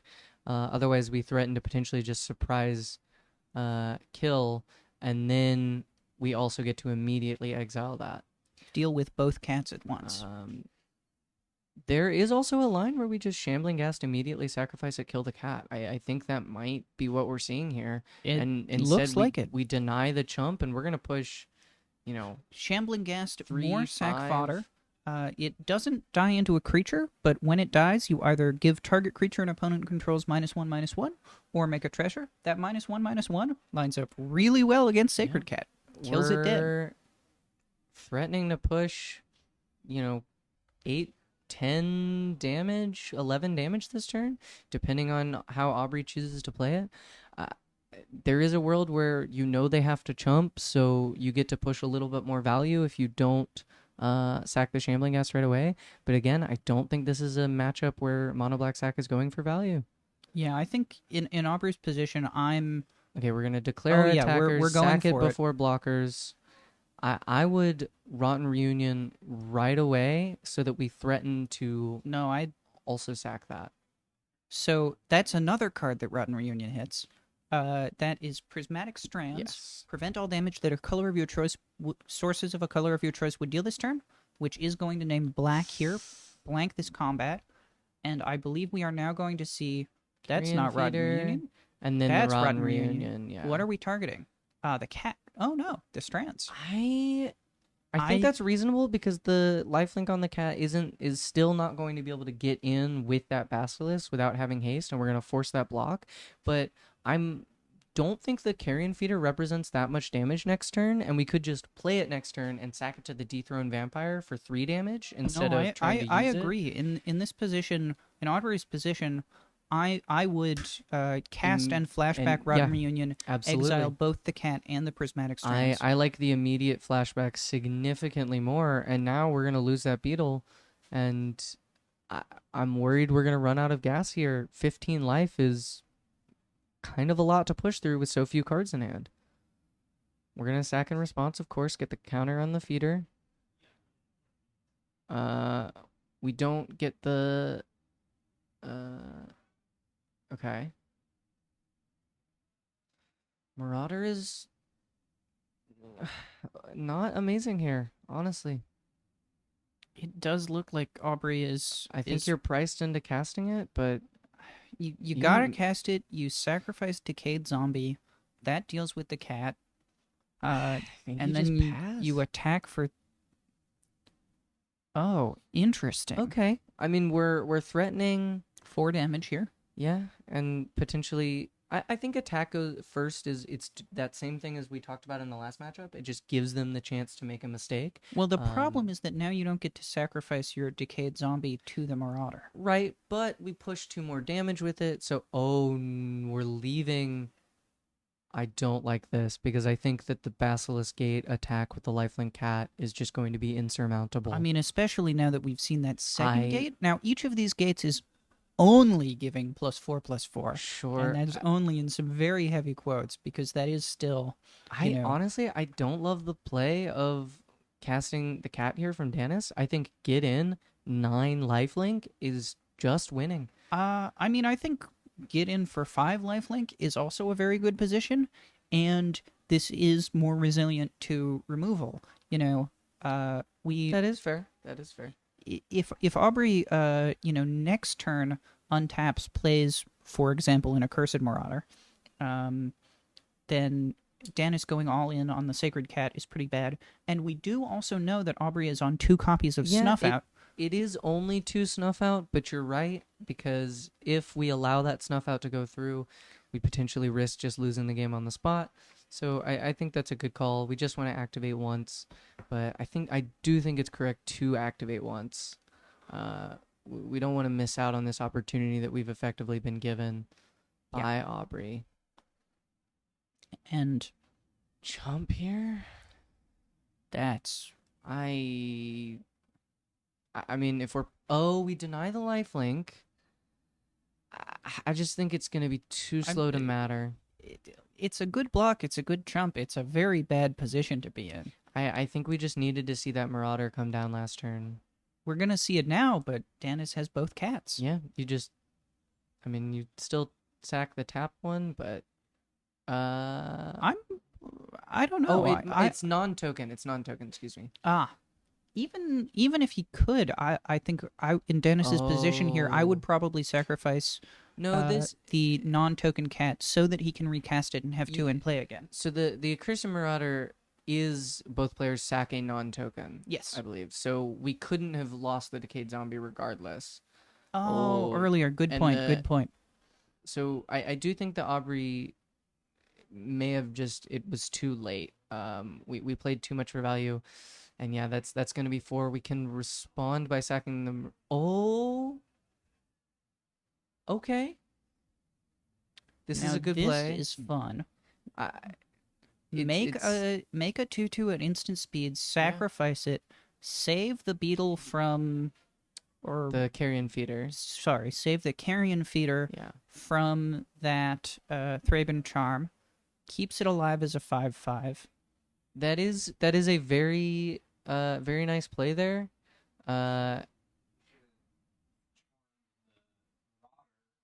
And then force the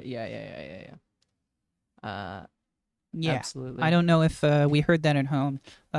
Chris WR from off screen pointed out that if Chris Danis had charmed to kill the Accursed Marauder, then Aubrey would have had to sacrifice the carrion feeder to Accursed Marauder's ability and been left with a clear board.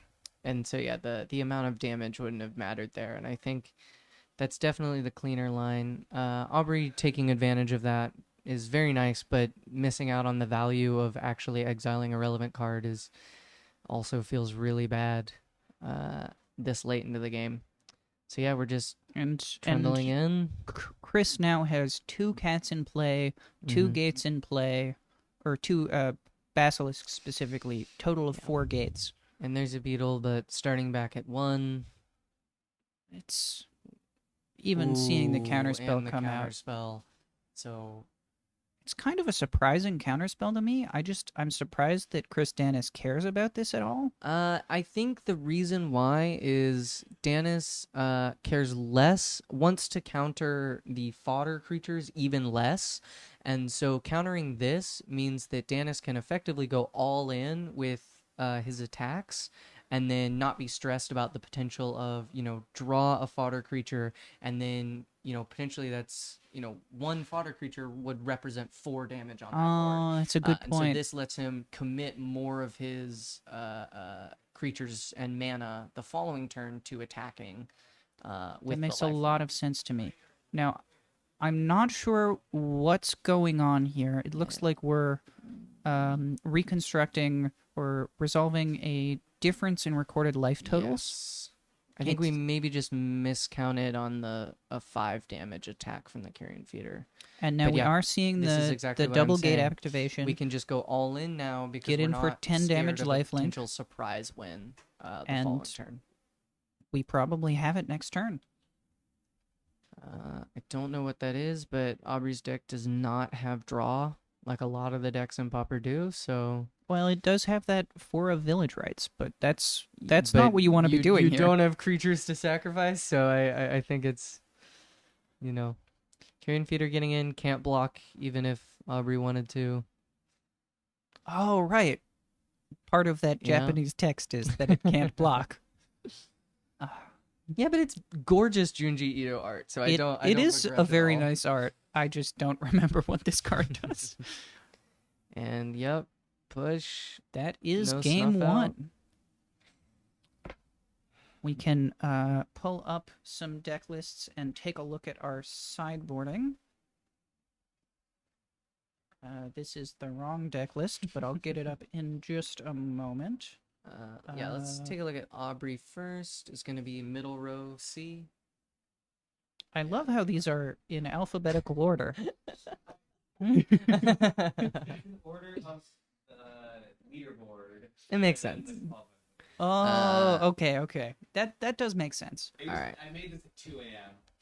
So sideboard here. So wow, I don't know what any of these cards do. I mean, So- Mesmeric Fiend is Thoughtseize on a creature. We're obviously going to see this come in this controlling We've matchup. got second Rotten Reunion, which is definitely coming in, no question about that. I think Tragic Slip is probably pretty good here. Yep, it preventing a block with it, and also, frankly, Tragic Slip being 13/13 kind of doesn't matter how many gates you have. That's still gonna kill even after the gate activation. Well, but really, just any instant speed removal, you spend it in response to the gate Right, activation of is course. going to be very good. I'm curious what you're taking out here. Honestly, I think that's where Aubrey's experience is gonna really I think shine. I think I'm not confident about this, but my intuition would be to cut Rite of Consumption in the counterspell matchup because you lose the creature as additional cost. going for that and getting it countered just kind of loses you the game on the I spot. think that is a good point. It certainly is very powerful to surprise your opponent with. I'm curious. Maybe there's a game 3 tech where you, because it's open deck list, you fake that you've chosen to take it out, and then you leave one copy in and are able to steal a game that way. I also wonder if either Supernatural Stamina maybe comes out because most of Chris Danis's removal is not damage based. He's playing the enchantments that exile, but maybe I'm wrong about that. I think stamina actually is so the strongest play that this deck can do that really surprises you with a lot of damage out of nowhere is specifically Nested Shambler. Nested Shambler is by far the best fodder creature in this deck, and it's kind of not remotely close. When it dies, it makes a squirrel, but it makes a number of squirrels equal to its power. So if you put Supernatural Stamina on it, when you sacrifice it, you get 3 squirrels and the Shambler comes back, which gives you another 2. So if you have a sacrifice creature in play that, like that Carrion Feeder, that on its own is representing 1 plus 3 is 4, plus 2 more sacrifices is 6 damage. And if you have, say, Bloodthrone Vampire, that 6 damage is actually 12 damage at instant speed. Well, gosh, and that does sound pretty good. That is, by far the way that you just steal games with this deck. And so I would be really surprised to see the stamina come out because, like we were saying, we don't want to go to the long game. We want to just do a quick combo of cards together and close it I'm going out. to pull up Chris Danis's deck pretty quickly, but I would be Yes. surprised if we saw much sideboarding. We'll see Breath Weapon come in. Definitely Breath Weapon. We'll probably see the last Prismatic Strands. We might see Relics come in, but I wouldn't bet on it. I think it depends on what you're taking out here. Modern Age feels slow, so I think you get some free cuts out of that, and you get to put in some Relic potentially, even just for the cycle of it. Spell Pierce is coming out, I would expect. Yeah, I mean, maybe that's just 5 cuts there. Deep Analysis feels also slow and potentially costly on the life mode or the flashback there. So, I mean, 2 Breath Weapon, 1, we just look for 5 cuts, and I'm thinking Spell Pierce, Deep Analysis, 3 of the Modern Ages, maybe? Yeah, seems easy enough. Yeah. I really am curious. I wish we could see what Aubrey was cutting here, because I think that experience with the deck matters a lot. Yeah, I'd love to hear from them after the fact about what their sideboarding choices were. Are we ready to head back in? Yeah, let's see it. And we are still shuffling, of course. I'm just a little bit overeager. So I've got Decks in the City pulled up, and I'm taking a look at That's the- dexandthecity.org. Tracks a whole bunch of interesting statistics about the Pauper League. Go So- check it out. Notably, Mono Black Sacrifice does have a 67% win rate versus Gates. So that is pretty substantial in Aubrey's favor. Now, this is an aggregate of all Gates deck lists. So, we expect Danis to be obviously piloting it very well, but also some of his card choices are going to be a little bit Do we more know how many targeted matches choices that for 66% represents? 6. All right, so that's Not a 4 not a and 2. huge, not a huge one, but With some of these less popular decks like Mono Black Sack, we don't have a huge sample size. there's a much larger sample size for the losing matchups, honestly. You hate to see it. It does look like the overall win rate of Mono Black Sack in our league has been 48.2%, which is not dramatically low. It's pretty low It's for overall. it's not great. I'm I mean, it's better than my deck. also looking at the that's fair. It's better than mine too. I mean, history of these players as well. They've only played a couple times in weeklies, which Chris has won. But Chris has won on Jund Wildfire, which is a significantly worse matchup based on this chart with 11 matches played. So, I do think that this is definitely far more favorable. 4 at copies least of relative. Cast Down, probably pretty bad for the Mono Black Sack deck. Definitely. If you go all in and get punished for it, it's quite bad. This is one of those creature-based combo decks. I mean, it's not quite as linear of a combo as Petitioners that we saw last round, but it's still a relatively linear creature-based strategy that is just going to have a hard time facing down efficient targeted removal, like Lightning Bolt, like Cast Down.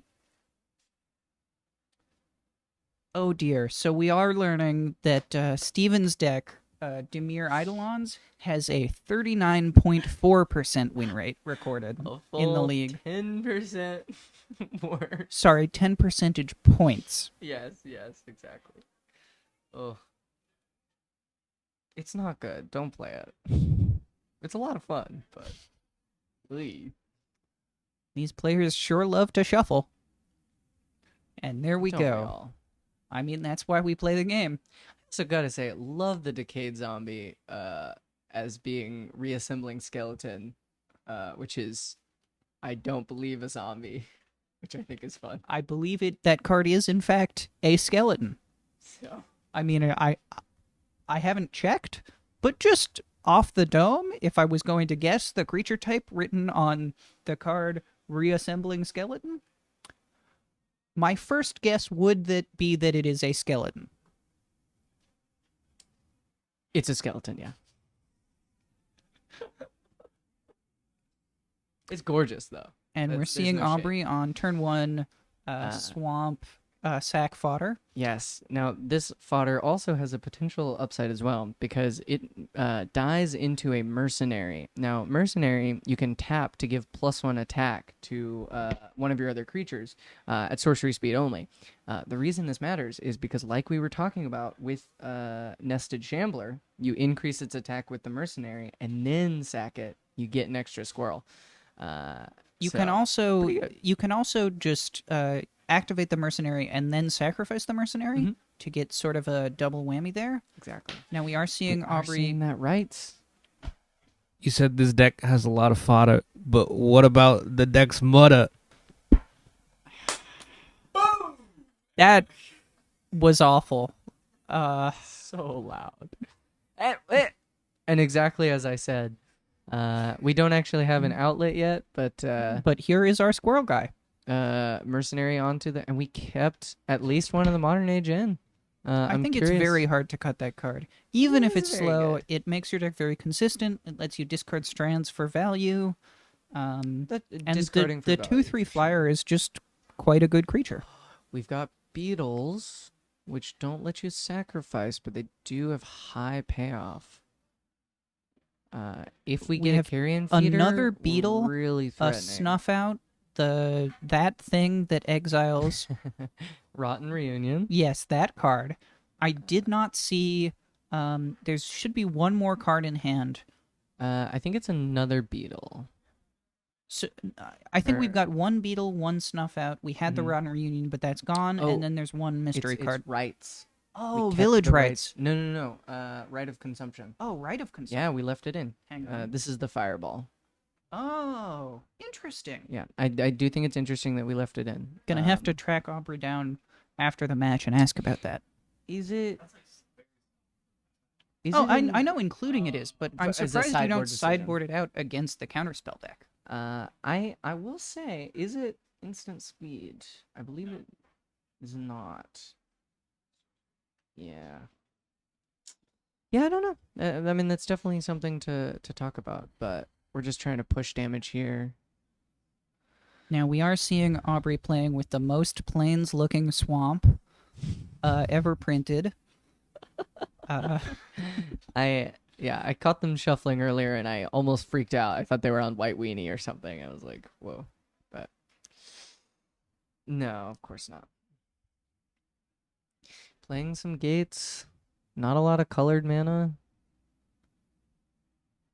Not naming red on that gate is interesting. We do see that Relic of Virginia has come in. Now keep in mind that this card does counter supernatural stamina. It removes our flashbacked Rotten Reunion. And Unearth, potentially. It stops Unearth. I think that's about it, but that's still plenty to justify bringing in Relic, given that it also draws a card. It's a 1-mana play. Yep. It's just something to be doing on turns where you're also playing a bunch of stupid tap lands. Yeah. Especially with that primary activation being free, so you can just slowly tax them over the course of a game. I mean, we've got a lot of threat on the table from Aubrey. If we have a sack outlet, this game is largely over. The question is whether or not we do, and we aren't seeing one. Now, notably, the Decayed Zombie, you do sacrifice it after combat, and so that does count as a sacrifice. That'll grow the beetles. But I just wonder if it's going to be a little slow if we stick a lifelink creature here. Now, Aubrey is the type of player who likes to represent non-counter power toughness buffs with dice. Yes. I hate this. We're enemies now. I don't hate it, with the specific exception that you should be representing it ideally with a different color of dice, and I put it instead of on the card above the card, so it's like not a counter on the card, but just representing it. It's not something that I do, but I can understand. This the seems people like who too choose much to. work. Just use counters to represent counters, and when there are non-counter effects, just remember them. Reasonable. Maintain the game state. All right. Admittedly, with the way the board is currently set up, the 2/3 blocker is actually quite good here. Off of the modern age. Which I don't know if you can always rely on. Mercenary onto one of those beetles is going to attack past it. Right? The signature Caw and Caw Gates. That is our Squadron Hawk. Now, seeing the deck here, we are seeing those breath weapons did come in, but obviously we don't have red mana right now. So it's Dennis somehow interesting. managed to shuffle his deck very wrong. Yes. It's okay. He's fixing it. He's fixing it. We're fetching all three birds because we've only got 3 other cards in hand. There's no need to discard. I am seeing a Sacred Cat, a Brainstorm, a Gate, and one other card in hand. Is that a Thraben Charm, maybe? Not sure. I do think this is probably an easy Sacred Cat and then hold up Brainstorm turn with those Squadron Hawks. That sounds reasonable. I might also consider just doing neither, planning to either Thraben cracking the Charm? relic now or planning to crack the relic in the future, or hold up Sure. Thraben Charm if that was in fact a Thraben Charm at hand. Yes, I think that's right. I think the Thraben Charm opens up multiple lines, and we might see here, depending on what Aubrey's line is, we're going to cycle an Earth. Now, So keep we're in not mind gonna that the respond. Brainstorm, having just found those 2 Squadron Hawks, is very powerful for Chris. What he's going to be able to do potentially next turn is cast Brainstorm, draw 3 cards, put 2 Squadron Hawks on top of his library, replay play the 3rd Squadron Hawk, put the 2 Squadron Hawks that are on top of his library back into his hand, and his Brainstorm has drawn him 3 cards at this point. It's a kind of slow play. It costs a fair amount of mana, but it is some of the best card advantage you can come by in this format. I'm wondering what Aubrey goes for here. We're just going to pass. I think that's reasonable. My play, I think, might have been snuff out one of the was creatures. the Thraben Charm. We're and then seeing try it to come push down some damage onto that virus beetle. with a beetle. There's just nothing you can do here, I think. I mean, I think the idea here is maybe we just resolve a snuff out while we have time, but doesn't feel amazing. If we had some way to sacrifice, we could save the beetle, but we Mhm. don't. And so it's still just going to die to that Thraben Charm, which, remember, folks, the deal damage mode on Thraben Charm is deal damage to target creature equal to twice the number of creatures you control, Yes. because this is one of our absurdly pushed Modern Horizons 3 cards. It sure is. It sure is. And it Thraben also Charm has, is just so much better than every other version of that effect. it also just has 2 other very good modes. Ugh. Here we're seeing the Brainstorm come down on Chris's side. 2 hawks back on top. Will we see the 3rd hawk? Seems likely. It's just I would enough expect blockers so, here. unless he drew something really good. There it is. 2 hawks. And 2 he'll explorers. shuffle his library, even though I don't believe he's seen any of it. Card tells you to. Yeah, you still do it. But that was a much faster, more perfunctory shuffle than we might usually see, especially from Chris Dennis, a very careful there's player. The red. There's the our red mana for those breath weapons. I don't know if we're going to see one now that we've been developing these Squadron Hawks. It's not in hand yet. There's only 2 copies, I believe. Now but we're getting in. yeah, Pushing 2, 2? I believe. Is That's hawk only 1? Hawk is a 1/1. Sick. Famously a 1/1 creature. Can you imagine if it was a 2-mana 2/2 flying, draw 3 more of these?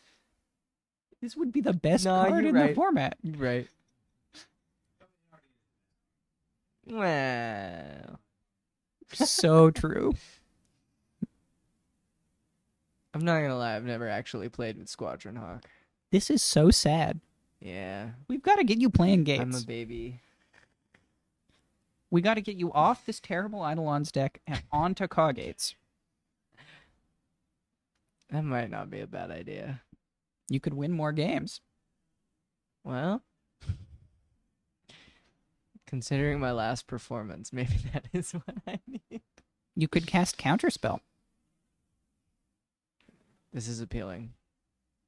Out of curiosity, let's take a look at what Coggate's win rate is overall.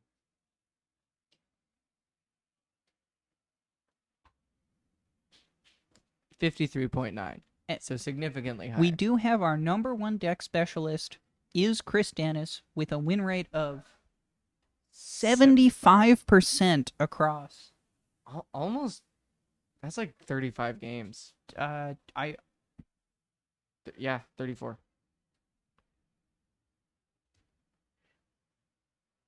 2 draws as well. No, that's 34, 36. I would believe you. Oh, you're right. 36. Yeah. I should not have tried to do math. 75% win rate in 36 matches. That's quite high, honestly. That's extremely high. He's my rival for a reason. He's a great player.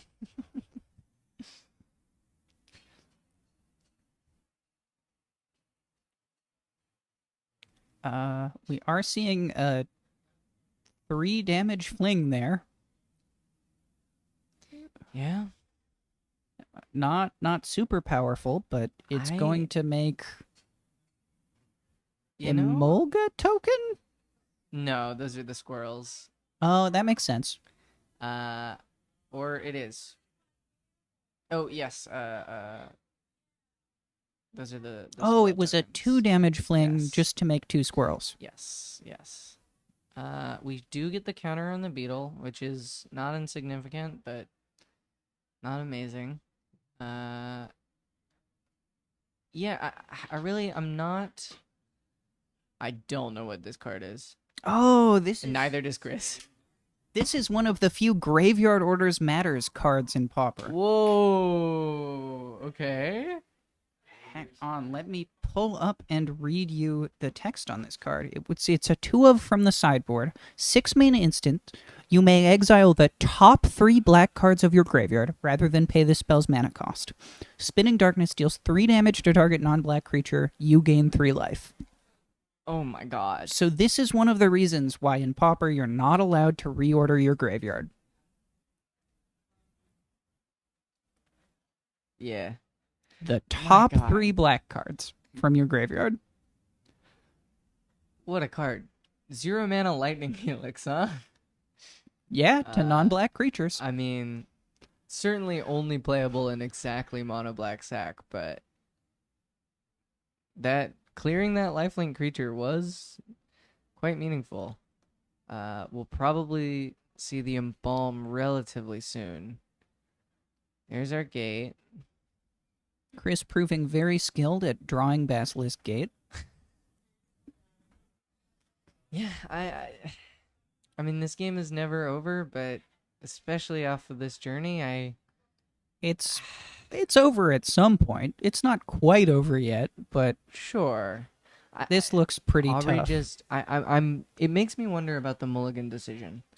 You know, we had the fodder, we had the beetle to be the payoff, but we didn't have any of those sack outlets, and I have to imagine that's, maybe that was a reaction to the first game where we had lots of sack outlets and no fodder, so we want to keep the fodder, but ultimately, you're missing one of those pieces, and it's just going to take you too many turns, and you're just going to give the control deck land drops and Squadron Hawk, and it becomes really difficult to push any real damage. Yeah, that's 1 swamp and 1 live card in Aubrey's hand. It's not over till it's over, but it's pretty close to over now. Yeah, just another squirrel again. That's more fodder, no sack outlet. I mean, the thing is, even if we get that carrion feeder, having burned the rights of consumption, it's really hard to steal this game.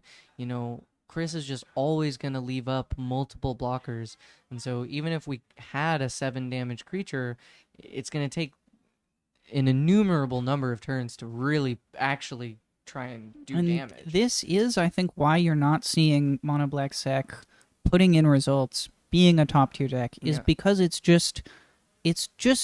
loses to itself sometimes. You need to draw the combination of the fodder, the payoffs, and the outlets. You need all 3 of those, at least 1 of each, in order for your game plan to be live. And if you don't, then you just have really anemic plays like the ones we're seeing here, where you make a few dorky 1/1s and just let your opponent do their thing. Yeah, and the amount of life gain here, I think, is truly insurmountable. That 1 attack is, sealed this game. Yeah, the sideboard decisions are very interesting here. We're seeing the Spell Pierce in Danis's hand as well. So a lot of the cards we expected to see come out, we kept in. So Obviously, we did put in those Dragon's Breath. I'm just sorry. Breath weapon. Breath weapon. Excuse me. They do this all the time. The breath weapons did come in. I'm just curious what came out for them. Maybe we'll see after the game.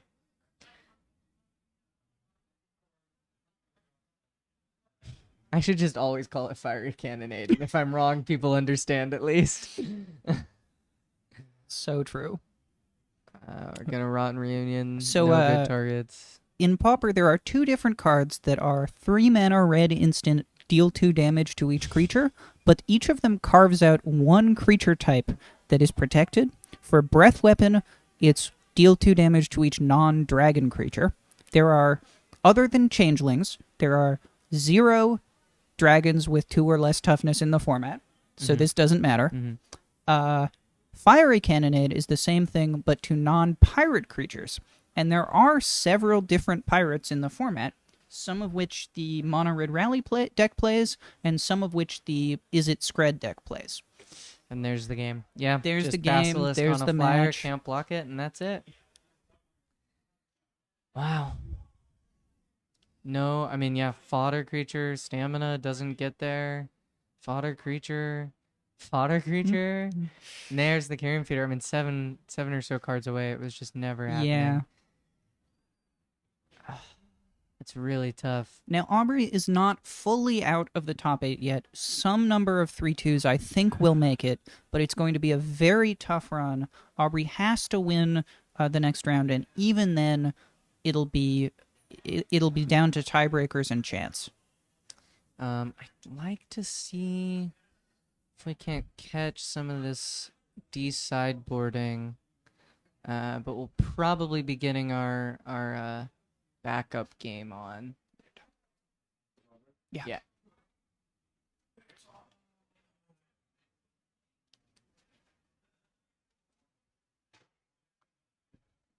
Love Aubrey's tokens. I'm a big fan. Right? I love that the Pauper community is like I feel like the Pauper community especially has really strongly embraced non-representative tokens, and I'm honestly a big fan. The cards are simple enough that people tend to understand. Yeah.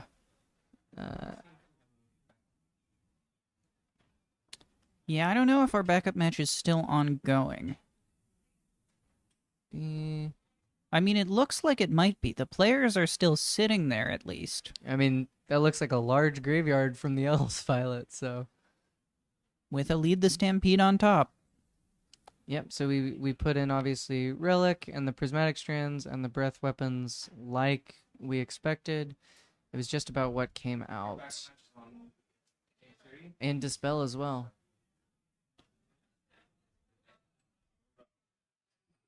Well. Sounds like we may not be getting a backup match here, but we have been instructed to keep Vamp. Oh, interesting. So we did take out Modern Age like we expected, and we did take out the Deep Analysis, but the whole full playset of counterspells. That's fascinating to me. As someone who's played a lot of counterspells in this format, I don't know if I've literally ever a single time sideboarded out even one copy of counterspell. I think that's probably a weakness on my part. Yeah, I think Danis's plan is just you have so many creatures that are just 1/1s that are going to chump, and then if you just like have a Dispel to protect, in case they go for that snuff out, because when in open deck list how few removal spells they're actually playing, and you don't need the counter spells. Yeah, you just don't care about any of their creatures. Yeah, you just survive a couple turns with the chumpers and then get that online. Hey, it's us again. Well played. Tremendously well played. Yeah, what a match. Yeah, it sounds like we might take a little break. I mean, there's not a ton to yap about right now since we don't have a match going on. I'm happy to vamp, but... I don't know if we have We'll take a few minutes. a ton of results. Oh, yeah, if you could drag either Chris or Aubrey in here, I would be happy to talk to them.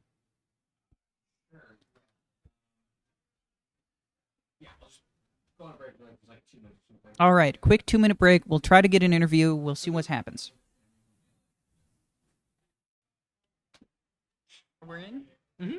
Hello, Chris. live from the booth. What's up? Great to see you in that match. Now, Thank you. one of the things that was really interesting to me is the way you sideboarded out all 4 of your counterspells in that game too. Yeah, This is not what we were expecting at all. really. I don't think Yeah. I've ever sideboarded out a counterspell even once. Can you tell me about that decision? So their deck is like almost entirely 1-drops, right? Yes. So I mean, obviously, counterspells maybe like my favorite card of all time. We love counterspell, but you're always trading down on mana in that matchup. Like at best, you're trading equally, Yeah. and a lot of times, even like, part of the cost might be to sacrifice in some of those cards, but they might actively be wanting to sacrifice anyway. So like, it just, especially being on the draw, it's just slow is how I felt. Yep. And it doesn't commit to the board, and there are certain turns where like, because the way they operate is like they kind of wait for you to do something and then they make that play really bad by Right, sacrificing and right. like shifting. There are just these turns where like, with counterspell you have to like leave the mana up to do anything, and then you'll pass to them, and then they might not even be using their mana, they might be holding it up themselves. So just it felt like that was the best cut. Makes a lot of sense. No, I see that. We were expecting more. I think you might have boarded out 1, but more copies of Modern Age to come out. It's just being a little bit slow. But you're right, building to the board like that, eventually getting that blocker is potentially more valuable than holding up your mana and not doing anything. Yeah. So I see that. I did take out 2 Modern Ages, but yeah, it smooths things, and also like sometimes 3 for strands is a lot. Like in a matchup like that, like getting to the point where you can actually cast strands, it takes a while. So Modern Age helps you just bin it. For sure. Although it got immediately exiled, and I did. Of course. Yeah. No, that was really nice. The one case for counterspell that I will make that I think is interesting is that their deck has like multiple pieces that do need to interact, and I think we really saw that especially in that last game where we had all the fodder creatures and we had some of the payoffs with the beetles, but we just didn't have any of those sack outlets. And like, sure, you're maybe mana negative hitting that sack outlet with counterspell, but they just clearly have no game plan there if you're able to land that counterspell, and they're obviously not going to fight over. There's no counter in black that's going to respond to that. So that would be the argument for it, but For sure. that may be a little bit built upon luck. Where Yeah. you don't need. Yeah, I do want like. I haven't thought through it because I've only played that exact matchup once before this, but like I think maybe on the play I would have brought a couple in. Okay, sure. Just it just feels like so slow. But For sure. but no, it's definitely real, and they have the kind of like big play of like sack my whole board. I don't know the 2 mana spell that they did play, but they only played it to drain. They only drained me for 2, so it was fine. But like that's a very powerful spell, and like they can set up situations where it that can deal like 12 damage, and a counter spell is obviously nice. I in that situation. honestly expected that card to be sideboarded out on Aubrey's side because it Because is of- so bad into Into counterspell. You devote a whole lot to making an enormous creature. Yeah. You sacrifice that creature, and then counterspell really blows you out. But if you're juked it. cutting counterspell Yeah. and Aubrey's Yeah, not no, cutting right of consumption, then sometimes it's gonna be you. I was expecting the double juke of board it out for game 2, and then you take out your counterspells for game 3, and they put it back in. But the one other sideboarding decision I was curious about is I may have misseen this, but I thought you boarded in Dispel. Yes. Is that correct? What is the thought process there? Just there's about 10 instants, and it Sure. trades evenly. Yeah, it's and just consistently live in the 1 mana for 1 mana. I yeah, can see that. and again, like they have all these.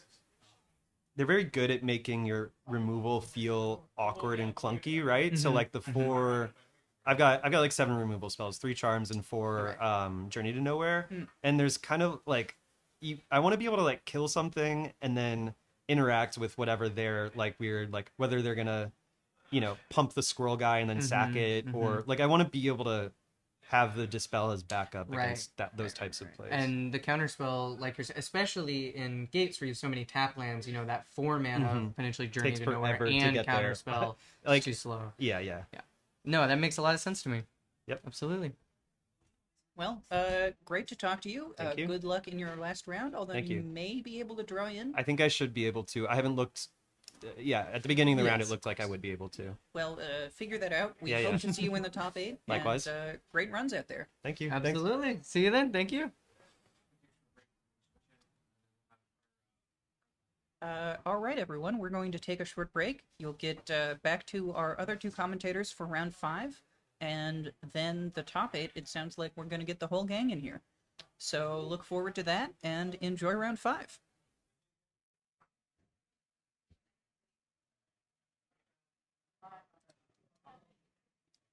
Welcome back to round 5 of the season 4 New York City Pauper League Invitational. I was like, I'm just gonna fuck him over. I was gonna see what happens. I was such a I figured it out.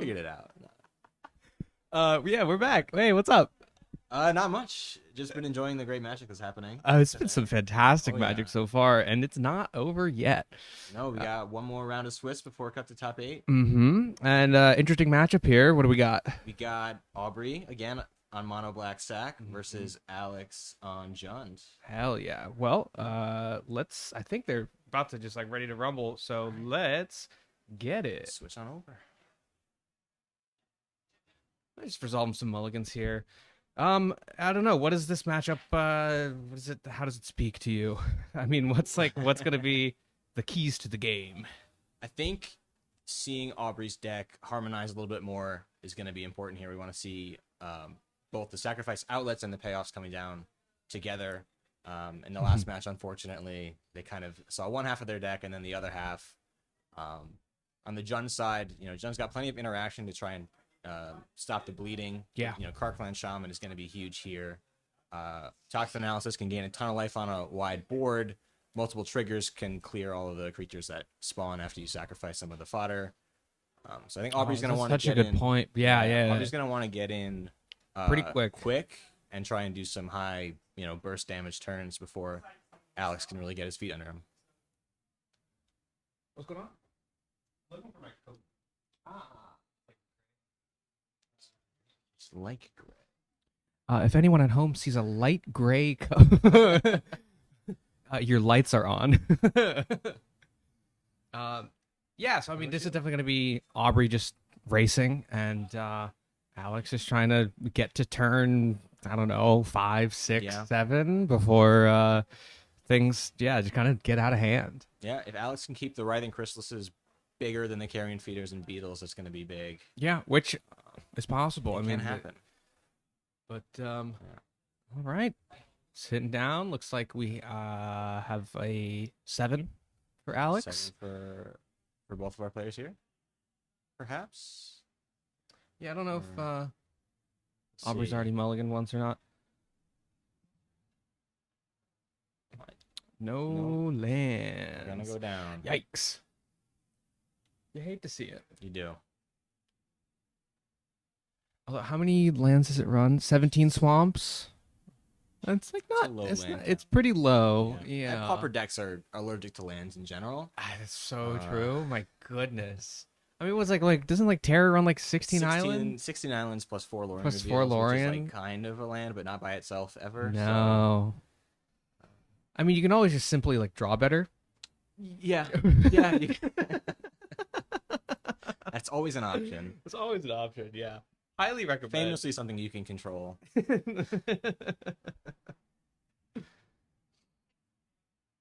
Oh no, are we gonna I have to believe- go down to 5 here? Ooh, wasn't it like the very first like Magic tournament like ever, like the first Pro Tour or whatever? Wasn't like the mulligan that like you could reveal your hand, and if it had Oh. all lands or all spells, you could Just got mulligan. to try again for 7, or I or was think is so. that the only way you and can then, mulligan? and that was the Okay. only like way you could mulligan. Is you had I to see. reveal your hand, say this shit is ass, Mhm. and then you get a second 7, and then you're stuck with it. But that was like the That's only tough way. now. Otherwise, like if you had one land and like 6, 4 drops, like Yeah. too bad. I love Magic's mulligan system. It's It's a cracked yeah. in half. Yeah, it's so good if you understand how to mulligan correctly. Especially if like I mean I'm newer to the game. I've been playing Magic for like a little over 2 years now. But like, yeah, if you were playing Magic, like when you had like different mulligan rules, like this current mulligan is like so posh, Yeah. incredibly posh, and actually looks like a mulligan to 4 here on the left. No. Brutal. You hate to see that. Hey, you got to draw though. You got to draw. Draw. 20 turn clock, baby. Let's get it. You have some card velocity. I think I saw a Village Rites in Aubrey's hand. I think, yeah, we can rebuild. We can Oh, rebuild. Yeah. That's going to be Okay, devastating. that's pretty bad. In No, the okay, that's pretty forward. bad. What do you get ready here? Just like the Marauder, maybe? Oof. The stamina. Sure. That's big. Okay. That is big. Just kind of Getting the second naturally swamp. hitting. Mhm. That's huge. And Aubrey's deck can function on very few lands. Yeah, I mean, what we have: 2-drop, 2-drop, 1-drop, 1-drop, It's 1-drop, ton of 1-drop, 1-drop, one-drops. 2-drop, 1-drop, 1-drop. That's snuff out. Snuff out is zero. Yeah, 0, 1, 1, 1. Yeah. Yep. And even the sideboard, we have like Drown in Sorrow, and that's it. So, hey, 2 lands and a dream. Oh, 2 yeah. lands and a dream. Simply draw well. Yep. That's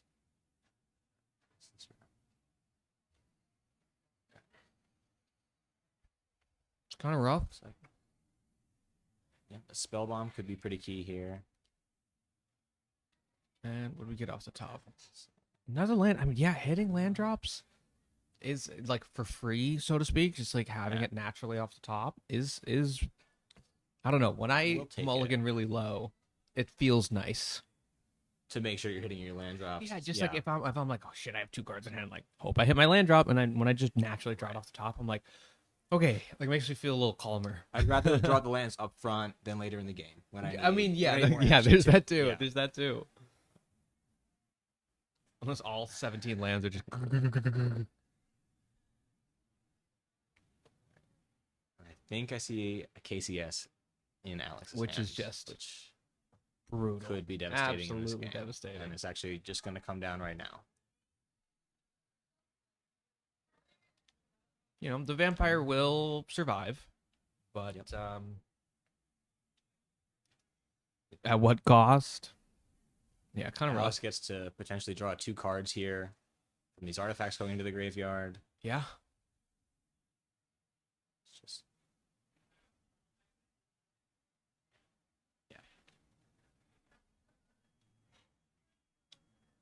Lex not to draw, interestingly enough, but that's why. Yeah, Sad that's why. Second, okay. Yeah.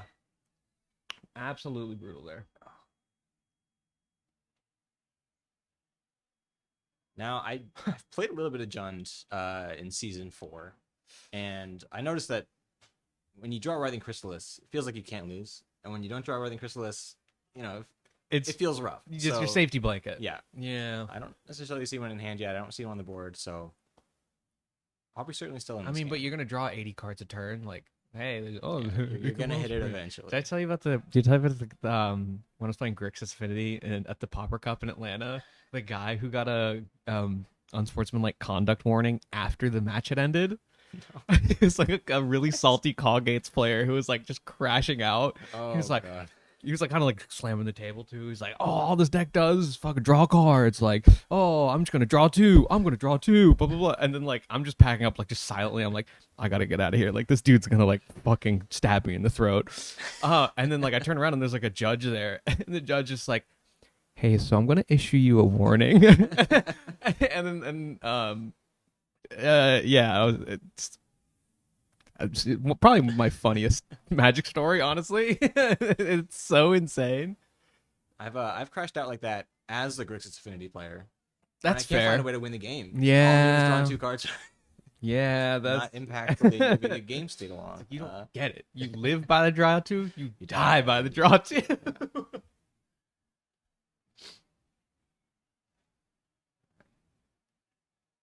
Cleansing Wildfire, we're just doing the thing. We're yeah. just junding. We're just We're junding. junding. We're so ahead on mana and cards. But you look at these life totals and you're like, well, I mean, we're both just swinging at each other with like tiny, like a single tiny creature. Although, there he is. There's the boy. Another one. Mm. Is that all three? I believe the so. first- I the top think 20 so. cards, Yeah. Oh, in the top third of your deck that you drew. Hmm. Magic is a game of variance. It No. really is. You're not wrong.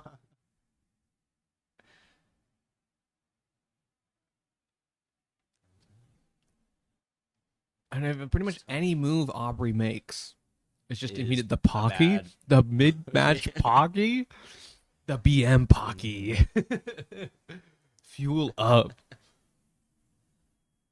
New York City Pauper League Season 4 Invitational brought to you by Pocky. One day we can dream. That would be a crazy. No, I want a Red Bull You know, sponsorship. Red Bull sponsorship. That'd be Oh, that'd be That'd be sick. so sick. Mm. sick. Put like a little Red Bull fridge in the background. You ever had the green Red Bull? No. It's like Is it like it's like lime? elderflower curacao or some shit, but they discontinued it. I was at the deli yesterday. Valentine's Day miracle. Wow. Because it's my girlfriend's favorite flavor. Okay. I'm at the deli yesterday. Different deli than I usually go to because I was like, I want a chicken cutlet sandwich. But there's the boy. There's Gristles. But I don't like the way the deli near me does it. So I was like, I'm gonna walk to like Prospect Park. There's a deli near Prospect Park that I do like how they do the chicken cutlet sandwich. And I'm like petting the little bodega cat, waiting for my sandwich. Corner of my eye, I see bright green can. I'm like, no fucking shot. I picked one up. I went to the front. I was like, how many of these do you have? And the guy was like, let me check. It goes in the back. I bought 14 cans of green Red Bull. Saw my girlfriend later that night. She cried. Wow. Happy Valentine's Day. Okay. Yeah, and that's Game one's just been gonna do wrapped it. Yeah. Go Score into here. Sideboard. Yeah, let's take a look at some sideboards, Yeah. see exactly what's going on. Okay. So I think you want to max out a Curse of Marauder. as already Agreed. here. It is a house into Chrysalis. Mm-hmm. Tragic Slip, not bad. Tri-Slip's not bad either. I guess there's like how much removal do you want in this matchup? Yeah, the more removal you bring in, I think the more you slow down your own game plan. If you're on the play, I think you still want to try and be the beatdown and go fast. So maybe you don't bring all your removal in, but the Marauders certainly come in. Agreed. Yeah, because there's so many just fun lines you can do with the Marauder. Whether it's Shambling Ghast or just so much like value you can extract from death triggers, or like fun little sequencing thing. If it's your only creature, then you can like Village Rites it. Right, or And- you could Marauder Supernatural Stamina and get to... Oh For my the price god! of Yeah, so true. Yeah, so that's interesting.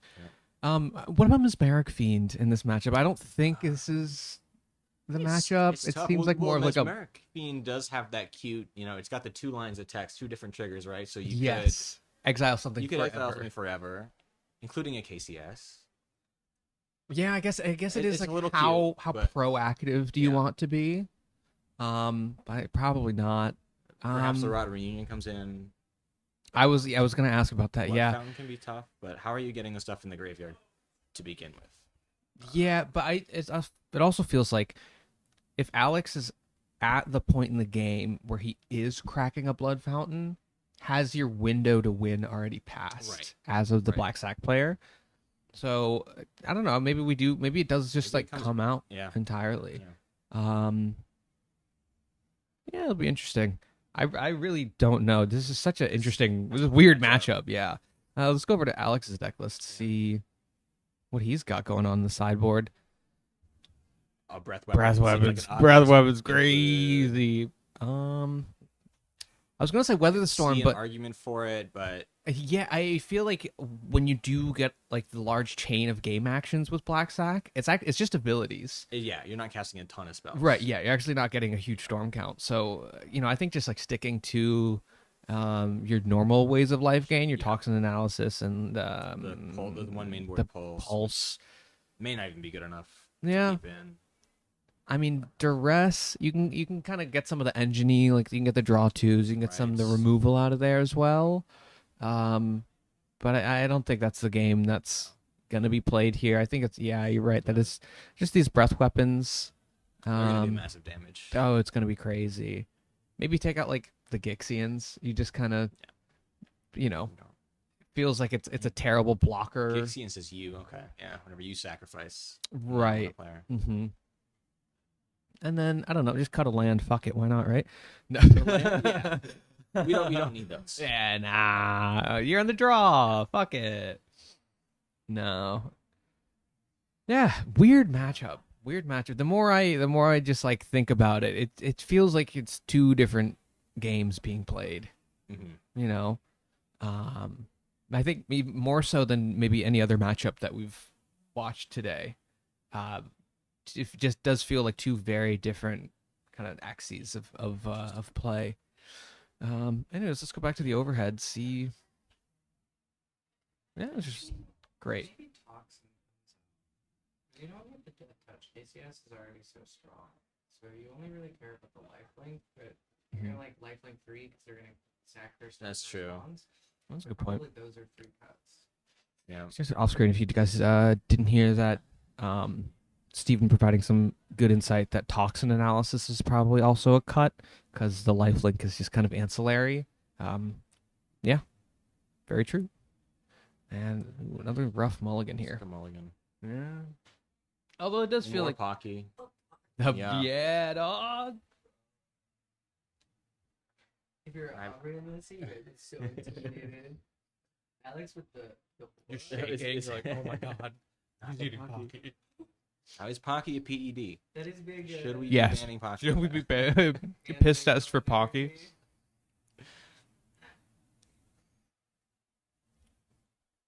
If you guys hate Pauper, there's also the Canadian Highlander year-end tournament happening on Loading Ready Run. No blue decks in the top 4, so I'm being informed. Okay. Crazy. It's probably like a lot of Rakdos.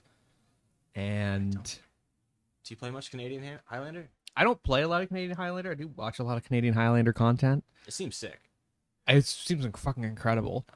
I do want to probably gonna go to I don't know if I'm going to Vegas, but I'm probably definitely gonna go to MagicCon Atlanta. Next time I go to like a big con, I'm gonna have a Canlander deck. That's my promise to the people. That's Canlander. Turn 1 carrion feeder from Aubrey. Potent. This is a I mean, strong this is play. exactly what you want to be doing. Another one. Nested Shambler. We also have a supernatural stamina in hand, so I'm being whispered to.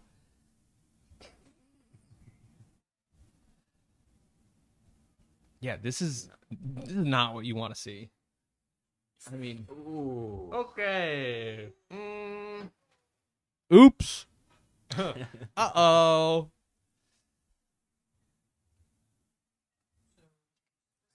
Think we're the spot. Yeah. I mean, this is gonna be like Yeah. who flinches.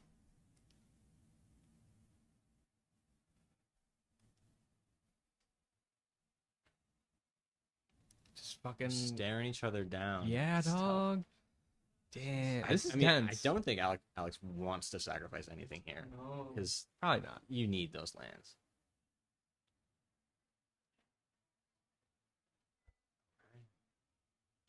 Aubrey's just gonna take the 2 damage here, or be happy with. I think dealing 2 you damage. absolutely have to. I don't think. Yeah.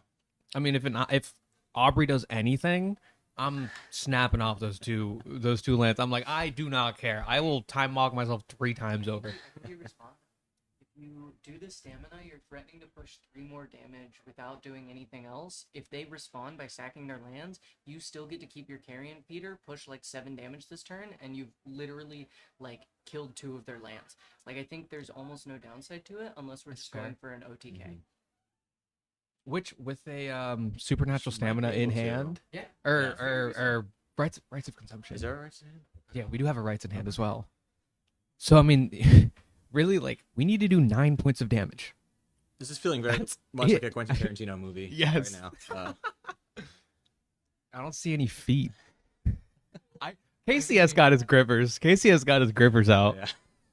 We need that. We need the special guest Vogel. Yeah. That little freak. Okay. It's happening. It's happening. Oh, it's happening. That's a threat. Let's go. Let's go, baby. Alex is gonna take we're his in the time tank. here. We're in the tank. Oh yeah. Okay, that happens. I assume this is after Are blocks. we gonna? Yeah.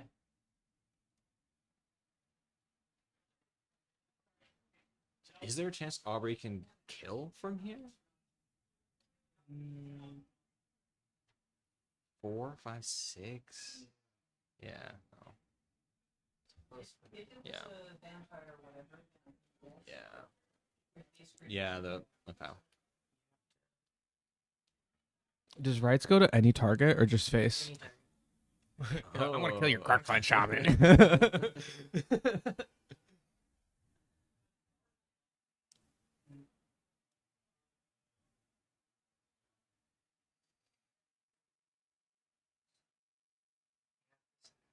We still. I You want think- you want to yeah. maximize the value from the I think you really, stamina? you have to. Sack it to the feeder. 3 scrolls, and it comes back. Forest. A child. Okay. Wednesday, the first half. We're stacking. I mean, I look sacrificing a land here. Even then, like, oh, No. ¿qué está pasando? Oh, we've got a breath weapon in hand. Oh, that's so yucky. I mean, it forces all the sacrifice. It doesn't actually do anything. If the rights is gonna do something. What is on This the is game 2. stack right now? The sack from the carrying feeder? It's seemingly so. Yes. So we could kill the carrying feeder. So technically, that nested shambler is not on. 1 mana for Yeah, you have to build your. Oh, this is a blowout. This is a blowout. Because this is Wow. before you get the 1/1s. So you can't sack a response to grow the feeder.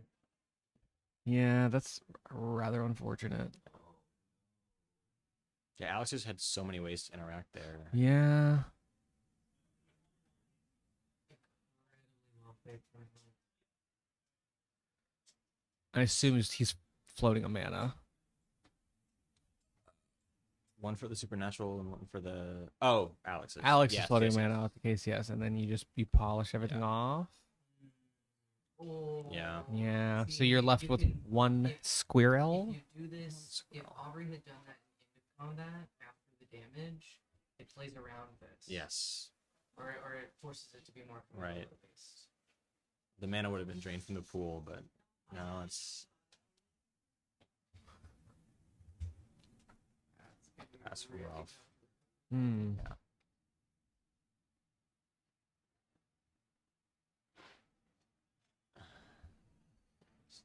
I was gonna say no black mana. He literally has a landscape. Yeah. Yeah. Like, wait a second. No black mana. But not that hard to find, so. Yeah. Wellspring. Jund is gonna just do Jund things. Yund. Here comes the swamp. I'm just gonna draw 2. No, okay. a little flick. Oh, a little bit flooded. Little flood. Yeah. I mean, no, because then we're gonna play Writhing Chrysalis and then the game's over. So. Yeah. A little bit. Devastating.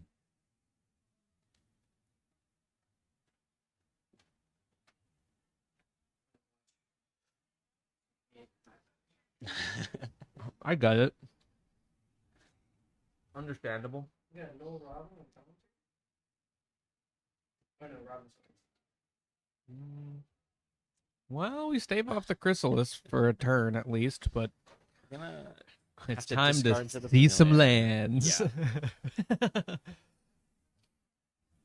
This is why you don't Not- cut lands, Not because the if you have worst to thing that could discard, happen. Right. you can discard lands.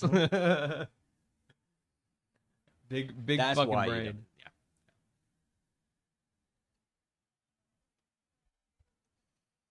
Yeah, this is brutal. What do you know? What Aubrey drew? No, I did not catch what Aubrey drew. I know that they have a swamp and a rights in hand. It's like I wouldn't have known what that card is What anyway. the Is hell? that Like the Junji? Oh, Strixhaven Village Rights. yes. Okay. Bink. I mean those Bonk. Japanese Pretty good. Mystical Archives cards are beautiful.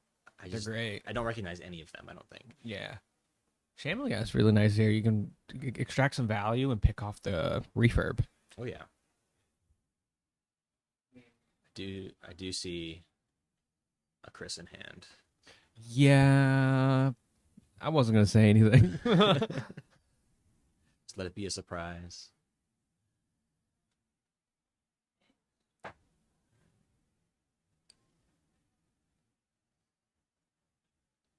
So what can Aubrey find to try and dig out of this?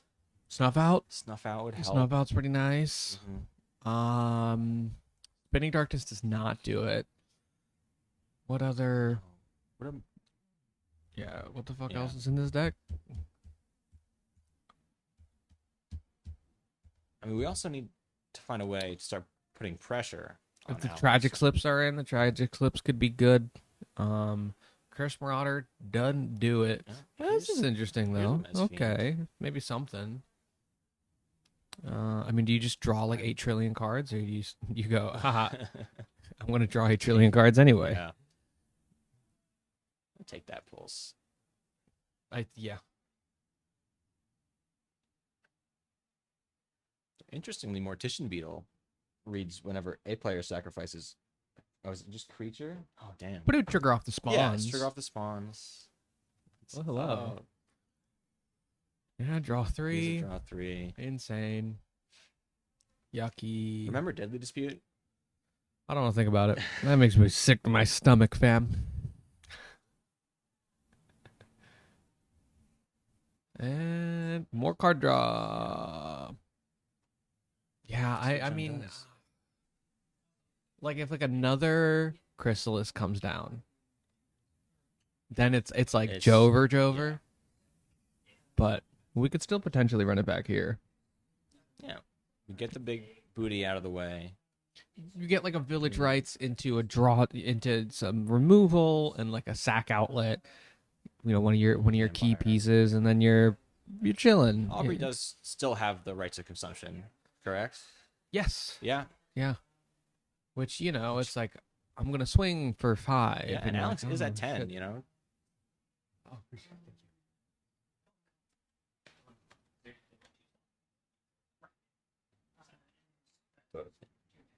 All right. I mean, you know, it does feel like Alex is very much in the driver's seat here, Absolutely. but I do appreciate just how much care he's taking in his game actions. I'd love that to get around the Very Shambling deliberate. Ghast. Death trigger there. Yeah, there we go. Okay. And then Spell Bomb, so we can turn off some supernatural stamina shenanigans. We don't have a sack outlet, Looks unfortunately. like we do have a supernatural stamina in hand. If I'm Yeah, not mistaken. we do. Yeah, Yeah. currently our hand is Swamp Rights Supernatural. Does Bloodthorn Vampire win the game here? Does Bloodthrone Vampire win the game? have 4 things to sacrifice, My God! So it's plus a 2 the- drop, and then you have 3 mana. There's a swamp. Holy fuck! It might. It might.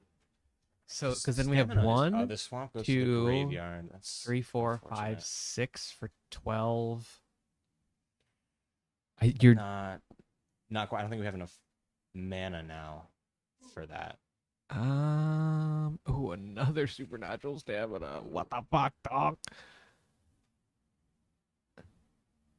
Notably, Nile Spellbomb, you can sacrifice it in exile without any mana. Right. Much in the same way, as in not at all in the same way, that you can pop Relic while it's tapped, Mm-hmm. which I Yeah, didn't know yeah, about you- until like oh, a few yeah, weeks ago. But it does cost mana. Yes, yeah, it's 1 mana, but you don't have to tap it. Right. It's kind of like the inverse. Yeah, but I think if the turn comes back to Aubrey and they draw the Bloodthorn Vampire, they can use the stamina on the vampire to get its power up so greater than 10. Yeah. I'm If thinking, they have to- yeah. They have to give the pulse back to Alex then. Well, but then if you have 2 staminas, you play one to try and bait out. Like maybe play it on like the Mez feed or something, and he goes no, but you still have your +2, and then you play the other one on the, oh my goodness, what's his name? Desolate, the Bugman. Infestation Sage. It's been a long day for me here in the commentary booth.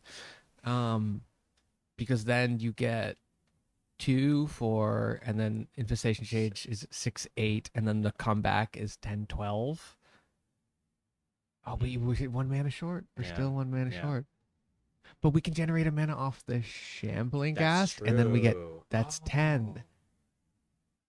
So there's a world. I think literally Bloodthorn Vampire off the top wins it. Granted, it does also hinge on a very specific reaction from Alex, but like one that's like extremely reasonable to make. Yeah. Okay. Spellbomb's going away. So here's the window. Here's the window. Yeah. Let's come on off the top, baby. Let's get a game 3, please. No. Well, holy fuck! Oh my god, it's happening, guys! It's fucking happening. Oh, them's his math hands, dog. Yeah. Please see the They line. just can't Please let see the line. pulse go back Please to see the Alex's line. hand. You just do. I think that's. I Oh, think because that's the fine. rights is a sorcery It's speed. a sorcery speed. Okay. I think you're still fine. Because supernatural stamina is +2 +0. Yeah. You can only cast one of them. So the line I was thinking was 2 mana for vampire. You're so close. I Oh, think God, I don't think the line forgot works anymore because Alex has enough mana to cast to both of cast the them. pulse. Yeah. Fuck. One turn too late. I forgot about my opponent taking game actions.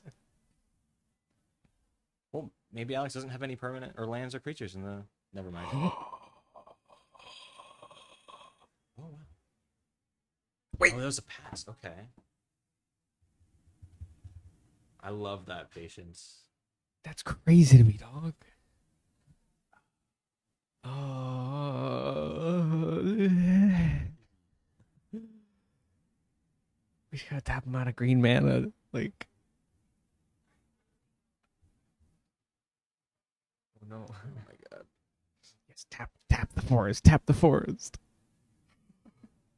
Oh my god. Those are- This I is mean, those are so tense. 3 Slagwood bridges there, right? Yeah. Oh. Okay, we have to Okay. protect Don't hate it. It's fine. protect the vampire.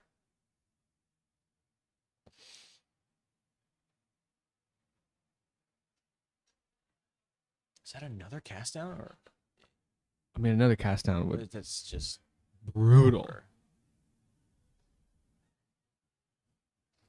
I mean, like, what, you play another Chrysalis and then you get a little fancy with the mana or something? Like, Ooh. like, it's weird that you're like, I hope you sure do cast a lot of spells there. Yeah. Like, oh god, this is like so tense. Oh, is this a win and in for these players? Are we, Yeah. Is this a A winning lot in for on the top line 8? for this. My goodness.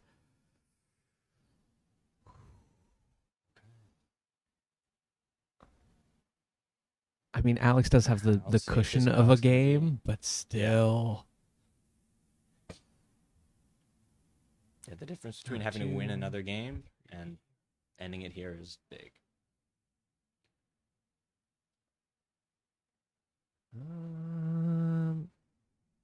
Trying to think. I mean, even if Alex like maps. Okay, 1 green mana down. There it is, Oh, yeah. Do you fire off the stamina again, or do you? I You know, I think you do. I think that. I guess the I don't know question you how else ask you're getting yourself. through, Yeah, I guess the. Oh, right? crazy. If you find another, you know, one drop that dies into a token, Well, I think you can still. knowing that the hand is still rights. Like if Alex plays this Ichor Wellspring, the green Okay. mana. Oh my god. So now Aubrey just needs So a creature. I think. there's so many outs for Aubrey here. Yeah. Unless there's are you kidding? Are you me? fucking me? That's the power of his That's jungle. insane. That's crazy. Now with rights, you can't. Was that a nested Chandler off the top? Like I would that? missed it. I missed it. Because if you, How many artifacts? How does is rights- Alex have? Rights of consumption. unfortunately, rights is as additional Okay, yeah. cost. So you do have to like pump everything Okay. first. 2, 3, 4, 5, 6. But I 7, guess 8, once this resolves, 9, 10. isn't Alex has 10 artifacts, I believe. Maybe even 11. I don't know what is. so we under have the KCS. that's a spawn. Okay. So we have Furby, 5 bridges. Bridge, Vault. a vault, an Ichor Wellspring. And a map.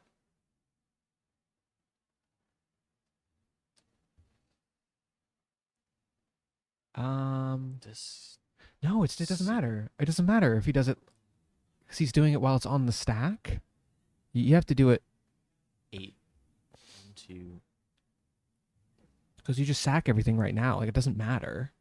Like you, Well, he's you just, get your vampire up to what? A 10, 10? 11. 11? So this would be off the infestation sage is +2, +4 Yeah. off of the shambling ghast. That gives us 6. The Mesfiend gives us 8. And then the Nestor Chandler resolves. That gives us 10, 12, and then a 13 off of the vampire. We're going to game 3, dog. Can No, we're well, going. can Alex kill the vampire with the Shambler stranded on So the I stack? guess it has to be like I'm gonna sacrifice this. I'm gonna sacrifice this. I'm gonna sacrifice this. I'm gonna sacrifice this.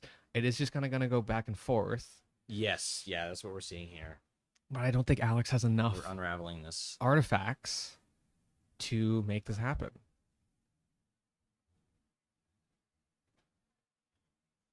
I think he does. I think Oh right, Yeah, 'cause we only have- because it still hasn't become we have 4. 2. We have 3 things to sacrifice now, and so we only Shit. need. Yeah. Oh fuck! Right. Oh shit! Ooh. Oh my god. That was insane. Karkland Shaman is a really. That's a fucked up Dumb card. We should ban that card, actually. Fuck Karkland Shaman. All my homies hate Karkland Shaman. Oh my goodness. Brutal. That's so crazy, dog. Oh my god, that was tense. Yeah. That was so tense. Holy fuck. But the ability for the Black Sack deck to just be able to threaten You're just on 14 your toes damage out of nowhere is the entire time. so cool. From like turn 3, Yeah. you have to be on your toes. You're. It's kind of like when you're playing against Burn and you're counting your life total in like increments of 3 or like 4 or 5 if they have a gutter snipe Yeah. out. It's very much that. It's like when you're playing up against Black Sack, it's like, well, what's half my life total? Because they're Right. gonna hit me and then they're gonna rights me. All right. Well, that was a crazy fucking round 5. Oh my god, some very tense magic. Let's cut back to the booth real quick. Yeah, so I think we have our top 8, right? So I mean, let's Okay, so we got the 4 players who. winning in who Drew. drew. Yeah. That's So gonna be Michael Evans on Monstertron, yeah. Michelangelo on Elves, Mhm. Colin on that Jeskai Gates deck, and Daniel on Jund. Yeah. I do believe Danis and did they draw? Uh, Okay. okay. And then So we have it seems like Ryan, yeah. Kreitz beat Davis. okay. So we got another elves list in top 8, and then Alex on Jund. Ryan Kreitz, yeah. Okay. So 2 elves in top 8. Mhm. It's sounding like. It sounds like the with a lot of petitioners list made it too. Petitioners, incredible. Love to see it.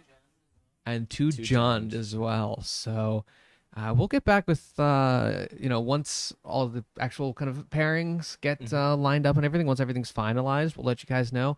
But we're gonna go on a short break for just a couple minutes. Again, play some fucking bangers for y'all. Stay tuned. If you're really bored, go check out the Canlander tournament, but do it in like a different tab, and like maybe like mute that one. And then keep this one unmuted so you're like listening to good music. And then once you start hearing us commentate again, you switch back.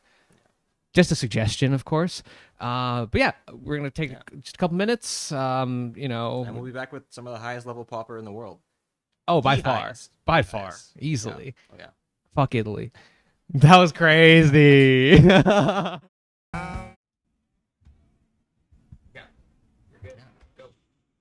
All right, welcome back everybody to the New York City Pauper League Season 4 Invitational. We've made it to the top 8. Top 8 players are... I don't have the seeds right in front of me, but here is the round 1 pairings. That's fair. We're going to go Alex on Jund versus Ryan Kreitz on Mono Green Elves. Colin with the Jeskai Gates deck versus Daniel on Jund. Mike Evans on that sick Monster Tron deck versus Sophia with her Petitioners. And Michelangelo on Elves versus Chris Danis on the traditional Azorius Coggates. Yeah. What A do you lot think about of these pairings? well, so the first thing I actually noticed was I knew we had the double Jund and we had the two Gates players. Obviously, the Gates are different matchups, but we also have 2 elves. So it's like a lot of duplicate decks A lot of here. doubles, yeah. So I know we were talking to Mike Evans on that Gruul deck. I'm really was excited to see it, but he's pretty confident he's going to be losing to Petitioners, which I think is probably reasonable. So it would be a shame if his run ended here. I am the Elves versus Coggates matchup. I'm not super familiar with that one. I don't know who's more favored. I'm sure Elves has an easier time game 1 before the red spells come in. For sure. Or is it? Well, We have Elves versus the Azorius Coggates. it's the Azorius Coggates. Which I honestly don't know. All right. I'm trying to look at the matchup chart to see if there's any Ooh, Dex in the historical. It looks like this is maybe it looks like it's Elves favored with 8 matches. Just slightly. but- yeah. Like a 5-3 or something like that. 2-5-1. Okay. One draw. So, but I mean that is Do these games significantly go long enough then? Elves. You never know. I mean, Hmm. many of these all have draws because someone new We picks got- up the yeah. deck or whatnot, and they are still learning the play patterns. I mean, maybe there could be a world where if they're off the Basilisk Gate for a couple turns, Right. you can grind things out, and especially if they're doing the wet elves with the blue, that maybe gives elves some more interaction in the mid game. Right. So yeah, I'm really curious to see how that shakes out. I imagine that Gates can stumble early. They're playing a lot of tap lands, so Elves Right. wants to get a really fast start. Yes, I mean, yeah, if you have that Timberwatch Quirion hit you for 10 kind of game plan, it probably seals the game pretty quick, which is why I'm not tremendously surprised it's Elves favored. The other thing here, I believe on stream, we're going to be watching Alex on Jund versus Ryan on Elves for our first match, which is, this is going to be effectively the top seed versus the bottom seed going into this. But what's most interesting is obviously last season, Alex Dury here was the winner, beating Ryan Kreitz on Elves. Alex was playing that Food Pestilence Slightly deck, different matchup, right? yeah. So it's going to be a different matchup. They've moved, or he's moved to Jund here. But it'll be interesting to see that rematch, that grudge match, hopefully. Yeah, and Alex could be the first repeat champion Yeah. of the league. Absolutely. I mean, that would be certainly incredible to see, but he'll have a couple of stranger matchups. I think Elves is put Alex and Ryan.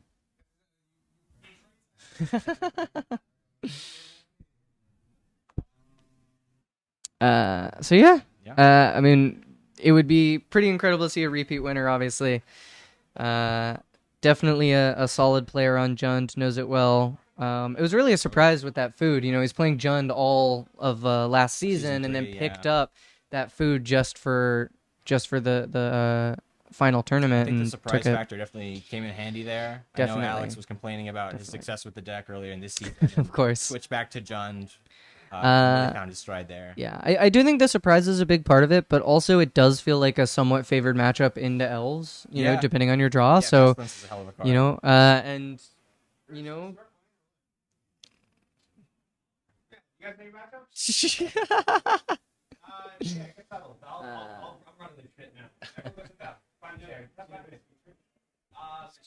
let's see.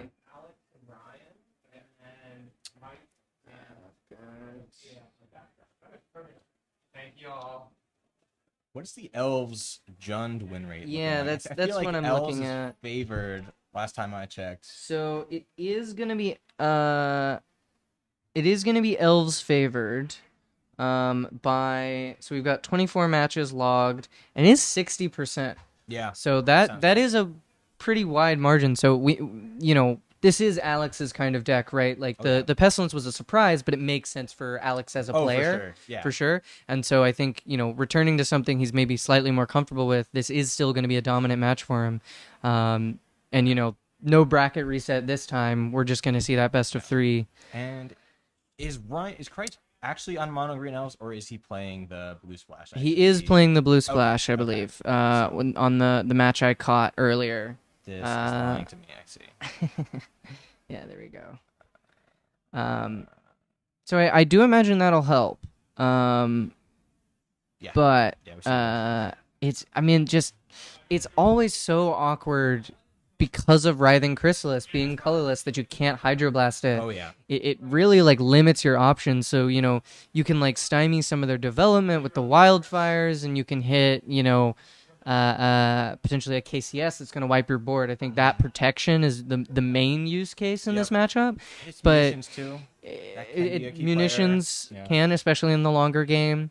But I mean, just you can only put in so many of those blue blasts, and they've got all their KCSs. They've got their breath weapon that we know is in the sideboard there. So just the density of those, and especially with the card flow that Jund has, that they're going to be able to draw into more of their answers in those sideboard games. For sure. It's a big risk, but. And Elves has that card flow too, but if they're hitting spells, they're going on the bottom of the deck. Or Exactly, the graveyard, and their card flow is only for those creatures, right? So they're just going to be milling over effectively, all those instants. So having that protection is going to come into play. It will be interesting to see when we do get to sideboarding what players are taking out in these matchups. This feels like probably another toxin analysis matchup where you can remove it. It's not nearly as much of a dead card in this matchup as I think it is in that mono black match we saw. Toxin But helps with the Hydra. For yes, sure. so That's Hydra a as big well, combo. which we should see. That was something that came up a lot in the last season. Do we know how many of those he's on?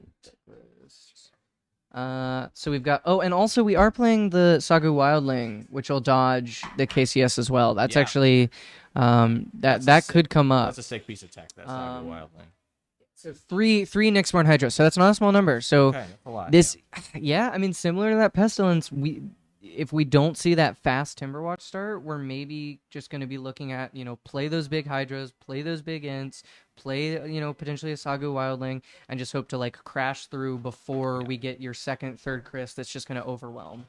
For sure. What do you think about the initiative in this matchup? Oh, that... I've been bit as an Elves player I think so. Playing the initiative, and it being stolen away by a refurbished familiar. Yeah, and then my refurb board I gets think is wiped and- definitely the worry there. I mean, Saga Wildling blocks a That refurb helps, pretty yeah, well. Yeah. But just like a well-timed cast down, get in, take it. You, especially with Writhing and Chrysalis, you have those tokens. You Yeah, chump block, you got lots of protector, and initiative. blockers. It definitely can win, but it's big risk. Yeah. And it looks Yeah. like we're going into We're that gonna now. get into it. Yeah, there the players go. So we're gonna see Alex on the play here, correct? As the top seed. I believe so, or that should be the case. I do like to see the season 3 or the season 4 playmats there. Yeah. Feel like Gorgeous art yeah. all around. I do wonder if you're playing that mat versus Alex, who effectively made it, come into being. If there's some mental game there. Well, you gotta pay respect Oh, to of the course, champion. of course, Yeah. to the champion. Yeah, that's what his mat. Ooh, Are we both going to 6 here? looks like we got a 1 lander and some garbage. Alex revealing. Not happy with that 7. Right.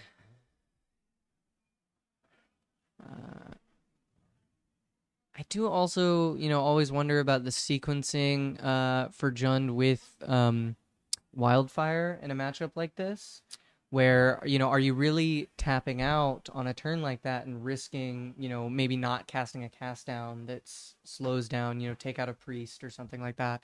Right. It really depends on, I think, the shape of your hand Yeah. at any given moment. Because you do need to outvalue with that mana the longer the game goes on.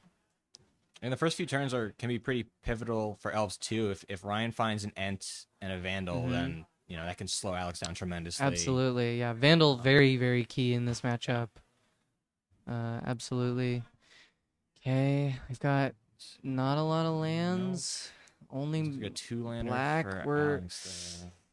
I mean, I think it's reasonable to keep, especially on 5, because you're gonna go you're Ichor on into 5, sack the yeah. Ichor. So that is a lot of cards that you're gonna be able to draw, but you're so tough. slow. Yeah. Right. You're off. You're basically all in on hoping that KCS comes down and Right. wipes the You board. need to find red mana. That's the because, priority. You're just so slow otherwise. So we've got early Got a land grant. Double land grant here. We've got. I think that's 3 Triple, land yeah, grant yeah. actually. Yeah, we're gonna go in Can immediately. only play 2 of them now. Yeah. 1 force to the hand and 1. Okay, and then sure, play the other Then one. Why Jespera not? Sentinel Into comes down, Jespera. yeah. So next turn we're gonna go right into Priest and then just lead the Stampede and hope we draw something big like Yeah. a Nyxborn or something that's just pushing damage. Classic elf start. Yeah, very classic. We get so we have Ichor here. We're probably gonna sack that as soon as we can on the following turn. Does Alex have a way in Yeah. hand to do that now, or I are we believe waiting so. I for- believe I saw. I think it was Reckoners, but it might have been one of the other ones. There is some of that red mana that we needed. That's huge. Yes. Oh, excuse me. I think that's refurb that I was refurb, seeing. okay. Not. We don't have a way to sack it just Nice. yet. So yeah, we're just gonna be getting a refurb out. This does tax that land grant, Yep. which not the biggest in the world, but not the smallest either. We did immediately draw forest, You're so protecting a little bit from the masked vandal, but at this Yeah. point in the game, it doesn't matter a whole lot. yeah. Here I think Do we just draw 5? Yeah. The Stampede. I think so. Okay, we're gonna Play Priest get and maximum do- value out yeah. of Priest. I think that's reasonable. Leaves us with 1 mana, And so we that can. Oh my God, was that is 5 cards, yeah. into immediate cast Quirion Ranger? So we're gonna dump our hand here. Is that double Quirion Vandal, triple Quirion Vandal, and Triple Priest Quirion again? Vandal Oh my Priest. God. So well, here's the thing: we're gonna dump our hand, but we don't have a win con. So there's Yeah. a good chance that Ryan just sits on this for fear of the KCS. Right? You don't want to play into it too Yeah, much. he can rebuild but with his hand very easily. I do imagine we're gonna at least play the Quirion. Maybe I guess there's just no reason to. We don't have Timberwatch or something that we're gonna be getting value out of, so we can just wait. Right. Instead, we're gonna trade. Now this is interesting.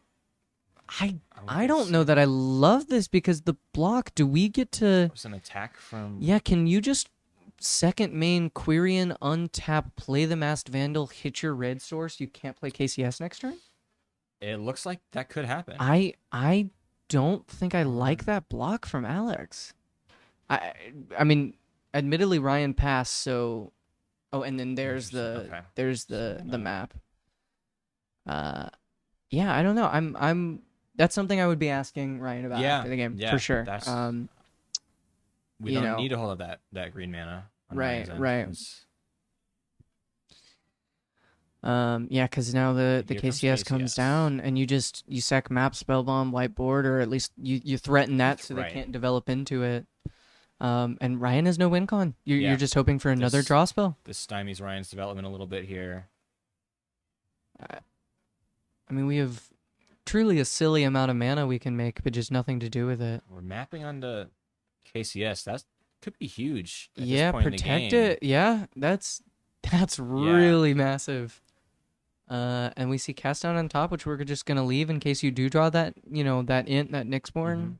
And now the most important. Oh no, we're creatures on putting it Ryan's together. side. We say we have control of the board. I'm not worried. Yeah, I think that's fair. And we're gonna immediately rip it. Yeah, okay. I makes sense. And keep that spell bomb for the Vandal. I like that. Yeah. Now the Quirions lose a lot of value. And yeah, see, this is what I'm saying. This is why I wanted to do it last turn. Now we're clearing a spell bomb, but do we care that much? Yeah, hitting that bridge would have been pretty massive. Yeah. So now Alex is stuck with only black mana. Yeah. But I mean, I feel like Alex just isn't worried about that. I think I see more draw spells in hand, or at the very least, a refurb that we can just pay retail for if we really need to. And if we want to get rid of the Quirion Ranger, we can. We are giving, yeah. I mean, admittedly, Ryan has time here, right? Yeah. We don't actually have a win con from Jund either. There's no pressure. Okay. Winding Way, that's a good draw. It's a good draw. The thing is, we don't have a priest down because we can't play it into the KCS, which is going to make it really hard to play these ints. These are powerful cards we've drawn that do represent threats, but we're just not going to be able to cast them. I mean, this is the one window Alex doesn't have an artifact. There's no artifact in play. That could be relevant. Ooh, So I hitting think the we might have a... spell bomb made Is a this lot a of sense. cast? No. There is. Okay.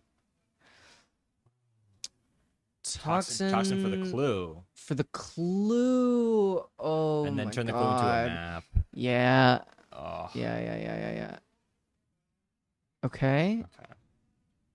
It gives us some Ryan getting a draw. little bit ahead of himself, picking up those L's, but Yeah. Alex hasn't. Alex just KCS, wants to draw those cards. Yep.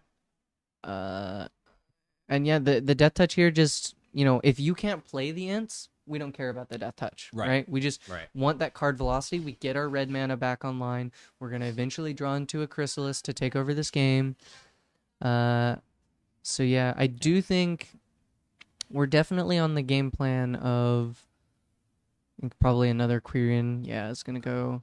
We're definitely on the game plan of we need to pop this now, right? We can't give you that mana. It just gives you a way back into the game. Notably, we're now seeing, three Priests of Titania in the Graveyard in Exile that we've already gone through. We're kind of That's almost all of them. starting to not have any more mana for the rest of this game effectively, and that's another, a less often seen win con. But if you don't have a threat already in play and you can't, get enough mana to play those ends, you just have no game. Yeah, we are 1 mana shy of an end technically, right? We could force cycle one of the ones in hand, draw into a forest, and then and then put Quirion. one down. But and that is an option. it's not a great. It's not great if we're burning all these resources to get one int out that we're gonna see a cast down. Yeah. Here's the forest cycle. Yeah. Is that a gingerbread cabin? Yes. Okay. Yes. Yeah, we got that We got the food food, last yeah. turn, which is nice. It's just a nice Nice to have. Foil food. Check in graveyard.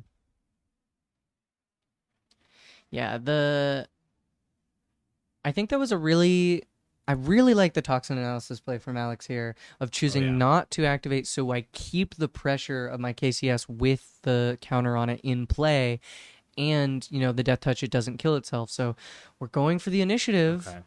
This does punish, potentially not wiping the board with the death touch, because we're not going to be able to take it back, and we use the mass vandals to exile our flyers. Yeah. This is, I think, probably the best chance Ryan has of coming back into this game. Yep. Transitioning into this kind of mid-range strategy, playing these high-value Right. 5-6 drops. Yeah. Trying Even to if put you, pressure. even if you can't get these ints down, just like having the initiative every turn, Throne of the Dead 3, you get an int broke, down. so, You don't have to pay yeah. for it. So that's pretty good there. We're gonna forge, make our blockers Okay. even better. Okay. Yeah, that really switched the tempo of this game. Absolutely. Cause now you're just going in. You're We gonna got a try to 5-4 trample. end this game with the trap. You had 2 artifacts we can sack. That's not meaningful here. Is Alex at 19 right now, or I'm 9? not exactly clear. I think we've gone to 9 after that attack, maybe. 19. Right. No, it's all good. Okay, you're good. Okay. Okay, Oh, the second toxin. That's exactly what you needed to get out of this. That's huge because you also clear the int and you force them to force cycle the first one. I mean, Ryan keeps the initiative here and you don't immediately have a way to take it back, but you've got a high enough life total that you might just be able to wait it out a couple of turns, and as long as you take it back before that Throne of the Dead 3, Yeah. it's not over. That was a perfect draw from Alex. Was that another KCS in hand as well? Yes, Okay. we have second KCS. So we've got a creature. yeah, if we're able to take it back, that KCS represents, you can't get it from me because I'm going to kill all your Right. weenies that are trying to steal it back. But you need that first take. Yeah, KCS plays offense and defense here. Absolutely.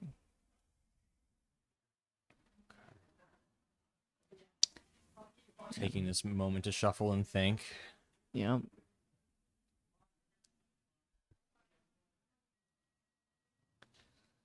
This is a good. I mean, Wildfire is very nice. Just get another draw, take this moment to build up some mana. I have to imagine Ryan will have a blocker here, but. Oh my god. So we go one deeper. One deeper. We're just going to turbo. We're going to draw a card. We've got blockers. Next turn, I think they haven't updated the initiative tracker there, but Ryan went to the draw card mode. Yeah. Yes. So next turn is the throne, so you have to take it this turn, and I just don't see it happening. And it's virtually impossible to miss the throne in the elf deck. Yeah. There's so many creatures. Wow. And here it is. Yeah. Oh. Exile Yard with Nihil. I mean, we've drawn like Here's a crisp, but Chrysalis comes down here. I mean, But it's that looks like only 2 cards in hand for Alex. That's not a position you want to be in.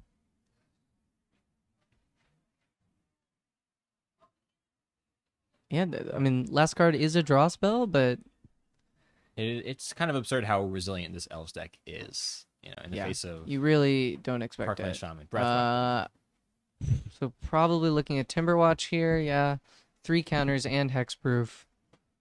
Until end of turn, I believe. Huge. Yes. So on Ryan's upkeep, Yeah. the Timberwatch becomes vulnerable again.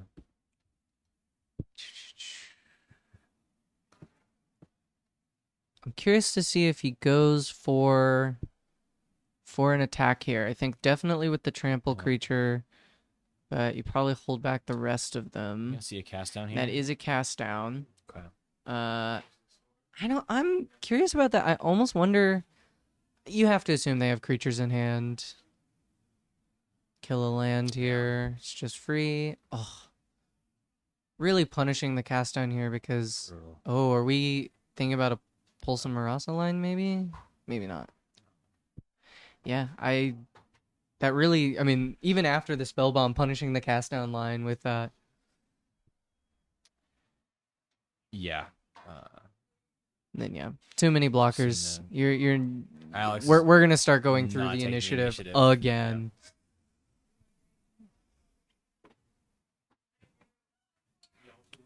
Yeah. Okay. Okay. Snuck in here to iPad kid watch TV while eating. That's Hell yeah. Hell yeah.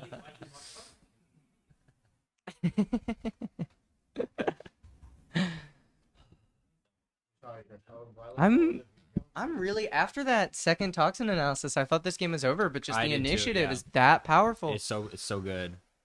and we're blowing up the board to trade down. I have to imagine you throw away the Masked Vandal here.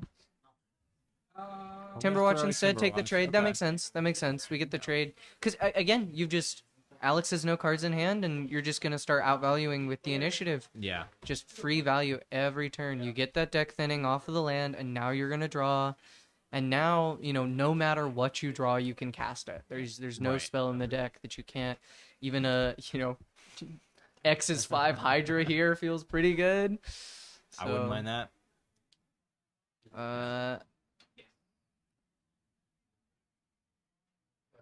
What a top deck. Turn one card into What a 5. top deck. That's okay. Into the Hydra. Only 3 Shore. cards. Only 3. That's Only 3. Play Llanowar and just initiative again. Can't do it this turn, but Yeah. my god. And Yeah, Alex and is Alex gonna picks pick it him up. That's you just that's how it fireball him goes. with Hydra next turn. That's Yeah. lethal. It's my god. See it, but I had the initiative tracker on the screen. Oh, did you Hell know? yeah. Okay. Hollywood, baby. Yeah, Wow. the Look at production you. value. All right, so we were going into that sideboard. We were talking about the blue switch up Mm-hmm. that we expect to see. Yeah. We saw how powerful the KCSs were, so being able to protect against that a little bit feels like the obvious go-to. Okay. I'm looking at some of these cuts. We're keeping the initiative in from Ryan. I'm Yes. seeing. Yes. We just saw how powerful that It's was. so If you can maintain board control, it's really only refurb that you're ever worried about. But yeah, and then cutting some Timberwatch elves, saying we don't need to go bigger. We just go wider than you. Makes sense to me. Mm-hmm. And yeah, I assume getting in as many of those blue blasts as we can. You think the Sky Shroud Cutter's coming in? I don't know. If you're not familiar with what that card is, it's a 4-mana 2/2 that you can cast for free if you give your opponent 5 life. It's not not coming. even an elf, is it? Is it like a poison dart frog thing? Like I think that's what it is. I assume there it's for if moral I support. if I win, I want it on the mat. I Yeah. think Okay. he's hoping for Beastorm representation on the mat. That's my guess. But yeah, I don't. Coward. Play Beastorm if you want Beastorm on the mat. Right? Yeah. I don't know. I think that's never gonna happen. All right, Alex's sideboard here. Like we talked about, those breath weapons coming in for immediately all sure. 3, no question there. I don't think weather does much. Yeah, Does Duress come in if you're on the play? An early Duress hitting like a lead the Stampede. A land grant. Yeah. yeah. It feels a little inconsistent to me, but the upside is so high that if you feel like you have cuts, I think that's reasonable. Maybe the spell bomb doesn't have a tremendous amount of value versus elves, so maybe you're looking to cut those, and so you can fit in some duresses. Right. I don't know if the Infiltrator's probably not doing a ton in this matchup. I don't know how you feel about it. I mean, it can come down early and be a nice blocker, but it's tough, you know.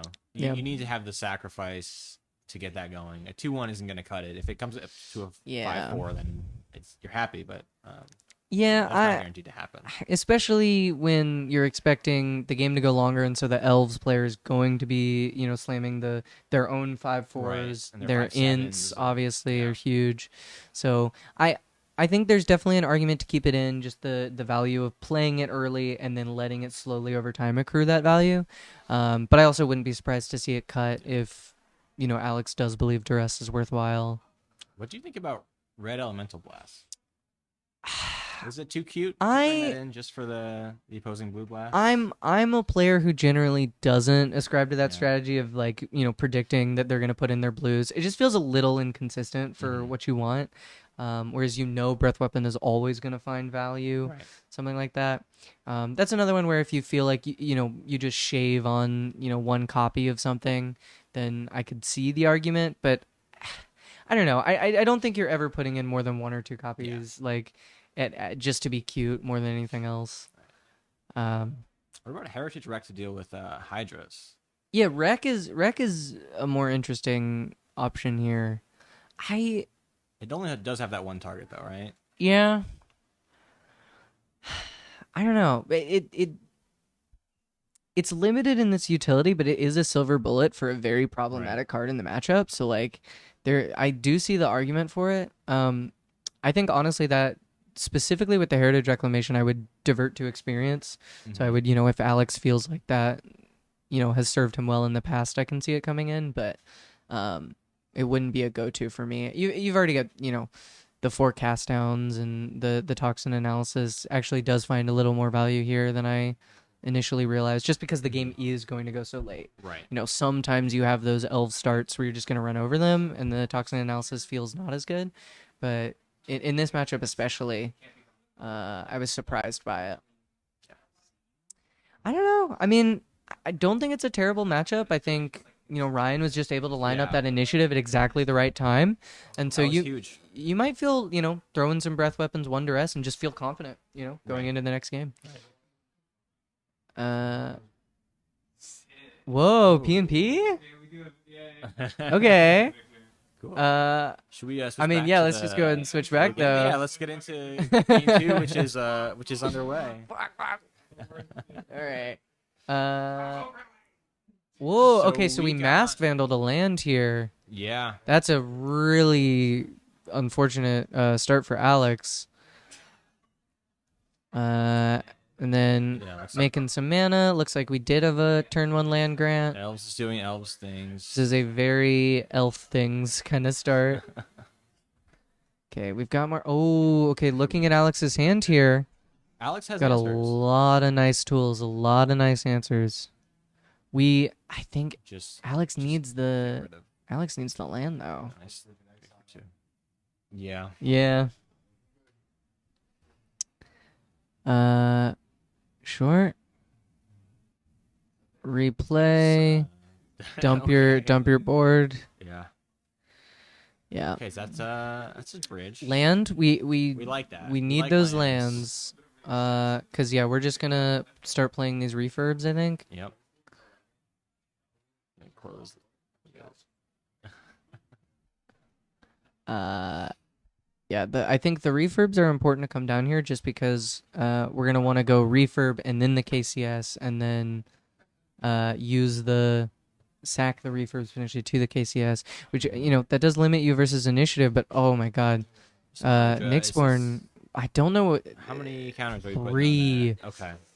I mean, honestly, that's huge. Yeah. That is not a small Hydra. 4/4.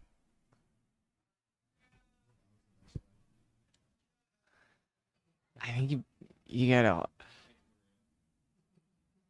Yeah. Okay. Continue to attack the hand. I think it's not the most pressure we've seen. I think my thought is we might just have to double block into the Hydra here, clear it, but that feels really bad. Is Oh. Alex at 13 already? Yeah. Yeah. Yeah. That's- That's a brutal start. Yeah, that Mass Vandal opener might have just He closed goes it that to we 8. missed. Oh my goodness. 10 to 5. So now this breath weapon does stone cold nothing. Nothing. I mean, kills some else that you don't care about Yeah. and doesn't even reset the hydras. That's trample damage, right? That's 8 Yeah. trample on board. I don't think you have anything. Try and find it. Do we have 1 black mana? Yeah, we Alex? can't. We that's can't tough. even go to cast down. Gonna untap something and block. And then Sure. ah, Get a draw. I honestly am. definitely desperate. I'm thinking I'm. Breath weapon doesn't even save either. yeah. You got that's- nothing? Oh man. Wow. What a Brutal, game. Brutal. So fast. I mean, so the only other line that I possibly see there is you do have the double red, so you could KCS and breath weapon, and then you have to blow up your whole board. Yeah. But you can wipe. Oh no, but can you deal to 4 Nyxborn. damage to the No, you can deal 4 damage, but then they just come back as Right. 3/3s and kill you. Yeah. They deal 6 and the game is over. There was nothing. That Mass That Vandal was just won the game on absolutely its brutal, own. yeah. That was brutal. Yeah. I don't know. Double Nyxborn really tough to beat. And it looks like the sideboarding was just those breath weapons. Yeah, I think that's reasonable. Yeah. That makes sense from Alex's perspective, but I mean, I suppose that's the argument for the heritage, but like I just don't. You're not expecting and both there of it is, those so early. Oh yeah, and there it Yeah, is. 1 There it heritage, 3 is. breath weapon for the spellbound You just and the pulse. sometimes you don't draw them. Yeah. My God. That was one of the fastest games we've seen That tonight. was- I think. yeah. Certainly on coverage. I with wonder the if we'll get our backup match backup in in, here. If that's the Sophia game, Mm-hmm. That's I would really love to see what That's gonna Mike's be a been up while. to. But yeah. Where'd you guys go? Oh, the Huda?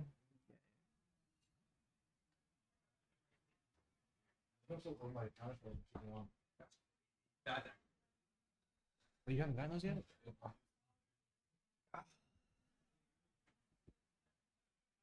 Yeah, took out all the Timber Watches. Oh, some of the Winding Ways Oh, you too. got your fairies? No, Oh, what? not the map. Okay, okay.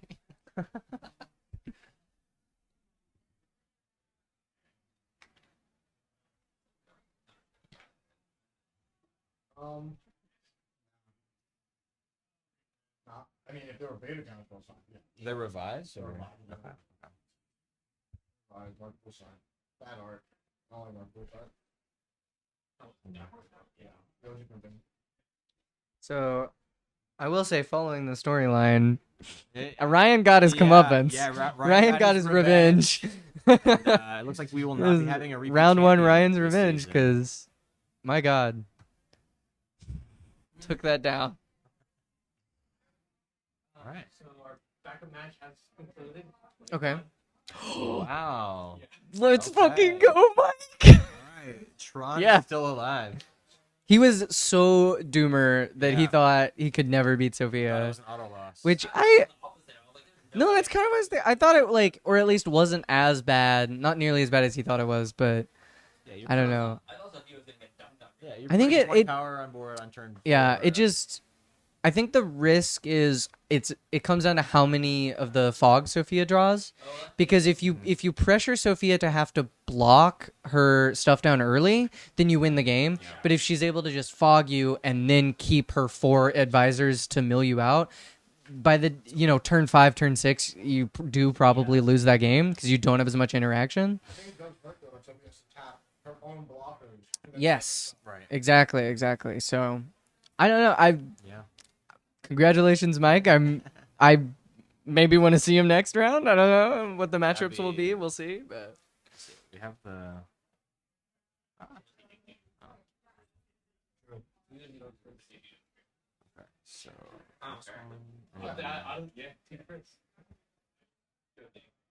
You guys want to just take one little break? Should we take a couple minutes? Sure. We can get some motherfucker in here to talk. Yeah. absolutely. All right. Yeah, we'll take a break and we'll be back with some more magic shortly. See you soon. Someone go yell at Maria.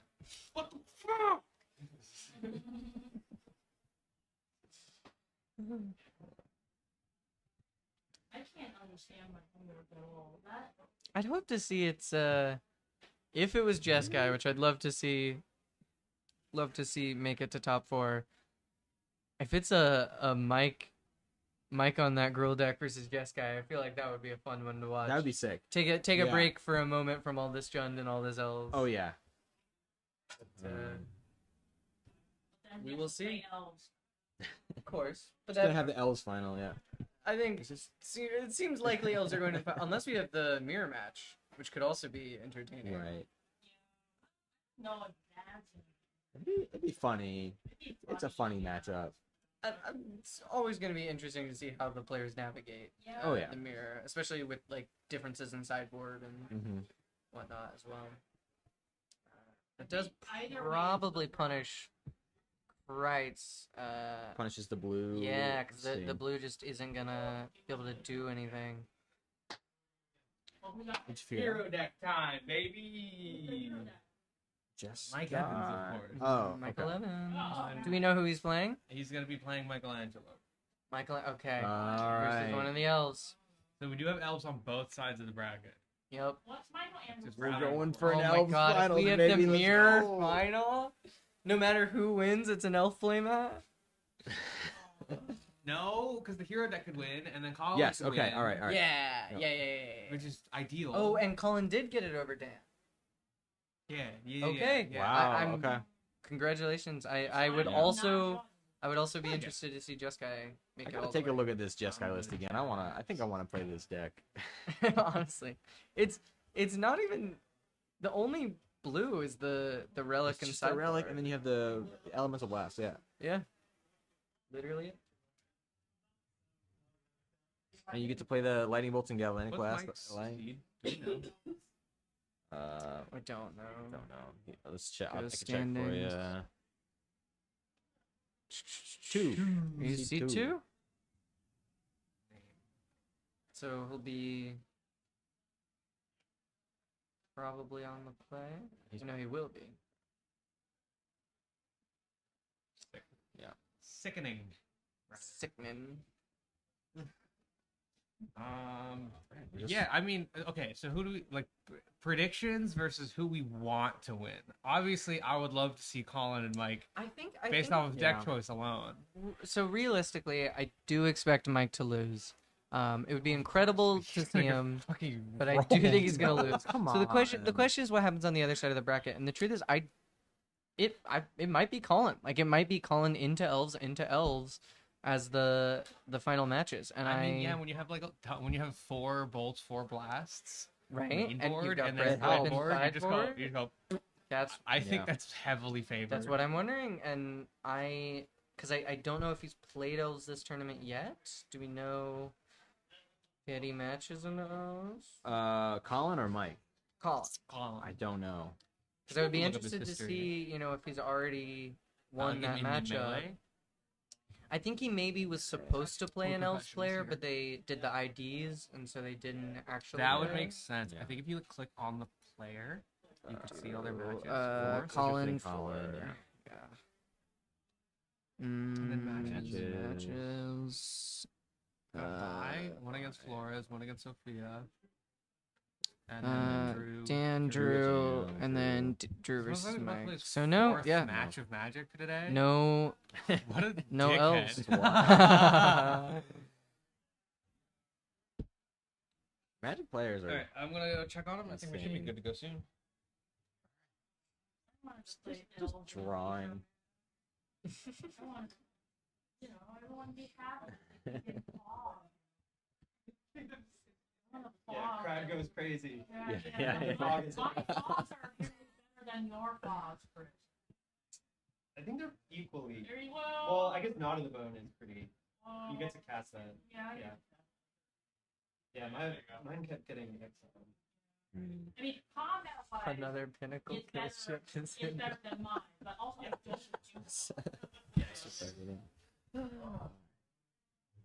I know. There's always the chance of high roll from Mike here. Oh, for sure. That's the one he goes saving grace. cascade into breath weapon. Yeah, Mike's got 3 in the main, one, an additional 1 on the side. Anything can happen here.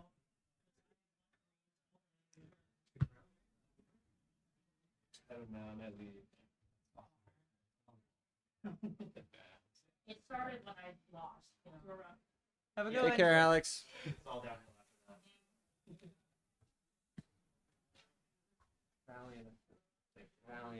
This is a difficult day in the arena. Arena takes no prisoners. It's brutal out there. Okay. Well, now like you're pre-modern now. Ponzos now. I've got a much It's- cooler. Ponza is what I have currently, but it's going to go in a much cooler direction. Don't worry. Okay. Cynic Ponza. Teamer. Teamer Ponza. Oh, It's not really Ponza. It's just, I'm just Teamer like spread. Cascade maxing. Just Okay. grab- Okay. He's Cascade cascade maxing. maxing. Revealing all this. He's reveal pilled.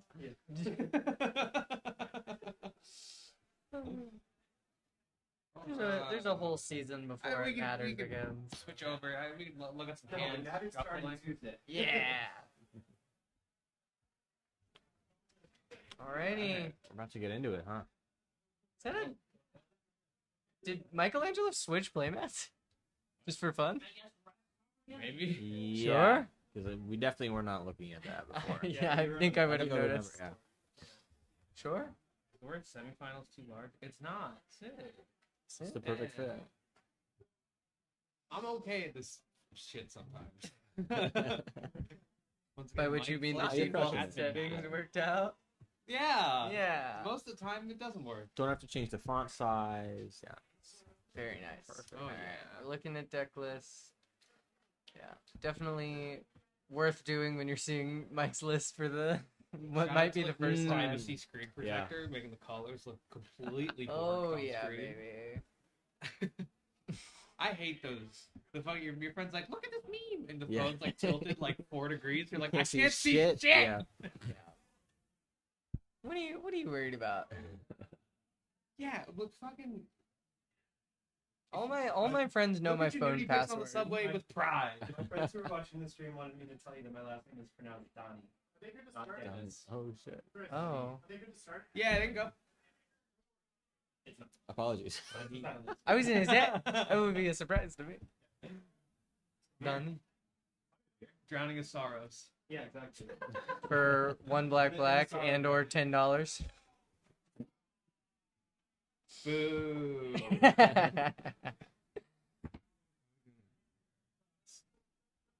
Plug this laptop in. Oh. No, No. this is Mike Evans. Mm-hmm. There's the. It's over just here. it's the only USB-C. Yeah. Okay.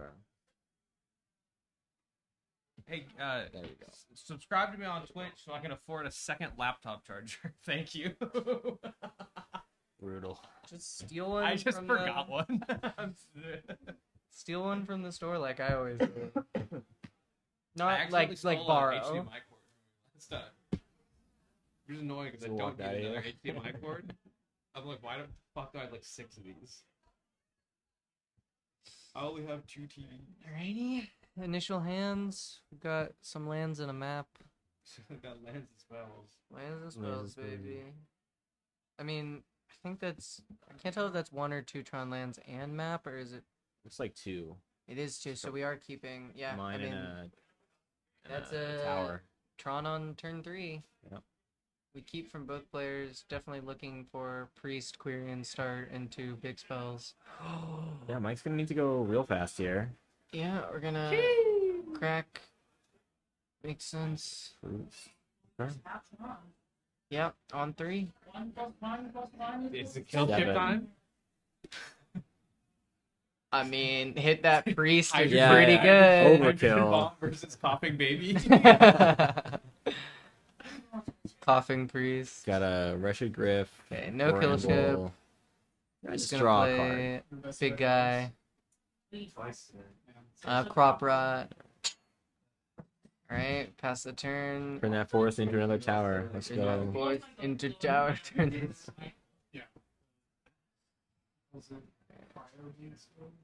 I mean, force into tower or just slam in, also reasonable. Depends on what we plan on casting next turn. So Mike Winslow has 4 mana here. Question: what the fuck is this card? Yeah, can we actually pull up Mike's list so we can? Yeah, Because I just don't know what the it's- stats are. It's a 3/4 It's a 3/4 flyer. flyer for like, Ooh. what, for 5 Yeah. for 6. For 7 actually. Yeah.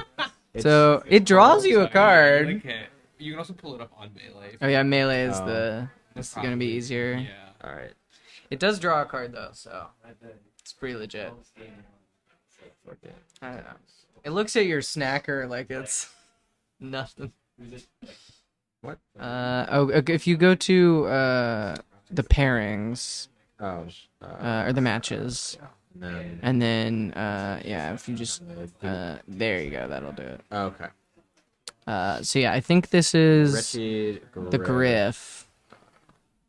And yeah, so 3/4. Oh, it's got to merge. Yeah. Okay, but obviously it's not going to be relevant. No. Just I guess the only way Mike can make blue mana is with the filter lands. Yeah, or I think he's on some of the artifacts. Yeah. A The chromatic star. The star. Yeah. Yeah. And then All Chrysoprasus. right. I mean, What's going on? Well, like, why are you emerging? we're just playing stuff, but Yeah. we're staring down Timberwatch. I mean, honestly, Timberwatch is significantly bigger than this Griff, so just passing the turn. I mean, maybe this is where we. I don't know. I hate the little tap the table, man. Just fucking kill me. Thanks for commentary.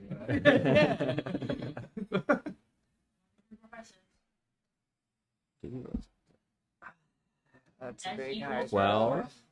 God. Yeah. Was that? Yeah, I think the priest was tapped twice. Yeah. Probably. 1, 2, 3, 4, We're gonna 5. Find Yeah. out. Yep, it sure was. 64. X is It's 10 huge. plus. Oh my god, with the trample. Dude. Trample's kinda I mean, good. it's 11 plus 5, 16. It's not lethal. My god. The how much damage does the pinnacle kill ship do? Is it 10 7. or 7? Oh, okay. Oh, it is 10. It's 10. Yeah. It still doesn't. It doesn't kill the 11. It sure doesn't. In reach. That's just my experience when I started out with Pauper. Cascader? That's Okay, decent. want- yeah. Put more shit on the board. Yeah. I mean, this is where you want that Cascade Breath Weapon, and then you're like planning to double block. Candy Trail is not Breath Weapon. Scry 2. There's the. That's there's kill the ship. spaceship. Fellowship is a little late. Yeah. That's like That's Yeah. Boo this man.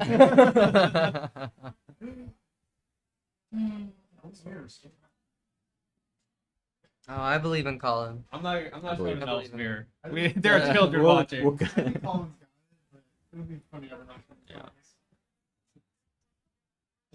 Not on my stream. Tyrol Simulator final.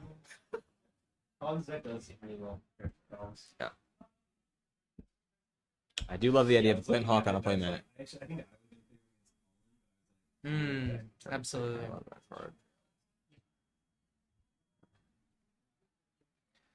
Pull up some sideboards here. Oh, it's a really good idea.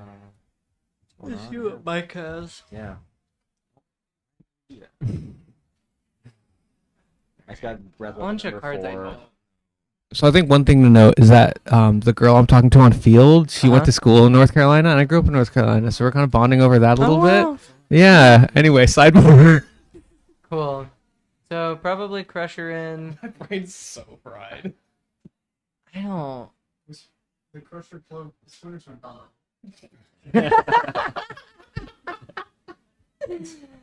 I mean, probably. Yeah, I could see Clip come in. Yeah. Breath Weapon does, obviously. Do we bring in Moments Piece? It feels like a desperation Why? play. That feels so desperate. Yeah. I mean, I can see the world where you're like, you tap out to attack me, and so I get to surprise I kill can- you. yeah. But like, I just don't. That's I like don't, a I don't playing think that's to a not winning lose, not line. playing to Yeah, win, exactly, exactly. I mean, Griff feels just so small in this Griff is- matchup. yeah. Honestly, I love that card. I think Like the That's only maybe card an that easier refers to cut. The stack. Yeah, on Torch the is card, fine, probably. right? it's not one of the only ones, but it It's does. one of the few. It's one of the few. The stack works. Yeah, exactly. It's so cool. It would work super unintuitively if it didn't say stack, which is unfortunate. What do you think comes out? I was thinking So Griff is just the worst creature in Yeah. this matchup. Okay. I don't know. Maybe your worms? I don't know. They're good blockers. Do you but, ever like, cut any of like the Urza package? No, you can't. I mean, maybe the bog. It's not doing anything. And just like you need to be high rolling anyways, so like you don't want the tap land. I think honestly that's probably a good call. Probably do bring the torch. You can use it like a Yeah, kill something. Yeah. I think that's probably likely. I'm also looking at maybe this is a situation where you do need the heritage reclamation. Like I don't know if there's space for it, but Because you need to we were deal with talking about it Hydra. before, but like that Hydra Mm. just clearly like instantly won the game. What if they have two Hydras? And then you could play Reverent Silence.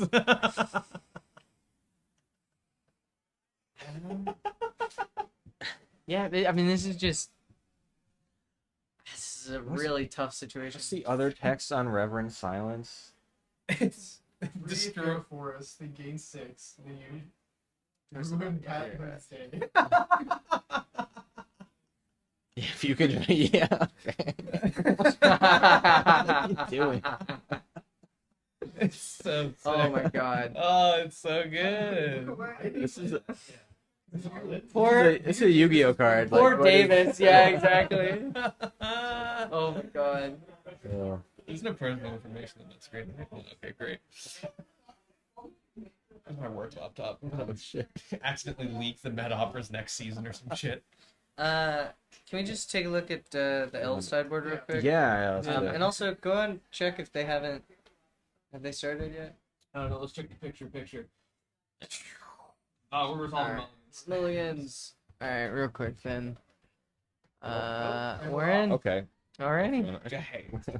Vibes based. You were. We're seeing Good catch. Vincent was like, "How do you know when to like switch back?" I'm like, "Vibes." when it feels You can right. also resubmit. Like, it's not crazy. Just... Yeah. I think that's likely, especially in game 2. I didn't exactly see what we kept on top. We have Breath Weapon in hand. Do we keep the map? No, I think we put map on the Oh, is bottom. that a moment's peace? Yeah. I'm asking for Oracle text on the Japanese Landware Elves. Is it simplified Chinese? Korean. Oh, okay. Sure. Get some value. Well, Yeah, sure. green, we don't have Main deck? Huh? we don't have red though. Stirrings, crop We'll rock. find it. Map is probably better here. Oh. Is but we another just is the talked about tower the as name. well. You just take tower, I think. Yeah. What do we have to slam off this next turn? Worm. Worm? We have worm. Oh. Sure. Get in. Punch you for 2. Ouch. Oh, wow. 1, 2, 3, 4, 5. That's yeah. Ooh, Not a lot of action there. That's what you like to see. Ooh. Slam the cascade into worm. It's just cool. Okay. Thumbs up. Ooh, what a thumbs up. Okay, and then we gain the life, of course. Yeah. And then we go. All right, got our land. Oh yeah. We can. I think we just int here, right? This is it. This is the turn that we needed. Oh, okay. We're gonna No, we're cycle cycling it. it Hero deck instead. time, baby. What's the type line on that cascade? This is why you have to get foreign language cards.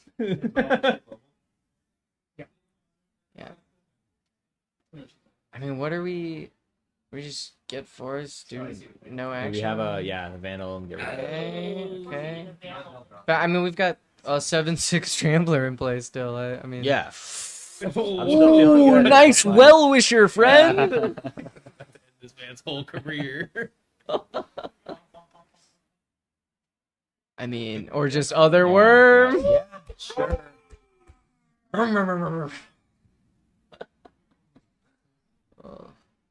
I think we're probably just hoping for filter into that red mana. Which honestly, I'm kind of surprised with how few ways you have to get that red mana in this deck. It's not a lot. It's 6 ways. Oh. That's not a Only- huge what else binding land. Yeah. I mean, you don't love to see it. You can cast it You can't here, do but that. do you? They've got trample. Yeah, you have to tap 2 of your creature. Mike's It definitely decides got, it's the best play. definitely got enough trample to get over. Yeah, but And the kill ship, kill ship, like, kill yeah. ship swing is gonna take that back immediately. Now, Can we- admittedly, you probably get to take it right back with weenies, so you're gonna be trading it back and forth. Unless, but unless there's like an untapped land and Mike can. do you not kill just ship, kill hold We up. also, them? we also have a breath weapon in hand. Yeah. So we just need a way Oh, to that's filter true. it No in. way. Moments to cast it piece. yet. Yeah, Oh shit! Oh wait. we could just. Stirrings. I wonder if you just Stirrings is commit cool. stirrings to try to find Oh, some red The mana. Undercity. Let's go. Look at this shit, and then That's sick. ooh, Yeah, I think we just commit this and hope we find red mana. Yeah. I'm the best to ever do it. More breath weapons. I don't. Did we? We got We a did say star. star. That's Chrome got Star Runner, baby. That's game. So That's we- game. A Star is Born. So one tower pays for breath, whiteboard, and then you have 1, 2, 3, 4, 5, 6. You don't have enough For to a kill ship little and bit, breath yeah. weapon. Yeah, cycle. Oh. Okay, we're just find forest. So we could go for the moments piece route if we breath weapon the moments piece. And then you don't have to worry about the 5/4 instead of Right. instead of kill ship. You just protect with moments piece, and I think if we get that online, it's over. Looks like that might be what happens. Maybe try and get Combat Michael first. They've as got well the to trample, block. so they're gonna choose to gain the life and then Yep. take it. Do you wait for them to Wish I play should've known into it? Probably. There's just not a lot of. There's no interaction that's gonna grow them, so you can just wait to Yeah, you're not worried about play the breath weapon. Mhm. They do get Timberwatch. one more Well Wisher activation, which you may want to prevent, but yeah, and then if they only go to combat with that, you just moments piece. This is And that's- crazy. Oh, we're gonna breath see weapon on okay. first. Okay, that's interesting. I'm Yeah. curious why you would let them get the extra Well Wisher activation if you're just gonna cast it now anyways. Dog, your creature's doing 8 damage. Sure, but like it's just Oh, there's I no- don't see the reason why you fair. do that.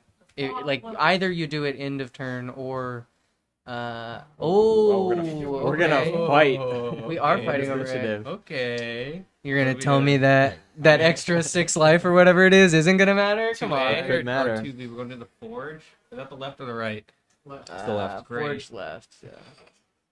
I mean, Forge. You guys can't. It looks sick on. It does look sick. Yes. Look, I got the It's on-screen cool. initiative. Yeah, good job, Chris. Everybody subscribe. Everybody Thank subscribe to you. Chris for putting the initiative on Thank his you. screen. Yeah. kill ship. Boom. That's so much value. Oh, and he we're just gonna leaked it We're gonna out. say okay, next game. Yeah. Oh, hero deck. I mean, hero deck, it's not hero deck. lethal on board, but come on, Mike. Let's see. Let's go. The Jess We're guy so versus close. Mike in the finals. Come on. Oh, Star my name. a girl can dream. Fuck. Incredible. I need to see that natural Tron in hand. Come on, show it to me. Natural Tron, the Cascader. My Pauper, it's more likely to do I need like turn 1, Chrome Star, turn 2, fucking, I don't know. Yeah. Turn 2 land pass because you're a Chad. Turn 3 breath weapon. Oh, you're just gonna try to stop it. Yeah, I actually. I'm manifesting. It's I'm so manifesting. possible. It's so possible. It's so possible. Basically, all the So we're gonna see 20 copies of this deck on Tuesday for sure. It's gonna take over the Mikko Yeah. leagues. Fuck you, Luffy. maybe from drafting. See what Mike should have done is play one. What's the fucking coal hauler swine? That's like it has like It the gives haste or something? no, it's like Drop it does 4. No. I think it's like 2 red. Whenever it's dealt damage, each player takes that much damage. So you play one of those, just you kill ship it, you tome each other for 10.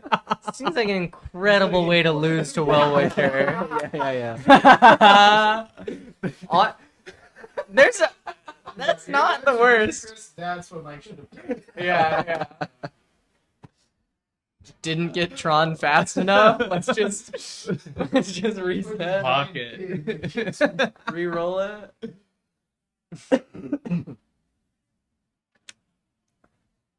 That's good. I'm pretty sure You can target yourself with, or target your own creatures with kill. Yeah, of course. Yeah. Why not? Why not? Who won season 1? Cassidy did Cass. on Cass. Flickertron. Who won season 2? Season 2 was Ryan Ryan Davis. Davis on Burn. Burn. On play all Pinger Mhm. Burn. all 7 rounds. Right, Yes. yeah. That was And then Pest. That was double. You know? 8 people double. I don't know. season 2, I believe so. Yeah. That was miserable. And then It was Alex. so bad. And then Alex on season Yeah, I 3. was there for that one. Mike Evans, baby. And then Mike Evans, baby. Yeah. Oh. Then you have the admin mat, the champion mat, and Oh, the and the mat. regular. Tron. Mhm. Oh, it's so Oh my poetic. God, that's so it's good. so poetic. You guys have to not say this much or we'll jinx them. No, It's I not just jinxing, believe it's in it. manifesting. Yes. Exactly, 2026, It's the year of exactly. manifesting. Or We believe. red. I It's manifested. an unjinxable. falling Okay, wait. in love. We're looking at this hand. 2 Tron Look where mats, I am. And map. I think we. Oh, maybe it was only one Tron land. I'm not sure. Or maybe it was just no payoff. It's fine. Fuckable It's 5. a little bit aggressive. A little bit aggressive. He gets another card. Scary. We're looking at. I saw- Not sure I what saw Finhorn, Michelangelo Brienne, has. Hydra, the Hydra. There's 2 Did see lead versus lead. Hydra. Definitely at least Ooh, one is that- lead. That even worse? Yeah. Fuckable 5s. Oh, not like No, that. we're We winning. win at 5. Hell yeah, we can. I lost it at 4. I mean. Land. It's double Hydra. Cascade. Quirion, Show it to Landlord, me. Elves, Finhorn, Elves, and the spell. It's 3. don't lands, 3 white Seems a borders. little. Don't. But I One's think a one of forest. them is a duplicate. Oh, yeah, Yeah, two this is mines. nothing. But you have to keep it. Can't You do do it. you do have breath weapon, but I don't know if you have a way to cast it. Land Candy Trail. Let's go, baby. That's rough. Or Agent All right, Thrones I as believe. well. I believe. The We lack got this. of- We got this. The One lack Orioles of ain't shit. the prismatic is. Okay. Tron I just Land get Candy quick. Trail. Tron, Come on. Okay. Come on. Sure. Make some fucking mana. Who 2. cares? 3. Dork? He is I whiff. That's not That's a whip. a good one. That's a spicy. That's it's not bad. Timberwatch. Yeah, Timberwatch Timberwatch Priest. Priest Arbor. Let's go. Listen, that was a very tempo negative. No shot. It is a tempo negative Oh, turn. we did know. I mean, we probably just like Priest Timberwatch. Yeah. I mean, no, no, Ancient no. Stirrings, We're that's the right call. That's the good. right We're call. fine. So sure, we have Star. We have Starter Breath Weapon. I see it. Starter Breath Weapon. That's huge. We can't do it, Play this song. I'm gonna crash out. dude. If they Timberwatch next That's turn, true. It's over. and you get to kill that before it's online. See, let's see. We got 1, 2, 3, 4 mana here.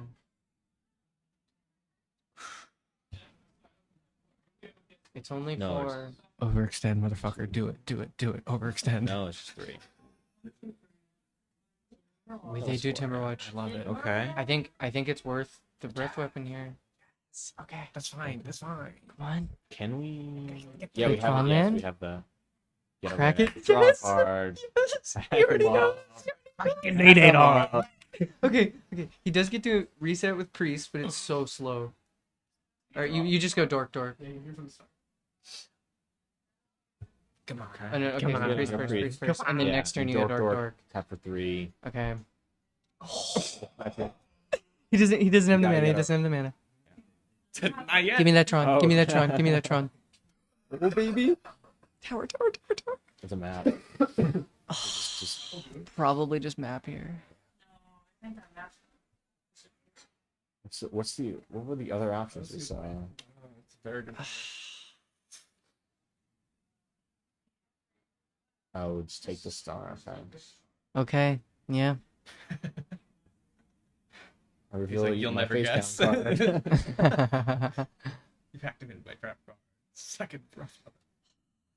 We don't have the tower though. The tower is so bad. See if we could You have Ent and fire Star those here. off.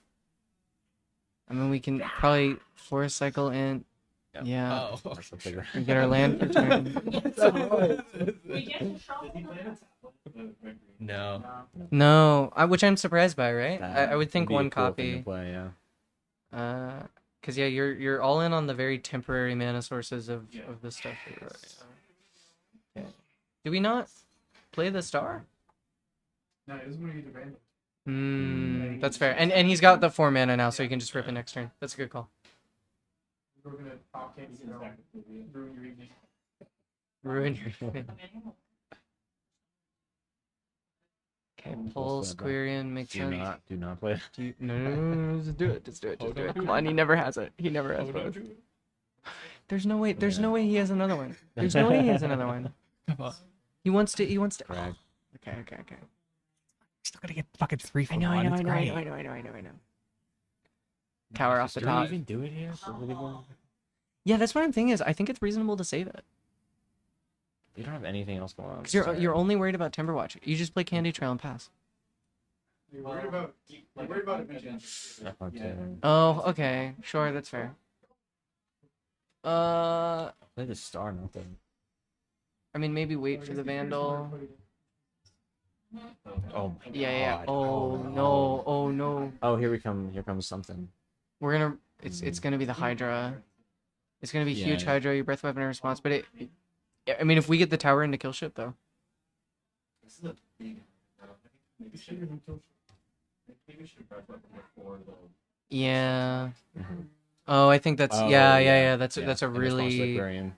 yeah. If you see the second one coming down, that's the right call. So you clear it up. Crop rotation. It's so big, right? It's like 8 or something, or more. Straight up.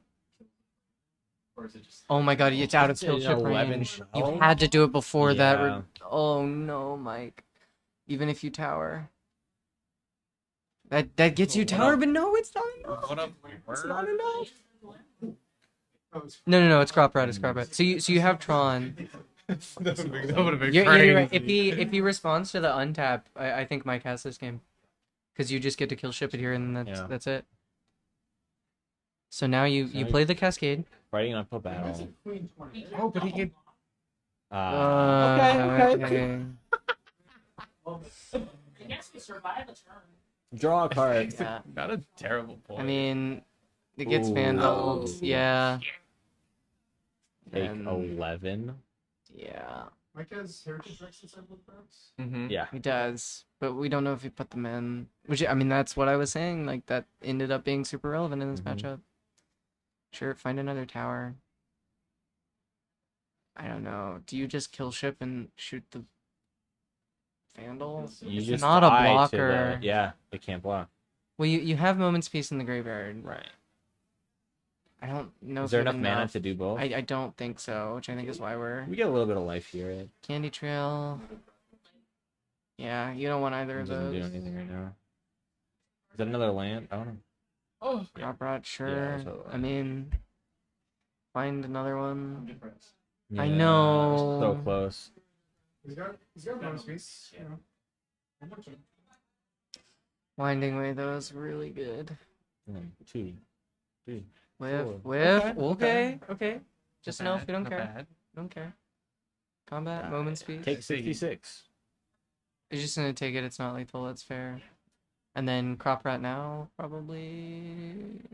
I guess we want to save the green just in case. Jesus Christ. Can you get to a point where you get to? That's what I was wondering. If you like Crop Rot and actually turn one of the the others into a tower, because you have the duplicate of the power plant in hand. Yeah. So I don't know if like +1 is enough to get you there. You're at 6. You'd be 9, 10, 11, 12, 13, 14. So you have enough to do both, but you would have to draw it exactly off the top, and I just don't think that's happening. Grotto. You get to look one more card. Scry 1. Filters. Not dead this turn. Come on. But I guess why that? Kept on top. Kept on top. I don't know. When you can, next turn you can play a lot of strong lane, proper out force into tower, and then you have 14. Okay. But you die to the 1/1s. He has a There's no no, response. I don't know. I thought he did. It's possible that's what he kept on top. But even if he does, he dies to the 1/1s. Eventually. Chunky. I mean, technically, another play is like, it's like block with Colossus and then Breath Weapon. Yeah. Trample. It's an 8. I mean, it's 8. 7/7. Oh, it's 7. 7? Yeah, it's an 8-mana 7/7. Yeah, Go it's figure. not. Yeah. Kill this guy. That's fucked up, dog. Boom. Please. Okay, cool shit. Oh. Wow. Yeah. If you spin into kill ship, does he live? 1, 2, 3, 4, 5, 6. He doesn't have enough to play it unless he had crop rotted for the tower. And in which case he would have exactly enough to play the second kill ship, and then he would have blocker and he'd live on 1. Oh, wait. Has Mike made a land drop this turn? I Can think he he played that still- power plant. Okay. I think he played that power plant this game. But I honestly think that Elves players leave off a lot of wins because they go through those things so fast. Not that no one did anything. Oh, wrong, yeah, but yeah. It's like the whole like okay like add 6 mana, untap. Yeah, add yeah. 6 mana. Like it goes so fast that it's like, Yeah. No, I get that. You don't oh, see this the is my way to line, play Breath and you're Weapon. also thinking like, oh, mana ability. Yeah. Yeah. I mean, props to Michelangelo for playing through multiple main deck breath weapons. Yeah. Oh, Yeah, no. yeah, Yeah. fucked No. up. I'm absolutely.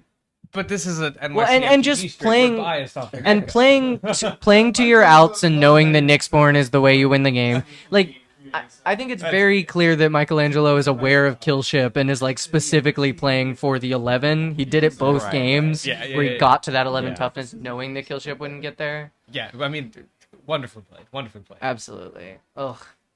You know, the significant- Do we know where the backup game is at? I'll go check. Because are we going to see that Elves mirror final? If So only like I, if if you're only a I, touring artist, if only I was there. and you're playing, normally you get like with 30% income with Peloton.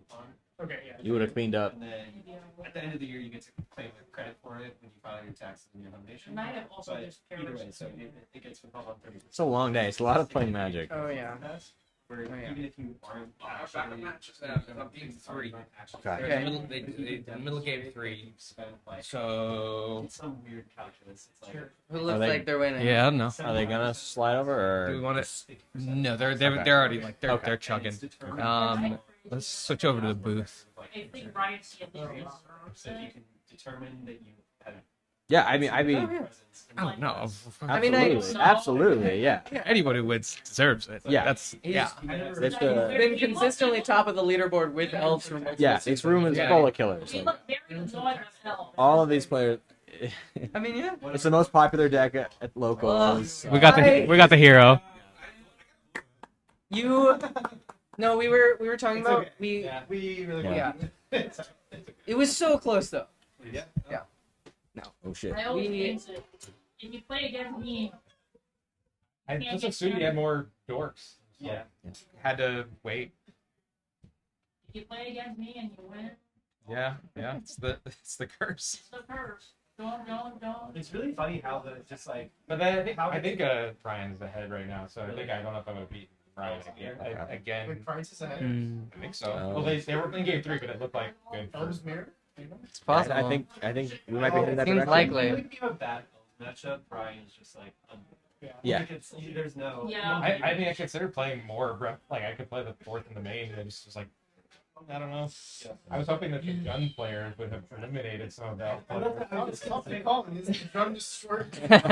It's just so interesting how thinking about seeding in the top 8 bracket, like how it all could have like gone. Yeah, yeah. Like, that's what I was checking if you guys were who I was gonna play because I think I had a much better matchup against Colin and hope that Ryan or Michelangelo eliminates one of the other ones. I was like, I need elves to beat you in the quarters, and then I need Jun to beat elves in the semis. Right. I need to play Jun. Yeah. But then it's like if all that's happening, who am I? Right. I feel like, yeah. If you just like look at the 8 decks, like without knowing seeding, like everybody has a path. Yeah. Yes, absolutely. Well played. Or top 8. Yeah. I just wanted to play Magic.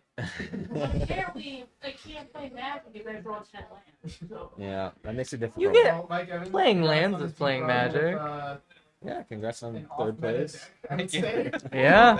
Yeah, can you walk us through your deck a little bit? Like, Yeah. what made you decide to bring this tonight? Yeah, I played online and played against. I was playing Grixis, and 7 power creatures are like impossible to kill, Mm-hmm. and that was the like main thinking is that most people can't really kill a big guy, and yeah, that's it. Just play big guys, and Big that's good guys. enough. And Smash face. elves and like petitioner like decks where you like need to kill them quickly are pretty problematic, but Mhm. it's pretty good at everything else. So. The Cascader especially seems And the important. Sideboard, oh yeah, and the sideboard is just like a loose collection of cards I thought would be good. The sideboard is very cool. Yeah, Yeah. Like my thinking on Repinso was I thought Giovanni would be on Gates, Chris, and Colin. So just being able to, when I played online, the only time I felt like it was problematic was when they had multiple Basilisk Gates going. Like you can usually double or triple or quad block like a gigantic single creature.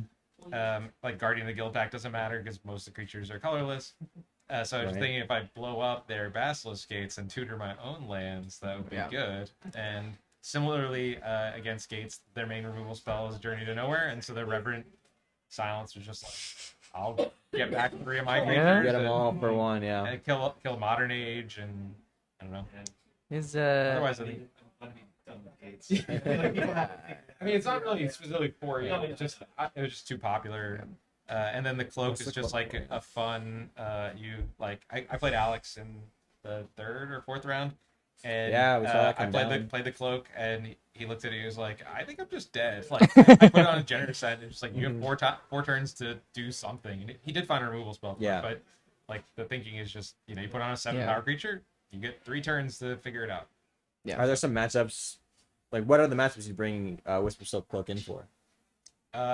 Mostly the removal heavy. Like I would have brought it in against Rye. It's mostly for the Shroud. The unblockable kind of Right. secondary. Yeah, I mean it's good against like if I'm playing Rye, he has the cats that chump block the ones that don't trample, so just making it unblockable, just force them to have an edict, and and then the fun ofs of the Crusher and the Torch are just I love Ulamog's Crusher so much, and Torch is I had it in my hand against Sophia, just like sometimes you can kind of cheese a win, like oh you're end the behind on game. board, maybe I'll do 12 or 14 or whatever.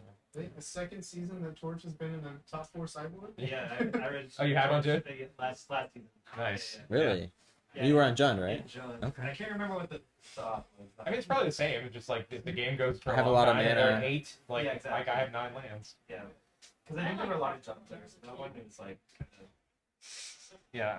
And I think if I was running back, the Crusher might not be correct. It's just like it's not an artifact, which is pretty relevant. Like Mass Vandal exiling 7/7s is a big problem, and like I don't know, everyone has artifact destruction, so it like kind of substituted it pretty like as a threat in games 2 and 3. Do you think you might show up to a Tuesday with Yeah, this I'll list? be playing it. It's great for Tuesday night because it's like low brain. Like Yeah. get 7 mana and then start playing big things and like hope for the best. Yeah. Nice. I should run into you again. Yeah. I do. A grudge match. I do wonder if you have the most unique cards registered in your sideboard, the like probably, widest yeah. spread of Yeah, anybody. I think that sideboard is like probably not 10. like I wouldn't play that exact 15 Right, if you're right. playing like on a Tuesday, but 11 unique like cards. if you play against Rakdos or Rally or anything, like they spend all their turn to like do 5 or 10 damage, and you just play a 7/6 worm, regain 5, and then you have an enormous creature they can't deal with. It's like pretty hard to lose. Makes sense. Cats had a pretty crazy sideboard. Oh yeah, I saw the Mystic Remora. Yeah, I saw that. I was kind of hoping to play it. I kind of wanted to play against Cats. I was thinking like Ulamog's Crusher is gonna be really good. Reap So would have been really good. No, You don't know. he borrowed mine. I never signed it in. I mean, I didn't play against Gates. I played Elves twice, Sophia, Jund, so like not. Well, also you had the buy in the Yeah, and I don't. Yeah. I only played 5 rounds of my shit. I actually low-key want to play I think I would have probably if I do it over knowing like I played. I would just play the 4th weapon in the main maybe. Petitioners versus John. Or Monstrous Emergence, which is my sideboard for a while. I don't know if that's really what you want to be doing, but at least it would have like answered a Timberwatch early maybe. So, yeah, that's actually big. Merchants might be the way to go. Yeah. It's like you handle those early cards so they get out. Yeah, I mean, you don't really want to be playing green mana on turn 2, but like in that game, like it would have been great. And Monsters Emergence? Yeah. That's the one where you Like, can reveal I think from like normally I'd hand, probably, right? yeah. I don't think I normally would play Reapin' So. Like that was more of a, I thought it would be good against what's here. So that was the slot I played. But That's it good. was on dinosaurs. Oh. But Or what was dinosaurs it? is not meant. Red green duel. That's just right. Oh yeah. Yeah, we were wondering about that. Yeah, that could. There was a turn where you entered and you had like red weapon in your hand and you didn't have the second star yet, and it was like, would it be Yeah. That's a But consideration. I feel like you're pretty limited on overall lands, right? Yeah. Like you've got obviously 19, the right? 12 Trons, and then you Yeah. bog. Yeah, and like the bog is like your You- spy insurance and stuff. Is your only out for that? My, You crop rot for Yeah, right. why didn't you breath weapon them on Auto-Key the second time? So I thought I had like 5 or 6 cards in hand, and I sort of thought he had another Timberwatch or like more stuff, and I like kind of couldn't beat more stuff, so that was my thing. We I have news from the front. Is it LPL? No. Whoa. okay, Colin in the finals. Don't know. We did think that maybe the out was when they Quirion to untap, you breath weapon then, and then Pinnacle Killship will kill the Nyxborn. Yeah. I didn't. I probably should have asked him to play slower because I didn't really think that through. Yeah, at the this is time. something that Chris Stannis was talking about afterwards. That just the way that Elves plays is just tap, untap, And because I untap. also would have run the math. I thought he was only going to make a 10 plus 10 plus 10, and I had so a you still Killship have in the my out. hand. Yeah. So my thinking was that if he plus 10 plus 10s, I sweep the board, Right, and then I can clean it up. you get to. And But you weren't counting the two, like. yeah. I wasn't counting force. And Yeah. I don't know. Also, like the Cascades were pretty. I mean, Yeah. They, like Yeah. hitting, They were rough. 2 maps or Yeah. whatever is pretty bad. What C is called? 5, I think. Oh no. So I feel good that I picked something that I thought would be good today, and it actually did 4. do pretty good. I was like really impressed. When I saw it and I saw the field, I was like, damn, that's a. It's a 3 and 4 seed. Thank you. I also, in a like really funny moment last night, so Ryan, I guess I could thank for the Reapin' So like land destruction thing because he messaged me and asked if he could borrow my thermo cars. Okay. He was like, "Oh, there's gonna be so many gates. I want to be able to blow up some of them," and I kind of It like was thought, just 2, right? yeah, it ended up being 2. I thought it was gonna be Thought 3. it would be- And so I was like, I don't really want to give you these thermo cars because they're so good against me. So I have to decide if I want to be a good friend or like a good or cutthroat competitor. cutthroat competitor. And so Did he end up using them in the board? he did side them in. Yeah. You want your seat?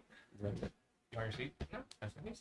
But it was pretty funny that he unbeknowingly took like the best sideboard card against me and He didn't. did thermal Ooh. cards. All right. It's even more rainbow. So Did you have the Civic growth Yeah, chamber? not the Civic thermal cards at my island to put me at 3 mana. It So- did not matter. That's such an interesting. It It's did not. interesting that you would brought that in. Yeah. I guess it's 4 growth chamber. Yeah, but just anyway. I have 2 rotations. Yeah. So that's why you imported. Yeah, but I am not keeping a Cynic Rope Chamber and Yeah. because it's too slow. Yeah, I almost feel like if I see Thermokarst on the sideboard, I'm bored. Hey, look, it's Pauper, get it, and it's your versus NYC. Play that. New York versus Italy. Yeah. I got into 4 in game 2. I mean, I can't. Like, I top decked the Hydra, which was the only chance to win. Colin had gone through 6 of his bolts.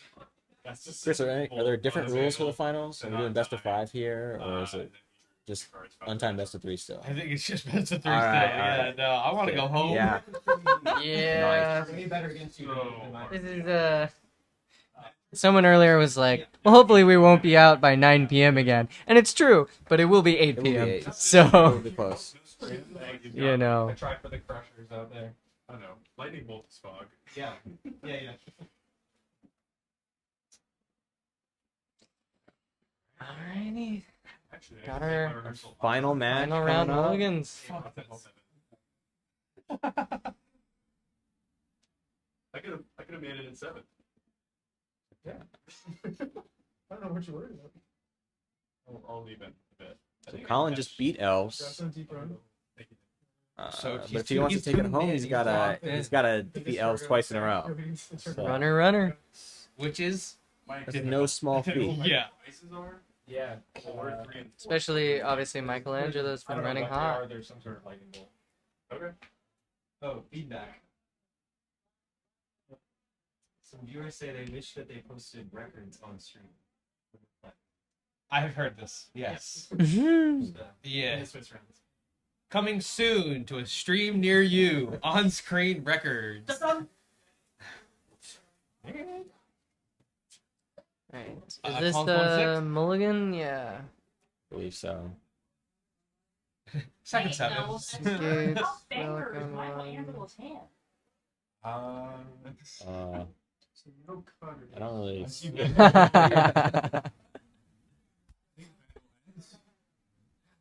We can Pretty- maybe take out the first card draw Vandal and Kyrian Lenoir Forest. I think with the elf expert over here. Yeah. This is a 5. I'm good. Okay. I've been sitting for. Oh, this is a difficult 5. Colin on 5 or Ooh. Collins on Collins on 5. Okay, double And it's Vandal. a lot of Hit land. land. A lot of land. I mean, the issue with compared to regular days. It's a really big game. 7 main deck. Yeah, for a Timberwatch. So the hand is Vandal, and Priest. Pretty good. It's falling up I don't see bolts. any red card. There's no bolts. Yeah. get the draw. It is. This is almost already over. Yeah. Too many lands in hand. Priest is very good Just here. in one. Even fine. it's game 1, but Red even weapon like doesn't do even a bolt off the top. Okay. Doesn't It even does, do yeah. This game The, is the ordering here. For 9. Yeah. You just have to like have hope that Michelangelo gets like 3 and like It doesn't draw bolts. Land breath weapon. Land breath weapon. Yeah. I mean, This is game 1. There's no main deck breath weapons. yeah. Oh, good to Wow. know. Okay. So oh yeah, we have it. I know. I mean, we can Like the master. Skyfisher use it as a, or we could, I just want some good we could back. Glint Hawk. No, it's just all tap lands. Yeah. If we had untapped land, we could Glint Hawk Thraben Charm the Timberwatch, but we I got all tap counter lands. to one anyway. And, Oops, all tap lands. Yeah. It's like a, what is it, basic mountain? Yeah, It's not. we got basic mountain and Do you gate. just, do you just run out the relic again and just dig? No, I mean, I mean, but like, what do you you need to get your tap land online because you're gonna play the gate next turn. That's a good point. You want to maybe potentially threaten the bolt, but like I don't think it matters. Does Colin have a bolt in hand? I No, don't think So so. he's just He's got a Thraben. he's just threatening. yeah. I mean, he's in the finals. I'm not. Vandal.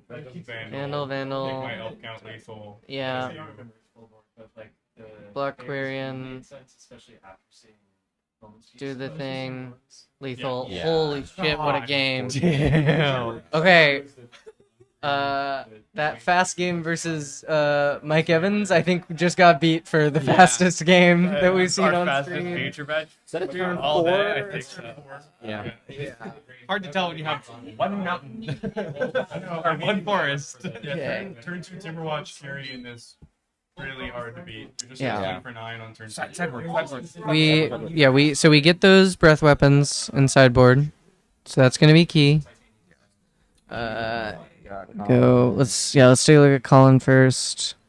So obviously breath weapons are coming in. Red blast don't do anything, which is gonna hurt here. Does the standard bearer come in? Yes. Yeah. Because it flanks Timberwatch and Hydra. Yeah. And then That's probably it. Standard Bearer is moderate can't put flanks. the paladin in. I'm sure Michelangelo will keep in Mass Vandal, which inversely breaks Standard Bearer. So Right, it's yeah. sort of 1 versus 4. So yeah, just Right. standard bearer and 3 breath weapon. Like when it was happening. Cutter maybe compass. But like that, I do think Relic? that, like, elves gets a lot of. Yeah. Cut some blue. Yeah. Yeah. Just lean into the red, like the Boros Yeah. cards you have. Be a little bit faster. I'm at a relic of Pretendus. Oh. Yeah. Yeah. That sounds better. Yeah. I like that play. I like that play. Yeah. Okay. All right, let's take a look at You don't get third place at Magic. She might put Angela. I feel like the elf deck is just like an appendage of you. You know, it's like Yeah. Michelangelo's on mono green. We're not bringing in Pulse. The Glamour. The Glamour comes in. Emergence is sorcery, correct? This is correct. So doesn't do much against the gate. Michelangelo did talk about bringing Emergence against the other gates deck. I mean, you kill a flyer, so we probably we drop the Well Wishers, so that's 2 cuts. That gets us the Deglammers. You got to keep that drawbridge in. Do we do Like, unironically, I think you do have to. the Inspector's Graveyard Hate, right? Inspector is just No. basically a 2-mana 2/4 with reach, which is Right. fine. Yeah. It's not bad against amazing. 2/2s and 2/3s. Timberwatch outside of Breath.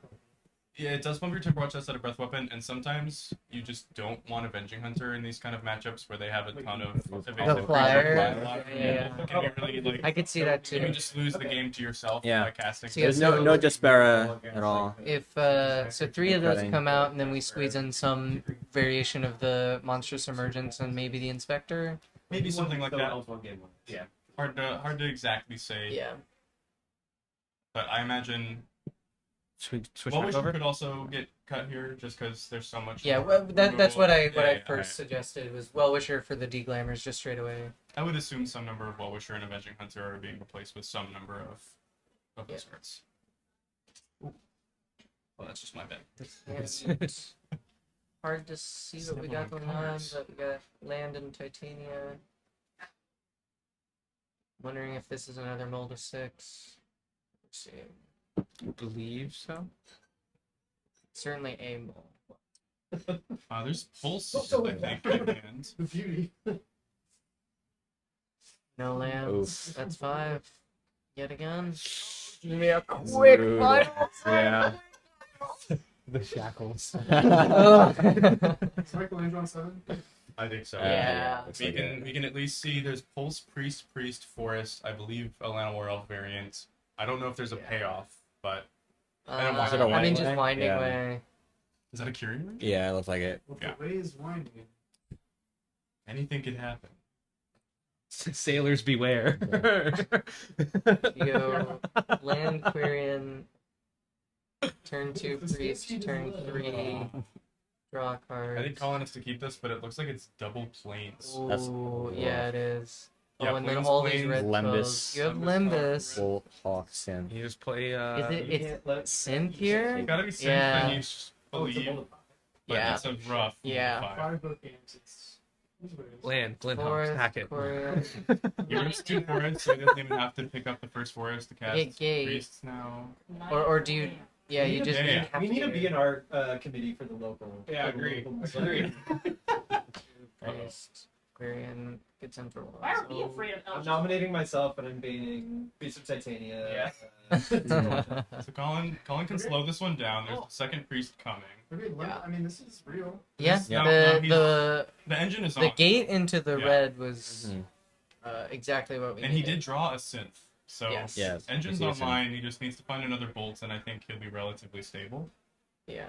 Or breath weapon. Synth is a Obviously, little scary yeah, here weapon, of with course. just one red mana. Two priests, Another so titanium. one- That's all you got. I mean, this is a slower start than we had that first game. Okay. Holding Sure. for breath weapon. Breath weapon waiting room. Honestly. Another gate's good. So probably just synth straight away. It's gotta be. Good. Dude, it's like hawk Amazing. replayed London. This is so Synth awkward is here tough because with he's one only red. got- Yeah. Exactly. But He I can do another think gate. you Yes. have to, oh, So unless he wants to could pick hawk- up Limbus, hawk cast Limbus, play gate, and just then Limbus. gate. You're not sensing pressure, but you're also not having answers. You lose I a little think bit of it's value on impossible for synth if you Colin do to that. bolt the priest here though, because he has no way to find Yeah. both the lightning bolt and an also untapped only red one source. Yeah. So I think this is the best play he Ah. can make is pick up Limbus, develop second red, and then next turn you can. I'm just gonna go It was Grasp like, this not instead. even- and try and find a lightning bolt. Interesting choice. Oh, Breath weapon. Okay. well, maybe you want me The door closed. That drawing that gate was pretty critical. Yeah. Neat staple. Yeah. Oh, legitimately, if we just develop I don't think they into could hear us. okay, winding They're still way. locked in. They are Yeah, locked in. of course. No. Okay.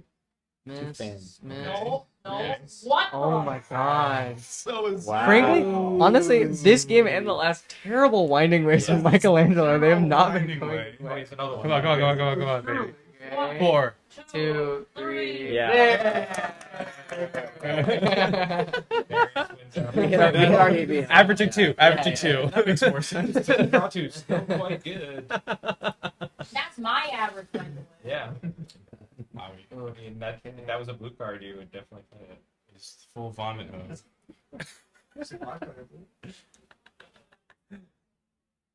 Only 3 Timberwatch. Well, this. Colin is in check. Fortunately, he's got a knight. He doesn't. Bishops. Don't make that. Do immediately rip it. Boom. This is the right way to do it. Yes. We can get our second red. I We think wouldn't. We want to risk. Yeah, we don't want to risk that again. Another Timberwatch off the top here. It's gonna be. 4 seconds. Does he have the drawbridge in hand? No. Don't think so. Might be a second priest. That was huge. Admittedly, that took his whole turn, but he gets to develop the second red on Mhm. gate, which Yeah. is kind of the most critical thing Yeah, here. also So that right now, synthesizer Go off next turn. gets much more value. Another priest. Yeah, we just freeze. He does have a he has a galvanic blast in his But deck, now you. and he just drew another link. Okay, synth. Okay, I think you just synth Bolt. first. Revenge Find of out the what you 10th, hit. baby. Play that as your land for That the was turn. swaggy. Bolt the Whip that shit. Titania. I knew it was lame. Yeah, get it out of Bolt there, in and then hand. pass. Always synth. Probably gonna have to crack it. Yeah. Oh shit. got So we that did many it for to go back. God's. Like I. Wait, turn on set. Where you put V2 the Brutus. You just let that. You can let that one Just go. anything? That one's not going to kill you too fast. You That's beat it with. You lethal. can beat it with Guardian eventually. You just have to save bolts for. Yeah, So Reach another say- land. I expect we crack the synth here, which feels bad, but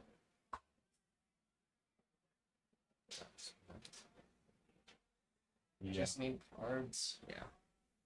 Yeah, we got. Yeah, 2 in hand. Oh, my I 2/2. like that. Samurai. It's really just. Colin's not under a lot of pressure yet, though. No. Like Yeah. it's Sure. there's a Hydra. Like, it's in not hand. for It's not a going to lot. be a big Hydra. Come on. Well, that was gonna be funny. God, I should have brought my farm deck with me. I could just give him my samurai. What is this? What's that thing?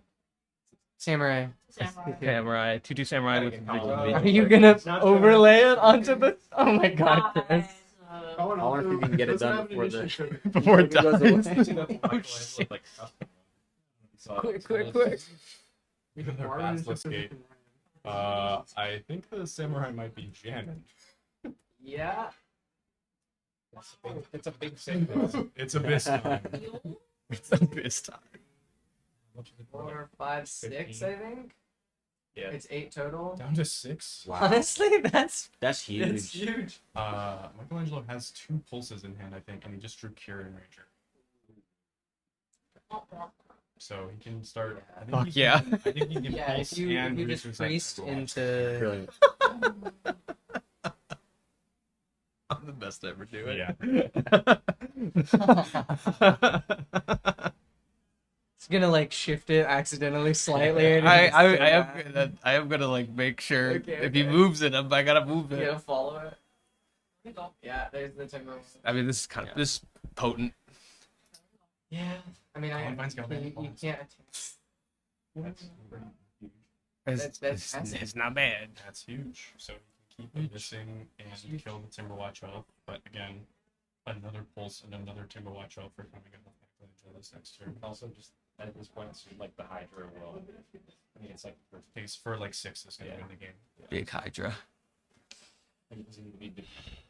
It's definitely thinking about the timing of this starts mattering more. Shout out Tchaikovsky. Ooh, double pump. Okay. Okay. Sure. Didn't do it. Okay. Wow. Yeah, I mean, you get Yeah. the extra value of killing one more I think thing, it's the but yeah, same that exact pulse. turn as last time. Yeah. Pulse back and Timberwatch elf. Maria. I mean, Got some we've commentary got- from the judges. I'm curious what your read on this is, Ryan, versus it's only the vigilance, so we could just be chunk blocking this if instead of pulsing for Timberwatch to close out the game, we pulse for Priest and we just make the biggest Nyxborn Hydra we can. So Timberwatch is kind of nice because either one of them are gonna die to another bolt and then pseudo win the game. He drew standard bear. Standard bear. Wow. Let's go.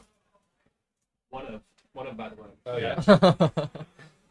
I think I'd almost always go for Timberwatch elf. Sure, it's just faster pressure. It's faster pressure. You're not losing to Thraben Charm as much, like in the same way that you would. Okay, the dodging Thraben Charm makes a lot I of guess sense. he's That thinking makes a lot of sense.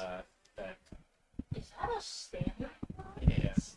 And That's a then standard bear, but Michelangelo might just cast the Hydra. I don't know. I don't know either. Oh, brutal. Now it doesn't rip. Just drawbridge. But now, well, Hydra can't even target anything other than standard. Yeah, I was gonna say, But doesn't you the can just cast Hydra? it as like a- Oh, as a You can creature. just cast it. Yes. Sure. Lead the stampede. Here's lead. I Big think this is a You can better. dodge a Vandal. Big shoddy. Not a There's not a big there. I A mean, lot of dorks. these are chump blockers, which prolongs the game. All right. This is true, but Colin can start going pump pump. Yeah, the double pump is really It's true. scary. Well, if Michelangelo's at 18, he can take He has to jump something. Yeah, he jumps one and then has a big Yeah. Hydra that's bigger than Another synth. Yeah. That's good. It's not bad. Not bad. I mean, he's definitely looking for I'm more. really power. loud here. Sorry. You do, don't you? Testing? Testing? All right, we're good. Hint and descent. Yeah, we've got enough. Card red. advantage. Enter Yeah, Glidhawk and descent. yeah. And you can just having 55 synthesizers, 55 Glidhawks, 55 exiles, Ooh, 55 Course Guard Fishers. which is so much value. Do you pick up Limbus here? Still got enough, man. It's hard to tell. I gotta readjust. Oh my god, yeah. So you can still threaten Brass the wrap. Basilisk. Almost everything. Is it enough versus one Timber Watch? There's no Timberwatch activation. There's still Oh, Summoning Sickness. You're right. Yeah. So you Well, just. there's a standard bear in play. Oh, you're right. It just doesn't matter. See, I mean, I gotta keep adjusting depending this on what's in samurai hand, token. you just send in with the vigilance. The things I do for this stream, huh? I'm surprised he didn't play the wall this last turn. Yeah. set up for his wall. The haste Hydra. Yeah. That's not bad. Yep. We are just gonna get in with the vigilance. So you wanted to play the priest. Is this Gonna take it. I think that was 7 or 8. 6 gates. Yeah, so 8 damage total. So he's gonna get 10. Another Curing Rager doesn't really do anything. No, Yeah. Like they'll pay 2 mana for a Curing Rager.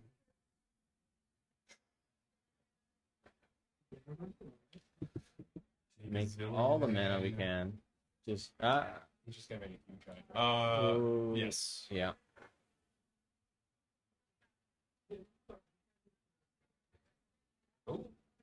So he can untap the land, but he can't untap the priest. No, it says untap target creature. That's the target. They have to target the standard. Yeah. Ooh. But he can pick up the land and Right. How big is this I Hydra? don't think this Hydra might be. This Hydra might not be big enough. 1, 2, 3, 4, 5. I think it's like a 10. An Only 8. 8. Colin. So 2 bastards. Colin can just pump each flyer, I right? don't know if it's. Yes. Or even pump a flyer twice. and Blast, force you to blast. block with your That's at 10. How many games? Yeah, he's at 10. We have a bolt in hand. So So you can pump by 12, force a jump yeah, block. he would have to force the finish jump it here. He next.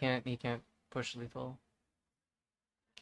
He can just push lethal, make the Hydra jump, and then Exactly. yeah. Wow. Does Michelangelo have outs to the standard bear? Monstrous if you put it in. Mass Vandal and Monstrous Emergence. Mass Vandal as which well. Both of could be here. Again, it's a 1 of standard bearer, so he might not. How does Mass Vandal Yeah, how does- get us out of it? So Mass Vandal is a flag bearer. Oh, Standard bearer says Yeah.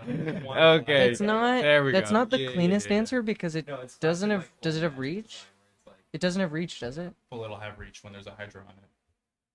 Sure, but if he plays a Mass Vandal now, Oh, yeah. and he doesn't have Hydra. Not this turn. It's not an answer anymore. Like I think this game is Right. mostly- Okay. mostly Yes. a- Yes. It- He needed like it in the earlier. abstract. Okay, Is it that doing makes sense. both here? From Legions, like had you designed it. So very clearly did not Yeah. make creatures with many creature types when they designed that card. Maybe he's just trying to push the I mean, maybe there's, damage. like, Okay. We're just hanging out. I think you'll just double pump one of them, swing with the other, push extra. That's good. Oh, okay, yeah. Force you to jump, and then you get the 2 damage. Okay. I love that we've gotten to 2 games that were Yeah. so far very representative of. I mean, Oh yeah. Surviving a bolt. Chris, you're talking about fuckable 5s. Fuck. So true. So true.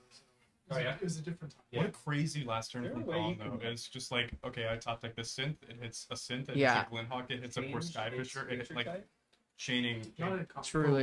one mana, draw card, make a thing, like 4 times. So wild, yeah. Crazy. And it's just really, it's seeing where he was able to get in that game because at the very beginning we were so worried like you can't play the synth because 1 red, what if you hit that second synth? But then by that end of the game, you know, he was on like 4 or 5 red, and so he was just able to have, he had exactly the right number of lightning bolts at the right time to stymie it until he had that big turn.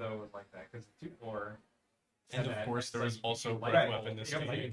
Also, too Right. early Galvanic Blast, just like everything.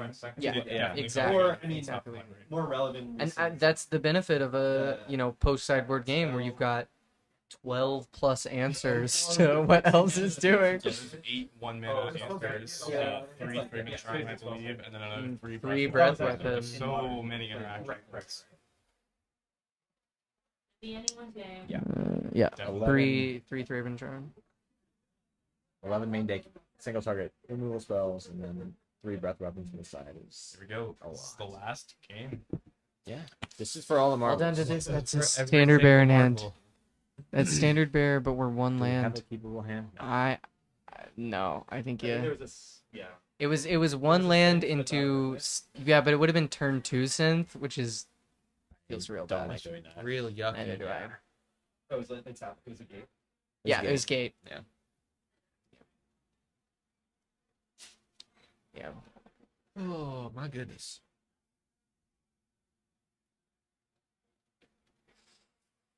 Another Michelangelo kept keep 7. of 7. It should gates on Yeah. the drawers. So yeah. And like, Colin does have a lot of 1-mana interaction, which helps a lot, but I'm seeing Monstrous Emergence, a Well-Wisher. good. I It's like- interesting that I the like Well-Wisher this. stayed in. Yeah, I'm also intrigued. I slammed that. Collins Yep. strong Land 5 dork. here. I think 3 bolts. Gotta some tap lands, land. and a Glenmore. I would have just said. Yeah. Here's a bolt Is this red-white? Yes. Okay, Quirion Ranger, One. same thing. Make a bunch of mana. 2. I mean, get a Well-Wisher out. Do you even care about this? Like, you're saving your I don't know. I don't your know. spells Well, for... The thing is, it just doesn't pressure Colin to do anything. Right. Yeah. Right. You just know you're gonna have those Basilisk Gates eventually late game that will Eventually, overpower. you'll just Especially with Breath all of these Weapon, permanents yeah. away, and like 2 Basilisk Gate activations over 3 turns. It's going to close any amount of life. Yeah, that's why I was surprised when So- Kevin in there against me. I'm like, I'll just attack for 7. Mhm. 1. Here's that gate. Wonder what we're... game 2 that I wanted. Don't like an Yeah, urban but soul somebody had asked here. if I'm they thinking were we again, maybe should have sent... Yeah. Interesting. Dork, okay. Having already swung for. Honestly, over the Quirion Rangers also kind of strange. to me. Yeah, I agree. If they do draw into that priest or that Timber Watch. Well, so Michelangelo did fuck take Colin turn here. to like break up his land. well, that's- Sure. So maybe he has no It means that he land, probably in which case, yeah. doesn't have it in hand, but And even then, I think Colin made the right shot. Michelangelo actually just top decked that second forest to let him develop mana without using Sure. Carrion Ranger. That kind of sucks. Since this Yeah, is rough. I don't know. I Colin think is okay. Yeah, he has a land. Yes. Yeah. It just sucks Yeah. to burn I- it. Yeah. I don't know.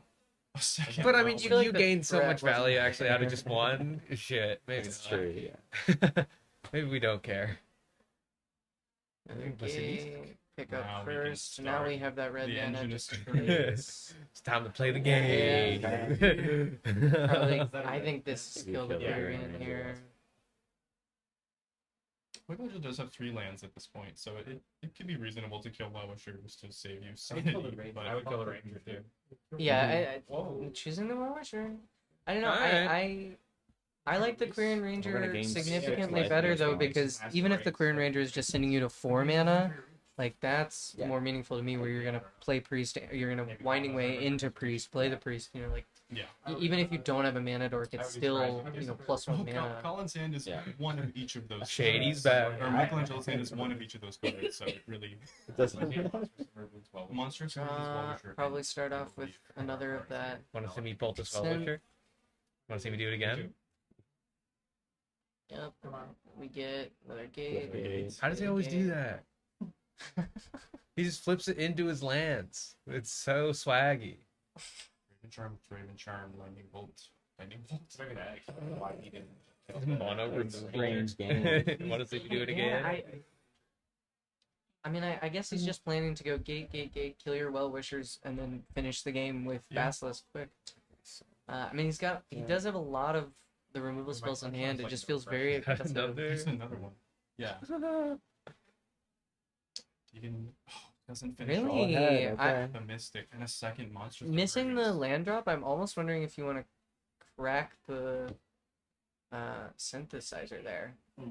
It's a little more aggressive, but He has a, Oh, an yeah. edge. Is there another synth in hand?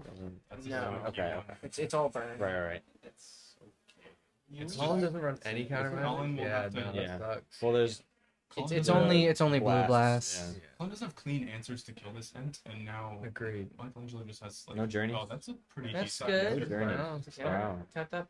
Gonna need Buys you time, another gate. a play He does just have Gal Blast Bolt, so he can just fully kill the ent. And that gives But he doesn't have metal scrap. 2 yet, for 1 right? if yourself. you That's right. yeah 2 for 1 yourself, and you get them the food when you were supposedly worried about the Well-Wisher gain life. I don't know if you care about the food. Doesn't matter. Oh, sick. I mean, food token. I don't think so either. just But clearly, if realized. we were prioritizing the Well-Wishers, maybe that was the thought process. That's scary. I would love to Forest. understand what happened with that. Like why you chose I'm- Publishers over. I'm also a little confused why we tapped the Basilisk Gate instead of He's just the holding open through the charm planes. Yeah, I mean you can't use it as Yeah. it's only a sorcery, so. it's I not- mean, sure. Is it another Galvanic Blast? 3 for 1 yourself to kill this end. Crowd General doesn't tap, but it does just Puts a add a stun counter. Right. If it's tapped. So you can like It also bork a sort of- period ranger activation is not great. Oh, guess who's back, baby? Yeah, I mean, Oh, guess who's back? Let's Got go. to do it again. Well, you can make 2 turns. Honestly, Digital like, Samurai. also, I think the big thing here, he hasn't seen any emergences, and I don't think he's really playing around it. But if Colin truly did just immediately 3 for 1 himself for this end, there's nothing happening on Gio's board at all. Monstrous Emergence can deal a max of 1 damage. Yeah, he's doing it. 4 bolts. Okay. That's good. Yeah, Yeah, I One is better than. And now the Monstrous Emergences And I are, also- like, bricked. Oh, there's a pulse. I think that's okay. He has another 3-bit charm. Yeah. No. He definitely doesn't spin that first 3-win charm if he doesn't have the second one, because Nyxborn is the out. Or is one of them. Michelangelo's surely going to pulse back this end at the end of Colin's turn and We it'll be a big blowout. need an advantage bar. Yeah. Chess. Advantage bar. I mean, He can I think it probably really start comes down to the gating up draws, the though, gating frankly. I think Start gating gating of the, the Glenhawk can start. Even gating of the Samurai. I don't know how. I think Oh, right, I the like Samurai. gating the Samurai more, just the vigilance. Well, now that Colin has We're gonna two push the weapons, damage, like, that's reasonable. I mean, it's kind of the same. He's gonna block with 1, the 2, 1, 3, 4, 5, 6, 7. That's a 9 So this damage. is huge. Like pulse your Ent is trying to turn on 2 cards in Michelangelo's hand, and oh yeah, Yeah. wait. 1 second. Oh, Yeah. I would like you to not do it. Yeah. Oh, How it does- does. Yeah. It does. No, Turns thank off you. two It's the only Michelangelo's target. cards because he has 2 monstrous emergences. Please correct the life total. Yeah, what are the life totals? He should be 6 less. 17 to 11. But he's we saw him. Did he Yeah. get? Did he gain? Did he I think he gain gained life? because Colin just attacked him for like 9, right? We had so many well. But he had all the well-wisher Oh, activations. yeah. I think he was probably at I 20 didn't something. take the life. I would. I didn't see them click the Is that a life. second Battle Shirt? That would be huge. Oh shit! Is that lethal? It's not quite. No. but Just gate both my guys. Yeah, do beat the both. shit out of you. I have 2 galvanic. You have to blasts in my double hand. block. It might be Chump lethal one. anyways. I think there's 2 galvanic blasts. Is he a metal craft? Go to 9. He does No, it's 7. not have metal. But he 7 doesn't have no Metalcraft. Metalcraft. He can Eat make that food. trade. It seems like the struggle with this deck. that's Yeah, not irrelevant. Lead the Stampede could be a big top deck, but there's just so little mana over. Just don't have time. What if these basics were like the Mirrodin artifact? I think that's one. Pretty good. Yeah, That's not gonna do it. Colin may have just. I think Colin is out. Oh my god. Wow. That the Basilisk gate was a good draw. 8 bolt gates. Gets done. Yeah. See, guys, we don't need to do anything about Timberwatch Elf. It's fine. You say that. Yeah, I'm stunned by like Timberwatch Elf being in the deck or being Or out of the Well-Wisher. deck and Well-Wisher. Yeah. That just I didn't understand that. And that's it. My goodness. Oh my god. Oh Yes, my indeed. god. So here's my question. Yeah. If Gates got there, are we seeing a mat that's Washington Square Park? I Being stylized to be. fuck maybe that'd be sick as fuck. Basilisk? Like watch, and then there's like My a God. glint hawk on top of it. GG's to both the players. That was Yeah, like a bunch of pigeons. Honestly, on top. honestly, some incredible. I need to take the samurai token off the screen. That's some good fucking magic. Phenomenal. That's just some good fucking magic. Just like weird, esoteric, format specific pile of cards Yeah. versus elves. Like that's magic, baby. That's just good fucking magic. Absolutely. Also, Jen, if you're watching, check Discord because I have a question that I really want to say a thing, but I don't know if legally I can yet. That was incredible. I'm gonna switch over to our commentary booth. Everyone has left. Everyone has left. It's just me. Sophie's in the corner though. God damn. Oh, there he is.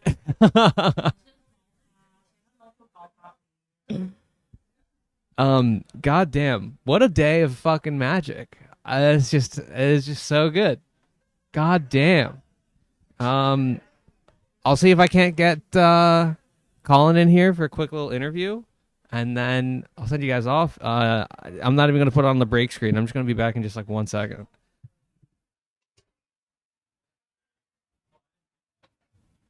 Wizards, when we make a good Stegosaurus, if you're watching Wizards, I don't think we're watching, but I'm just saying. Just saying. What do you mean? Like a We don't have- Stegosaurus we type don't creature? have- yeah, we don't have good Stego in Magic the Gathering. What about Masked Vandal? Yeah, well, Mass Vandals look like. Gotta get on to trash in New York City as the VP rep. If they make a Mass Vandal with a Stegosaurus. All right, we have resident resident New Jersey resident. Yes, I am a resident New Jersey resident.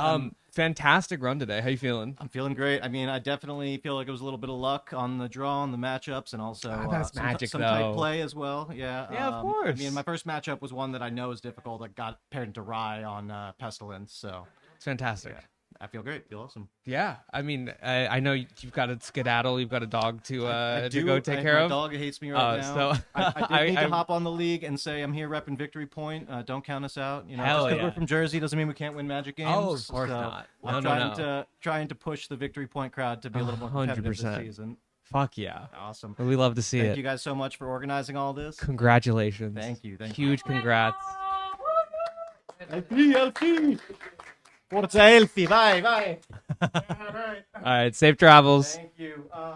And if you get our winner in here, I am trying to get home, so it's not going to take long. Don't worry. Now, the infamous Wand Thief. Hello. Oh, what's up? Now we Hey. got our winner. God. So, big question. What do you want the playmat to be? I was thinking about this earlier. I feel like it should be the hawk or the skyfisher like swooping down to grab the relic or the synthesizer. Okay, that's Right, actually pretty 'cause sick. I think it'll. Are you look gonna like cool. New Yorkify it at all? Somehow. I don't Alright. know. Do you have any ideas? We heard Washington Square Park, but it's like one of the gates. Ooh, that's a good one. Which I could like also that, be pretty yeah. good. Like We can- Basilisk Gate and the Right, the yeah, thing, yeah. I mean, we can do both. We have like the greatest artist on the face of the planet. Yeah, I've loved all of the other playmats. Making so playmats, yeah. I'm really excited to see this one. Any like thoughts on the day, like reflections, anything like that? Obviously, very excited to have won. And very exciting to do it with this weird deck that I built myself that I've never seen so anyone sick. else play. Yeah. I remarked just before you walked in of like it's such like classic Magic of like very format specific like esoteric pile of cards versus elves, right? Like Yep. it's like that's Magic, baby. Like it just feels so good to just watch. Yeah, I can talk a little bit about the genesis of this deck if that's interesting. Yeah, I mean, yeah. Give us a quick little overview. Like, So- how did this come about? I've been wanting the Cryogen Relic plus Glinthawk / Core Skyfisher package to be good for a while. I think it's like something that's not really found a home outside of Esper Affinity, which is not that good of a deck. Last season, I was playing a deck that I called Cryogates, where I like shoved that package into a more normal looking like Cawgates type shell. Yeah. That deck had some problems, one of which was a absolutely horrendous Elves matchup. That'll do it. I mean, that's Which is kind of a Clearly death sentence yeah. for being played in New York City. right. Yeah, clearly something you have to be prepared for. So I had this idea a month or two ago. I've been playing this online.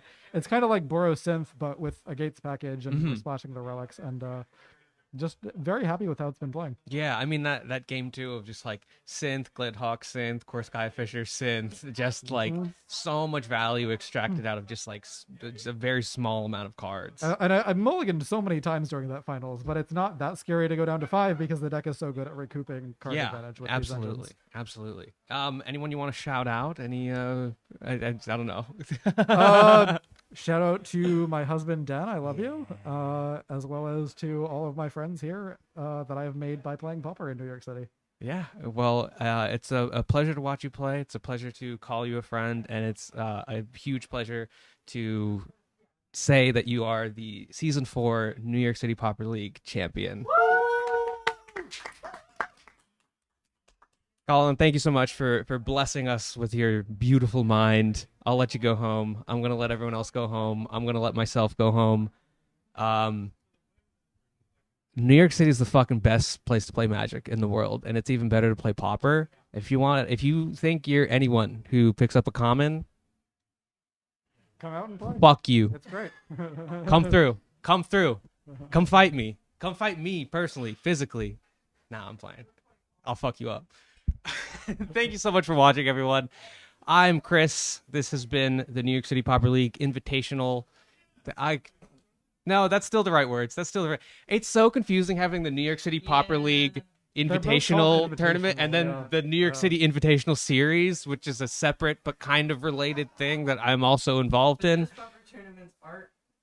Well, I guess they're not all invitational. Some of them are. Look, dog. It's we play so much Pauper in here. We don't even fucking know what organization each event is like affiliated with. It's incredible. I love being broke because you get to play cool formats.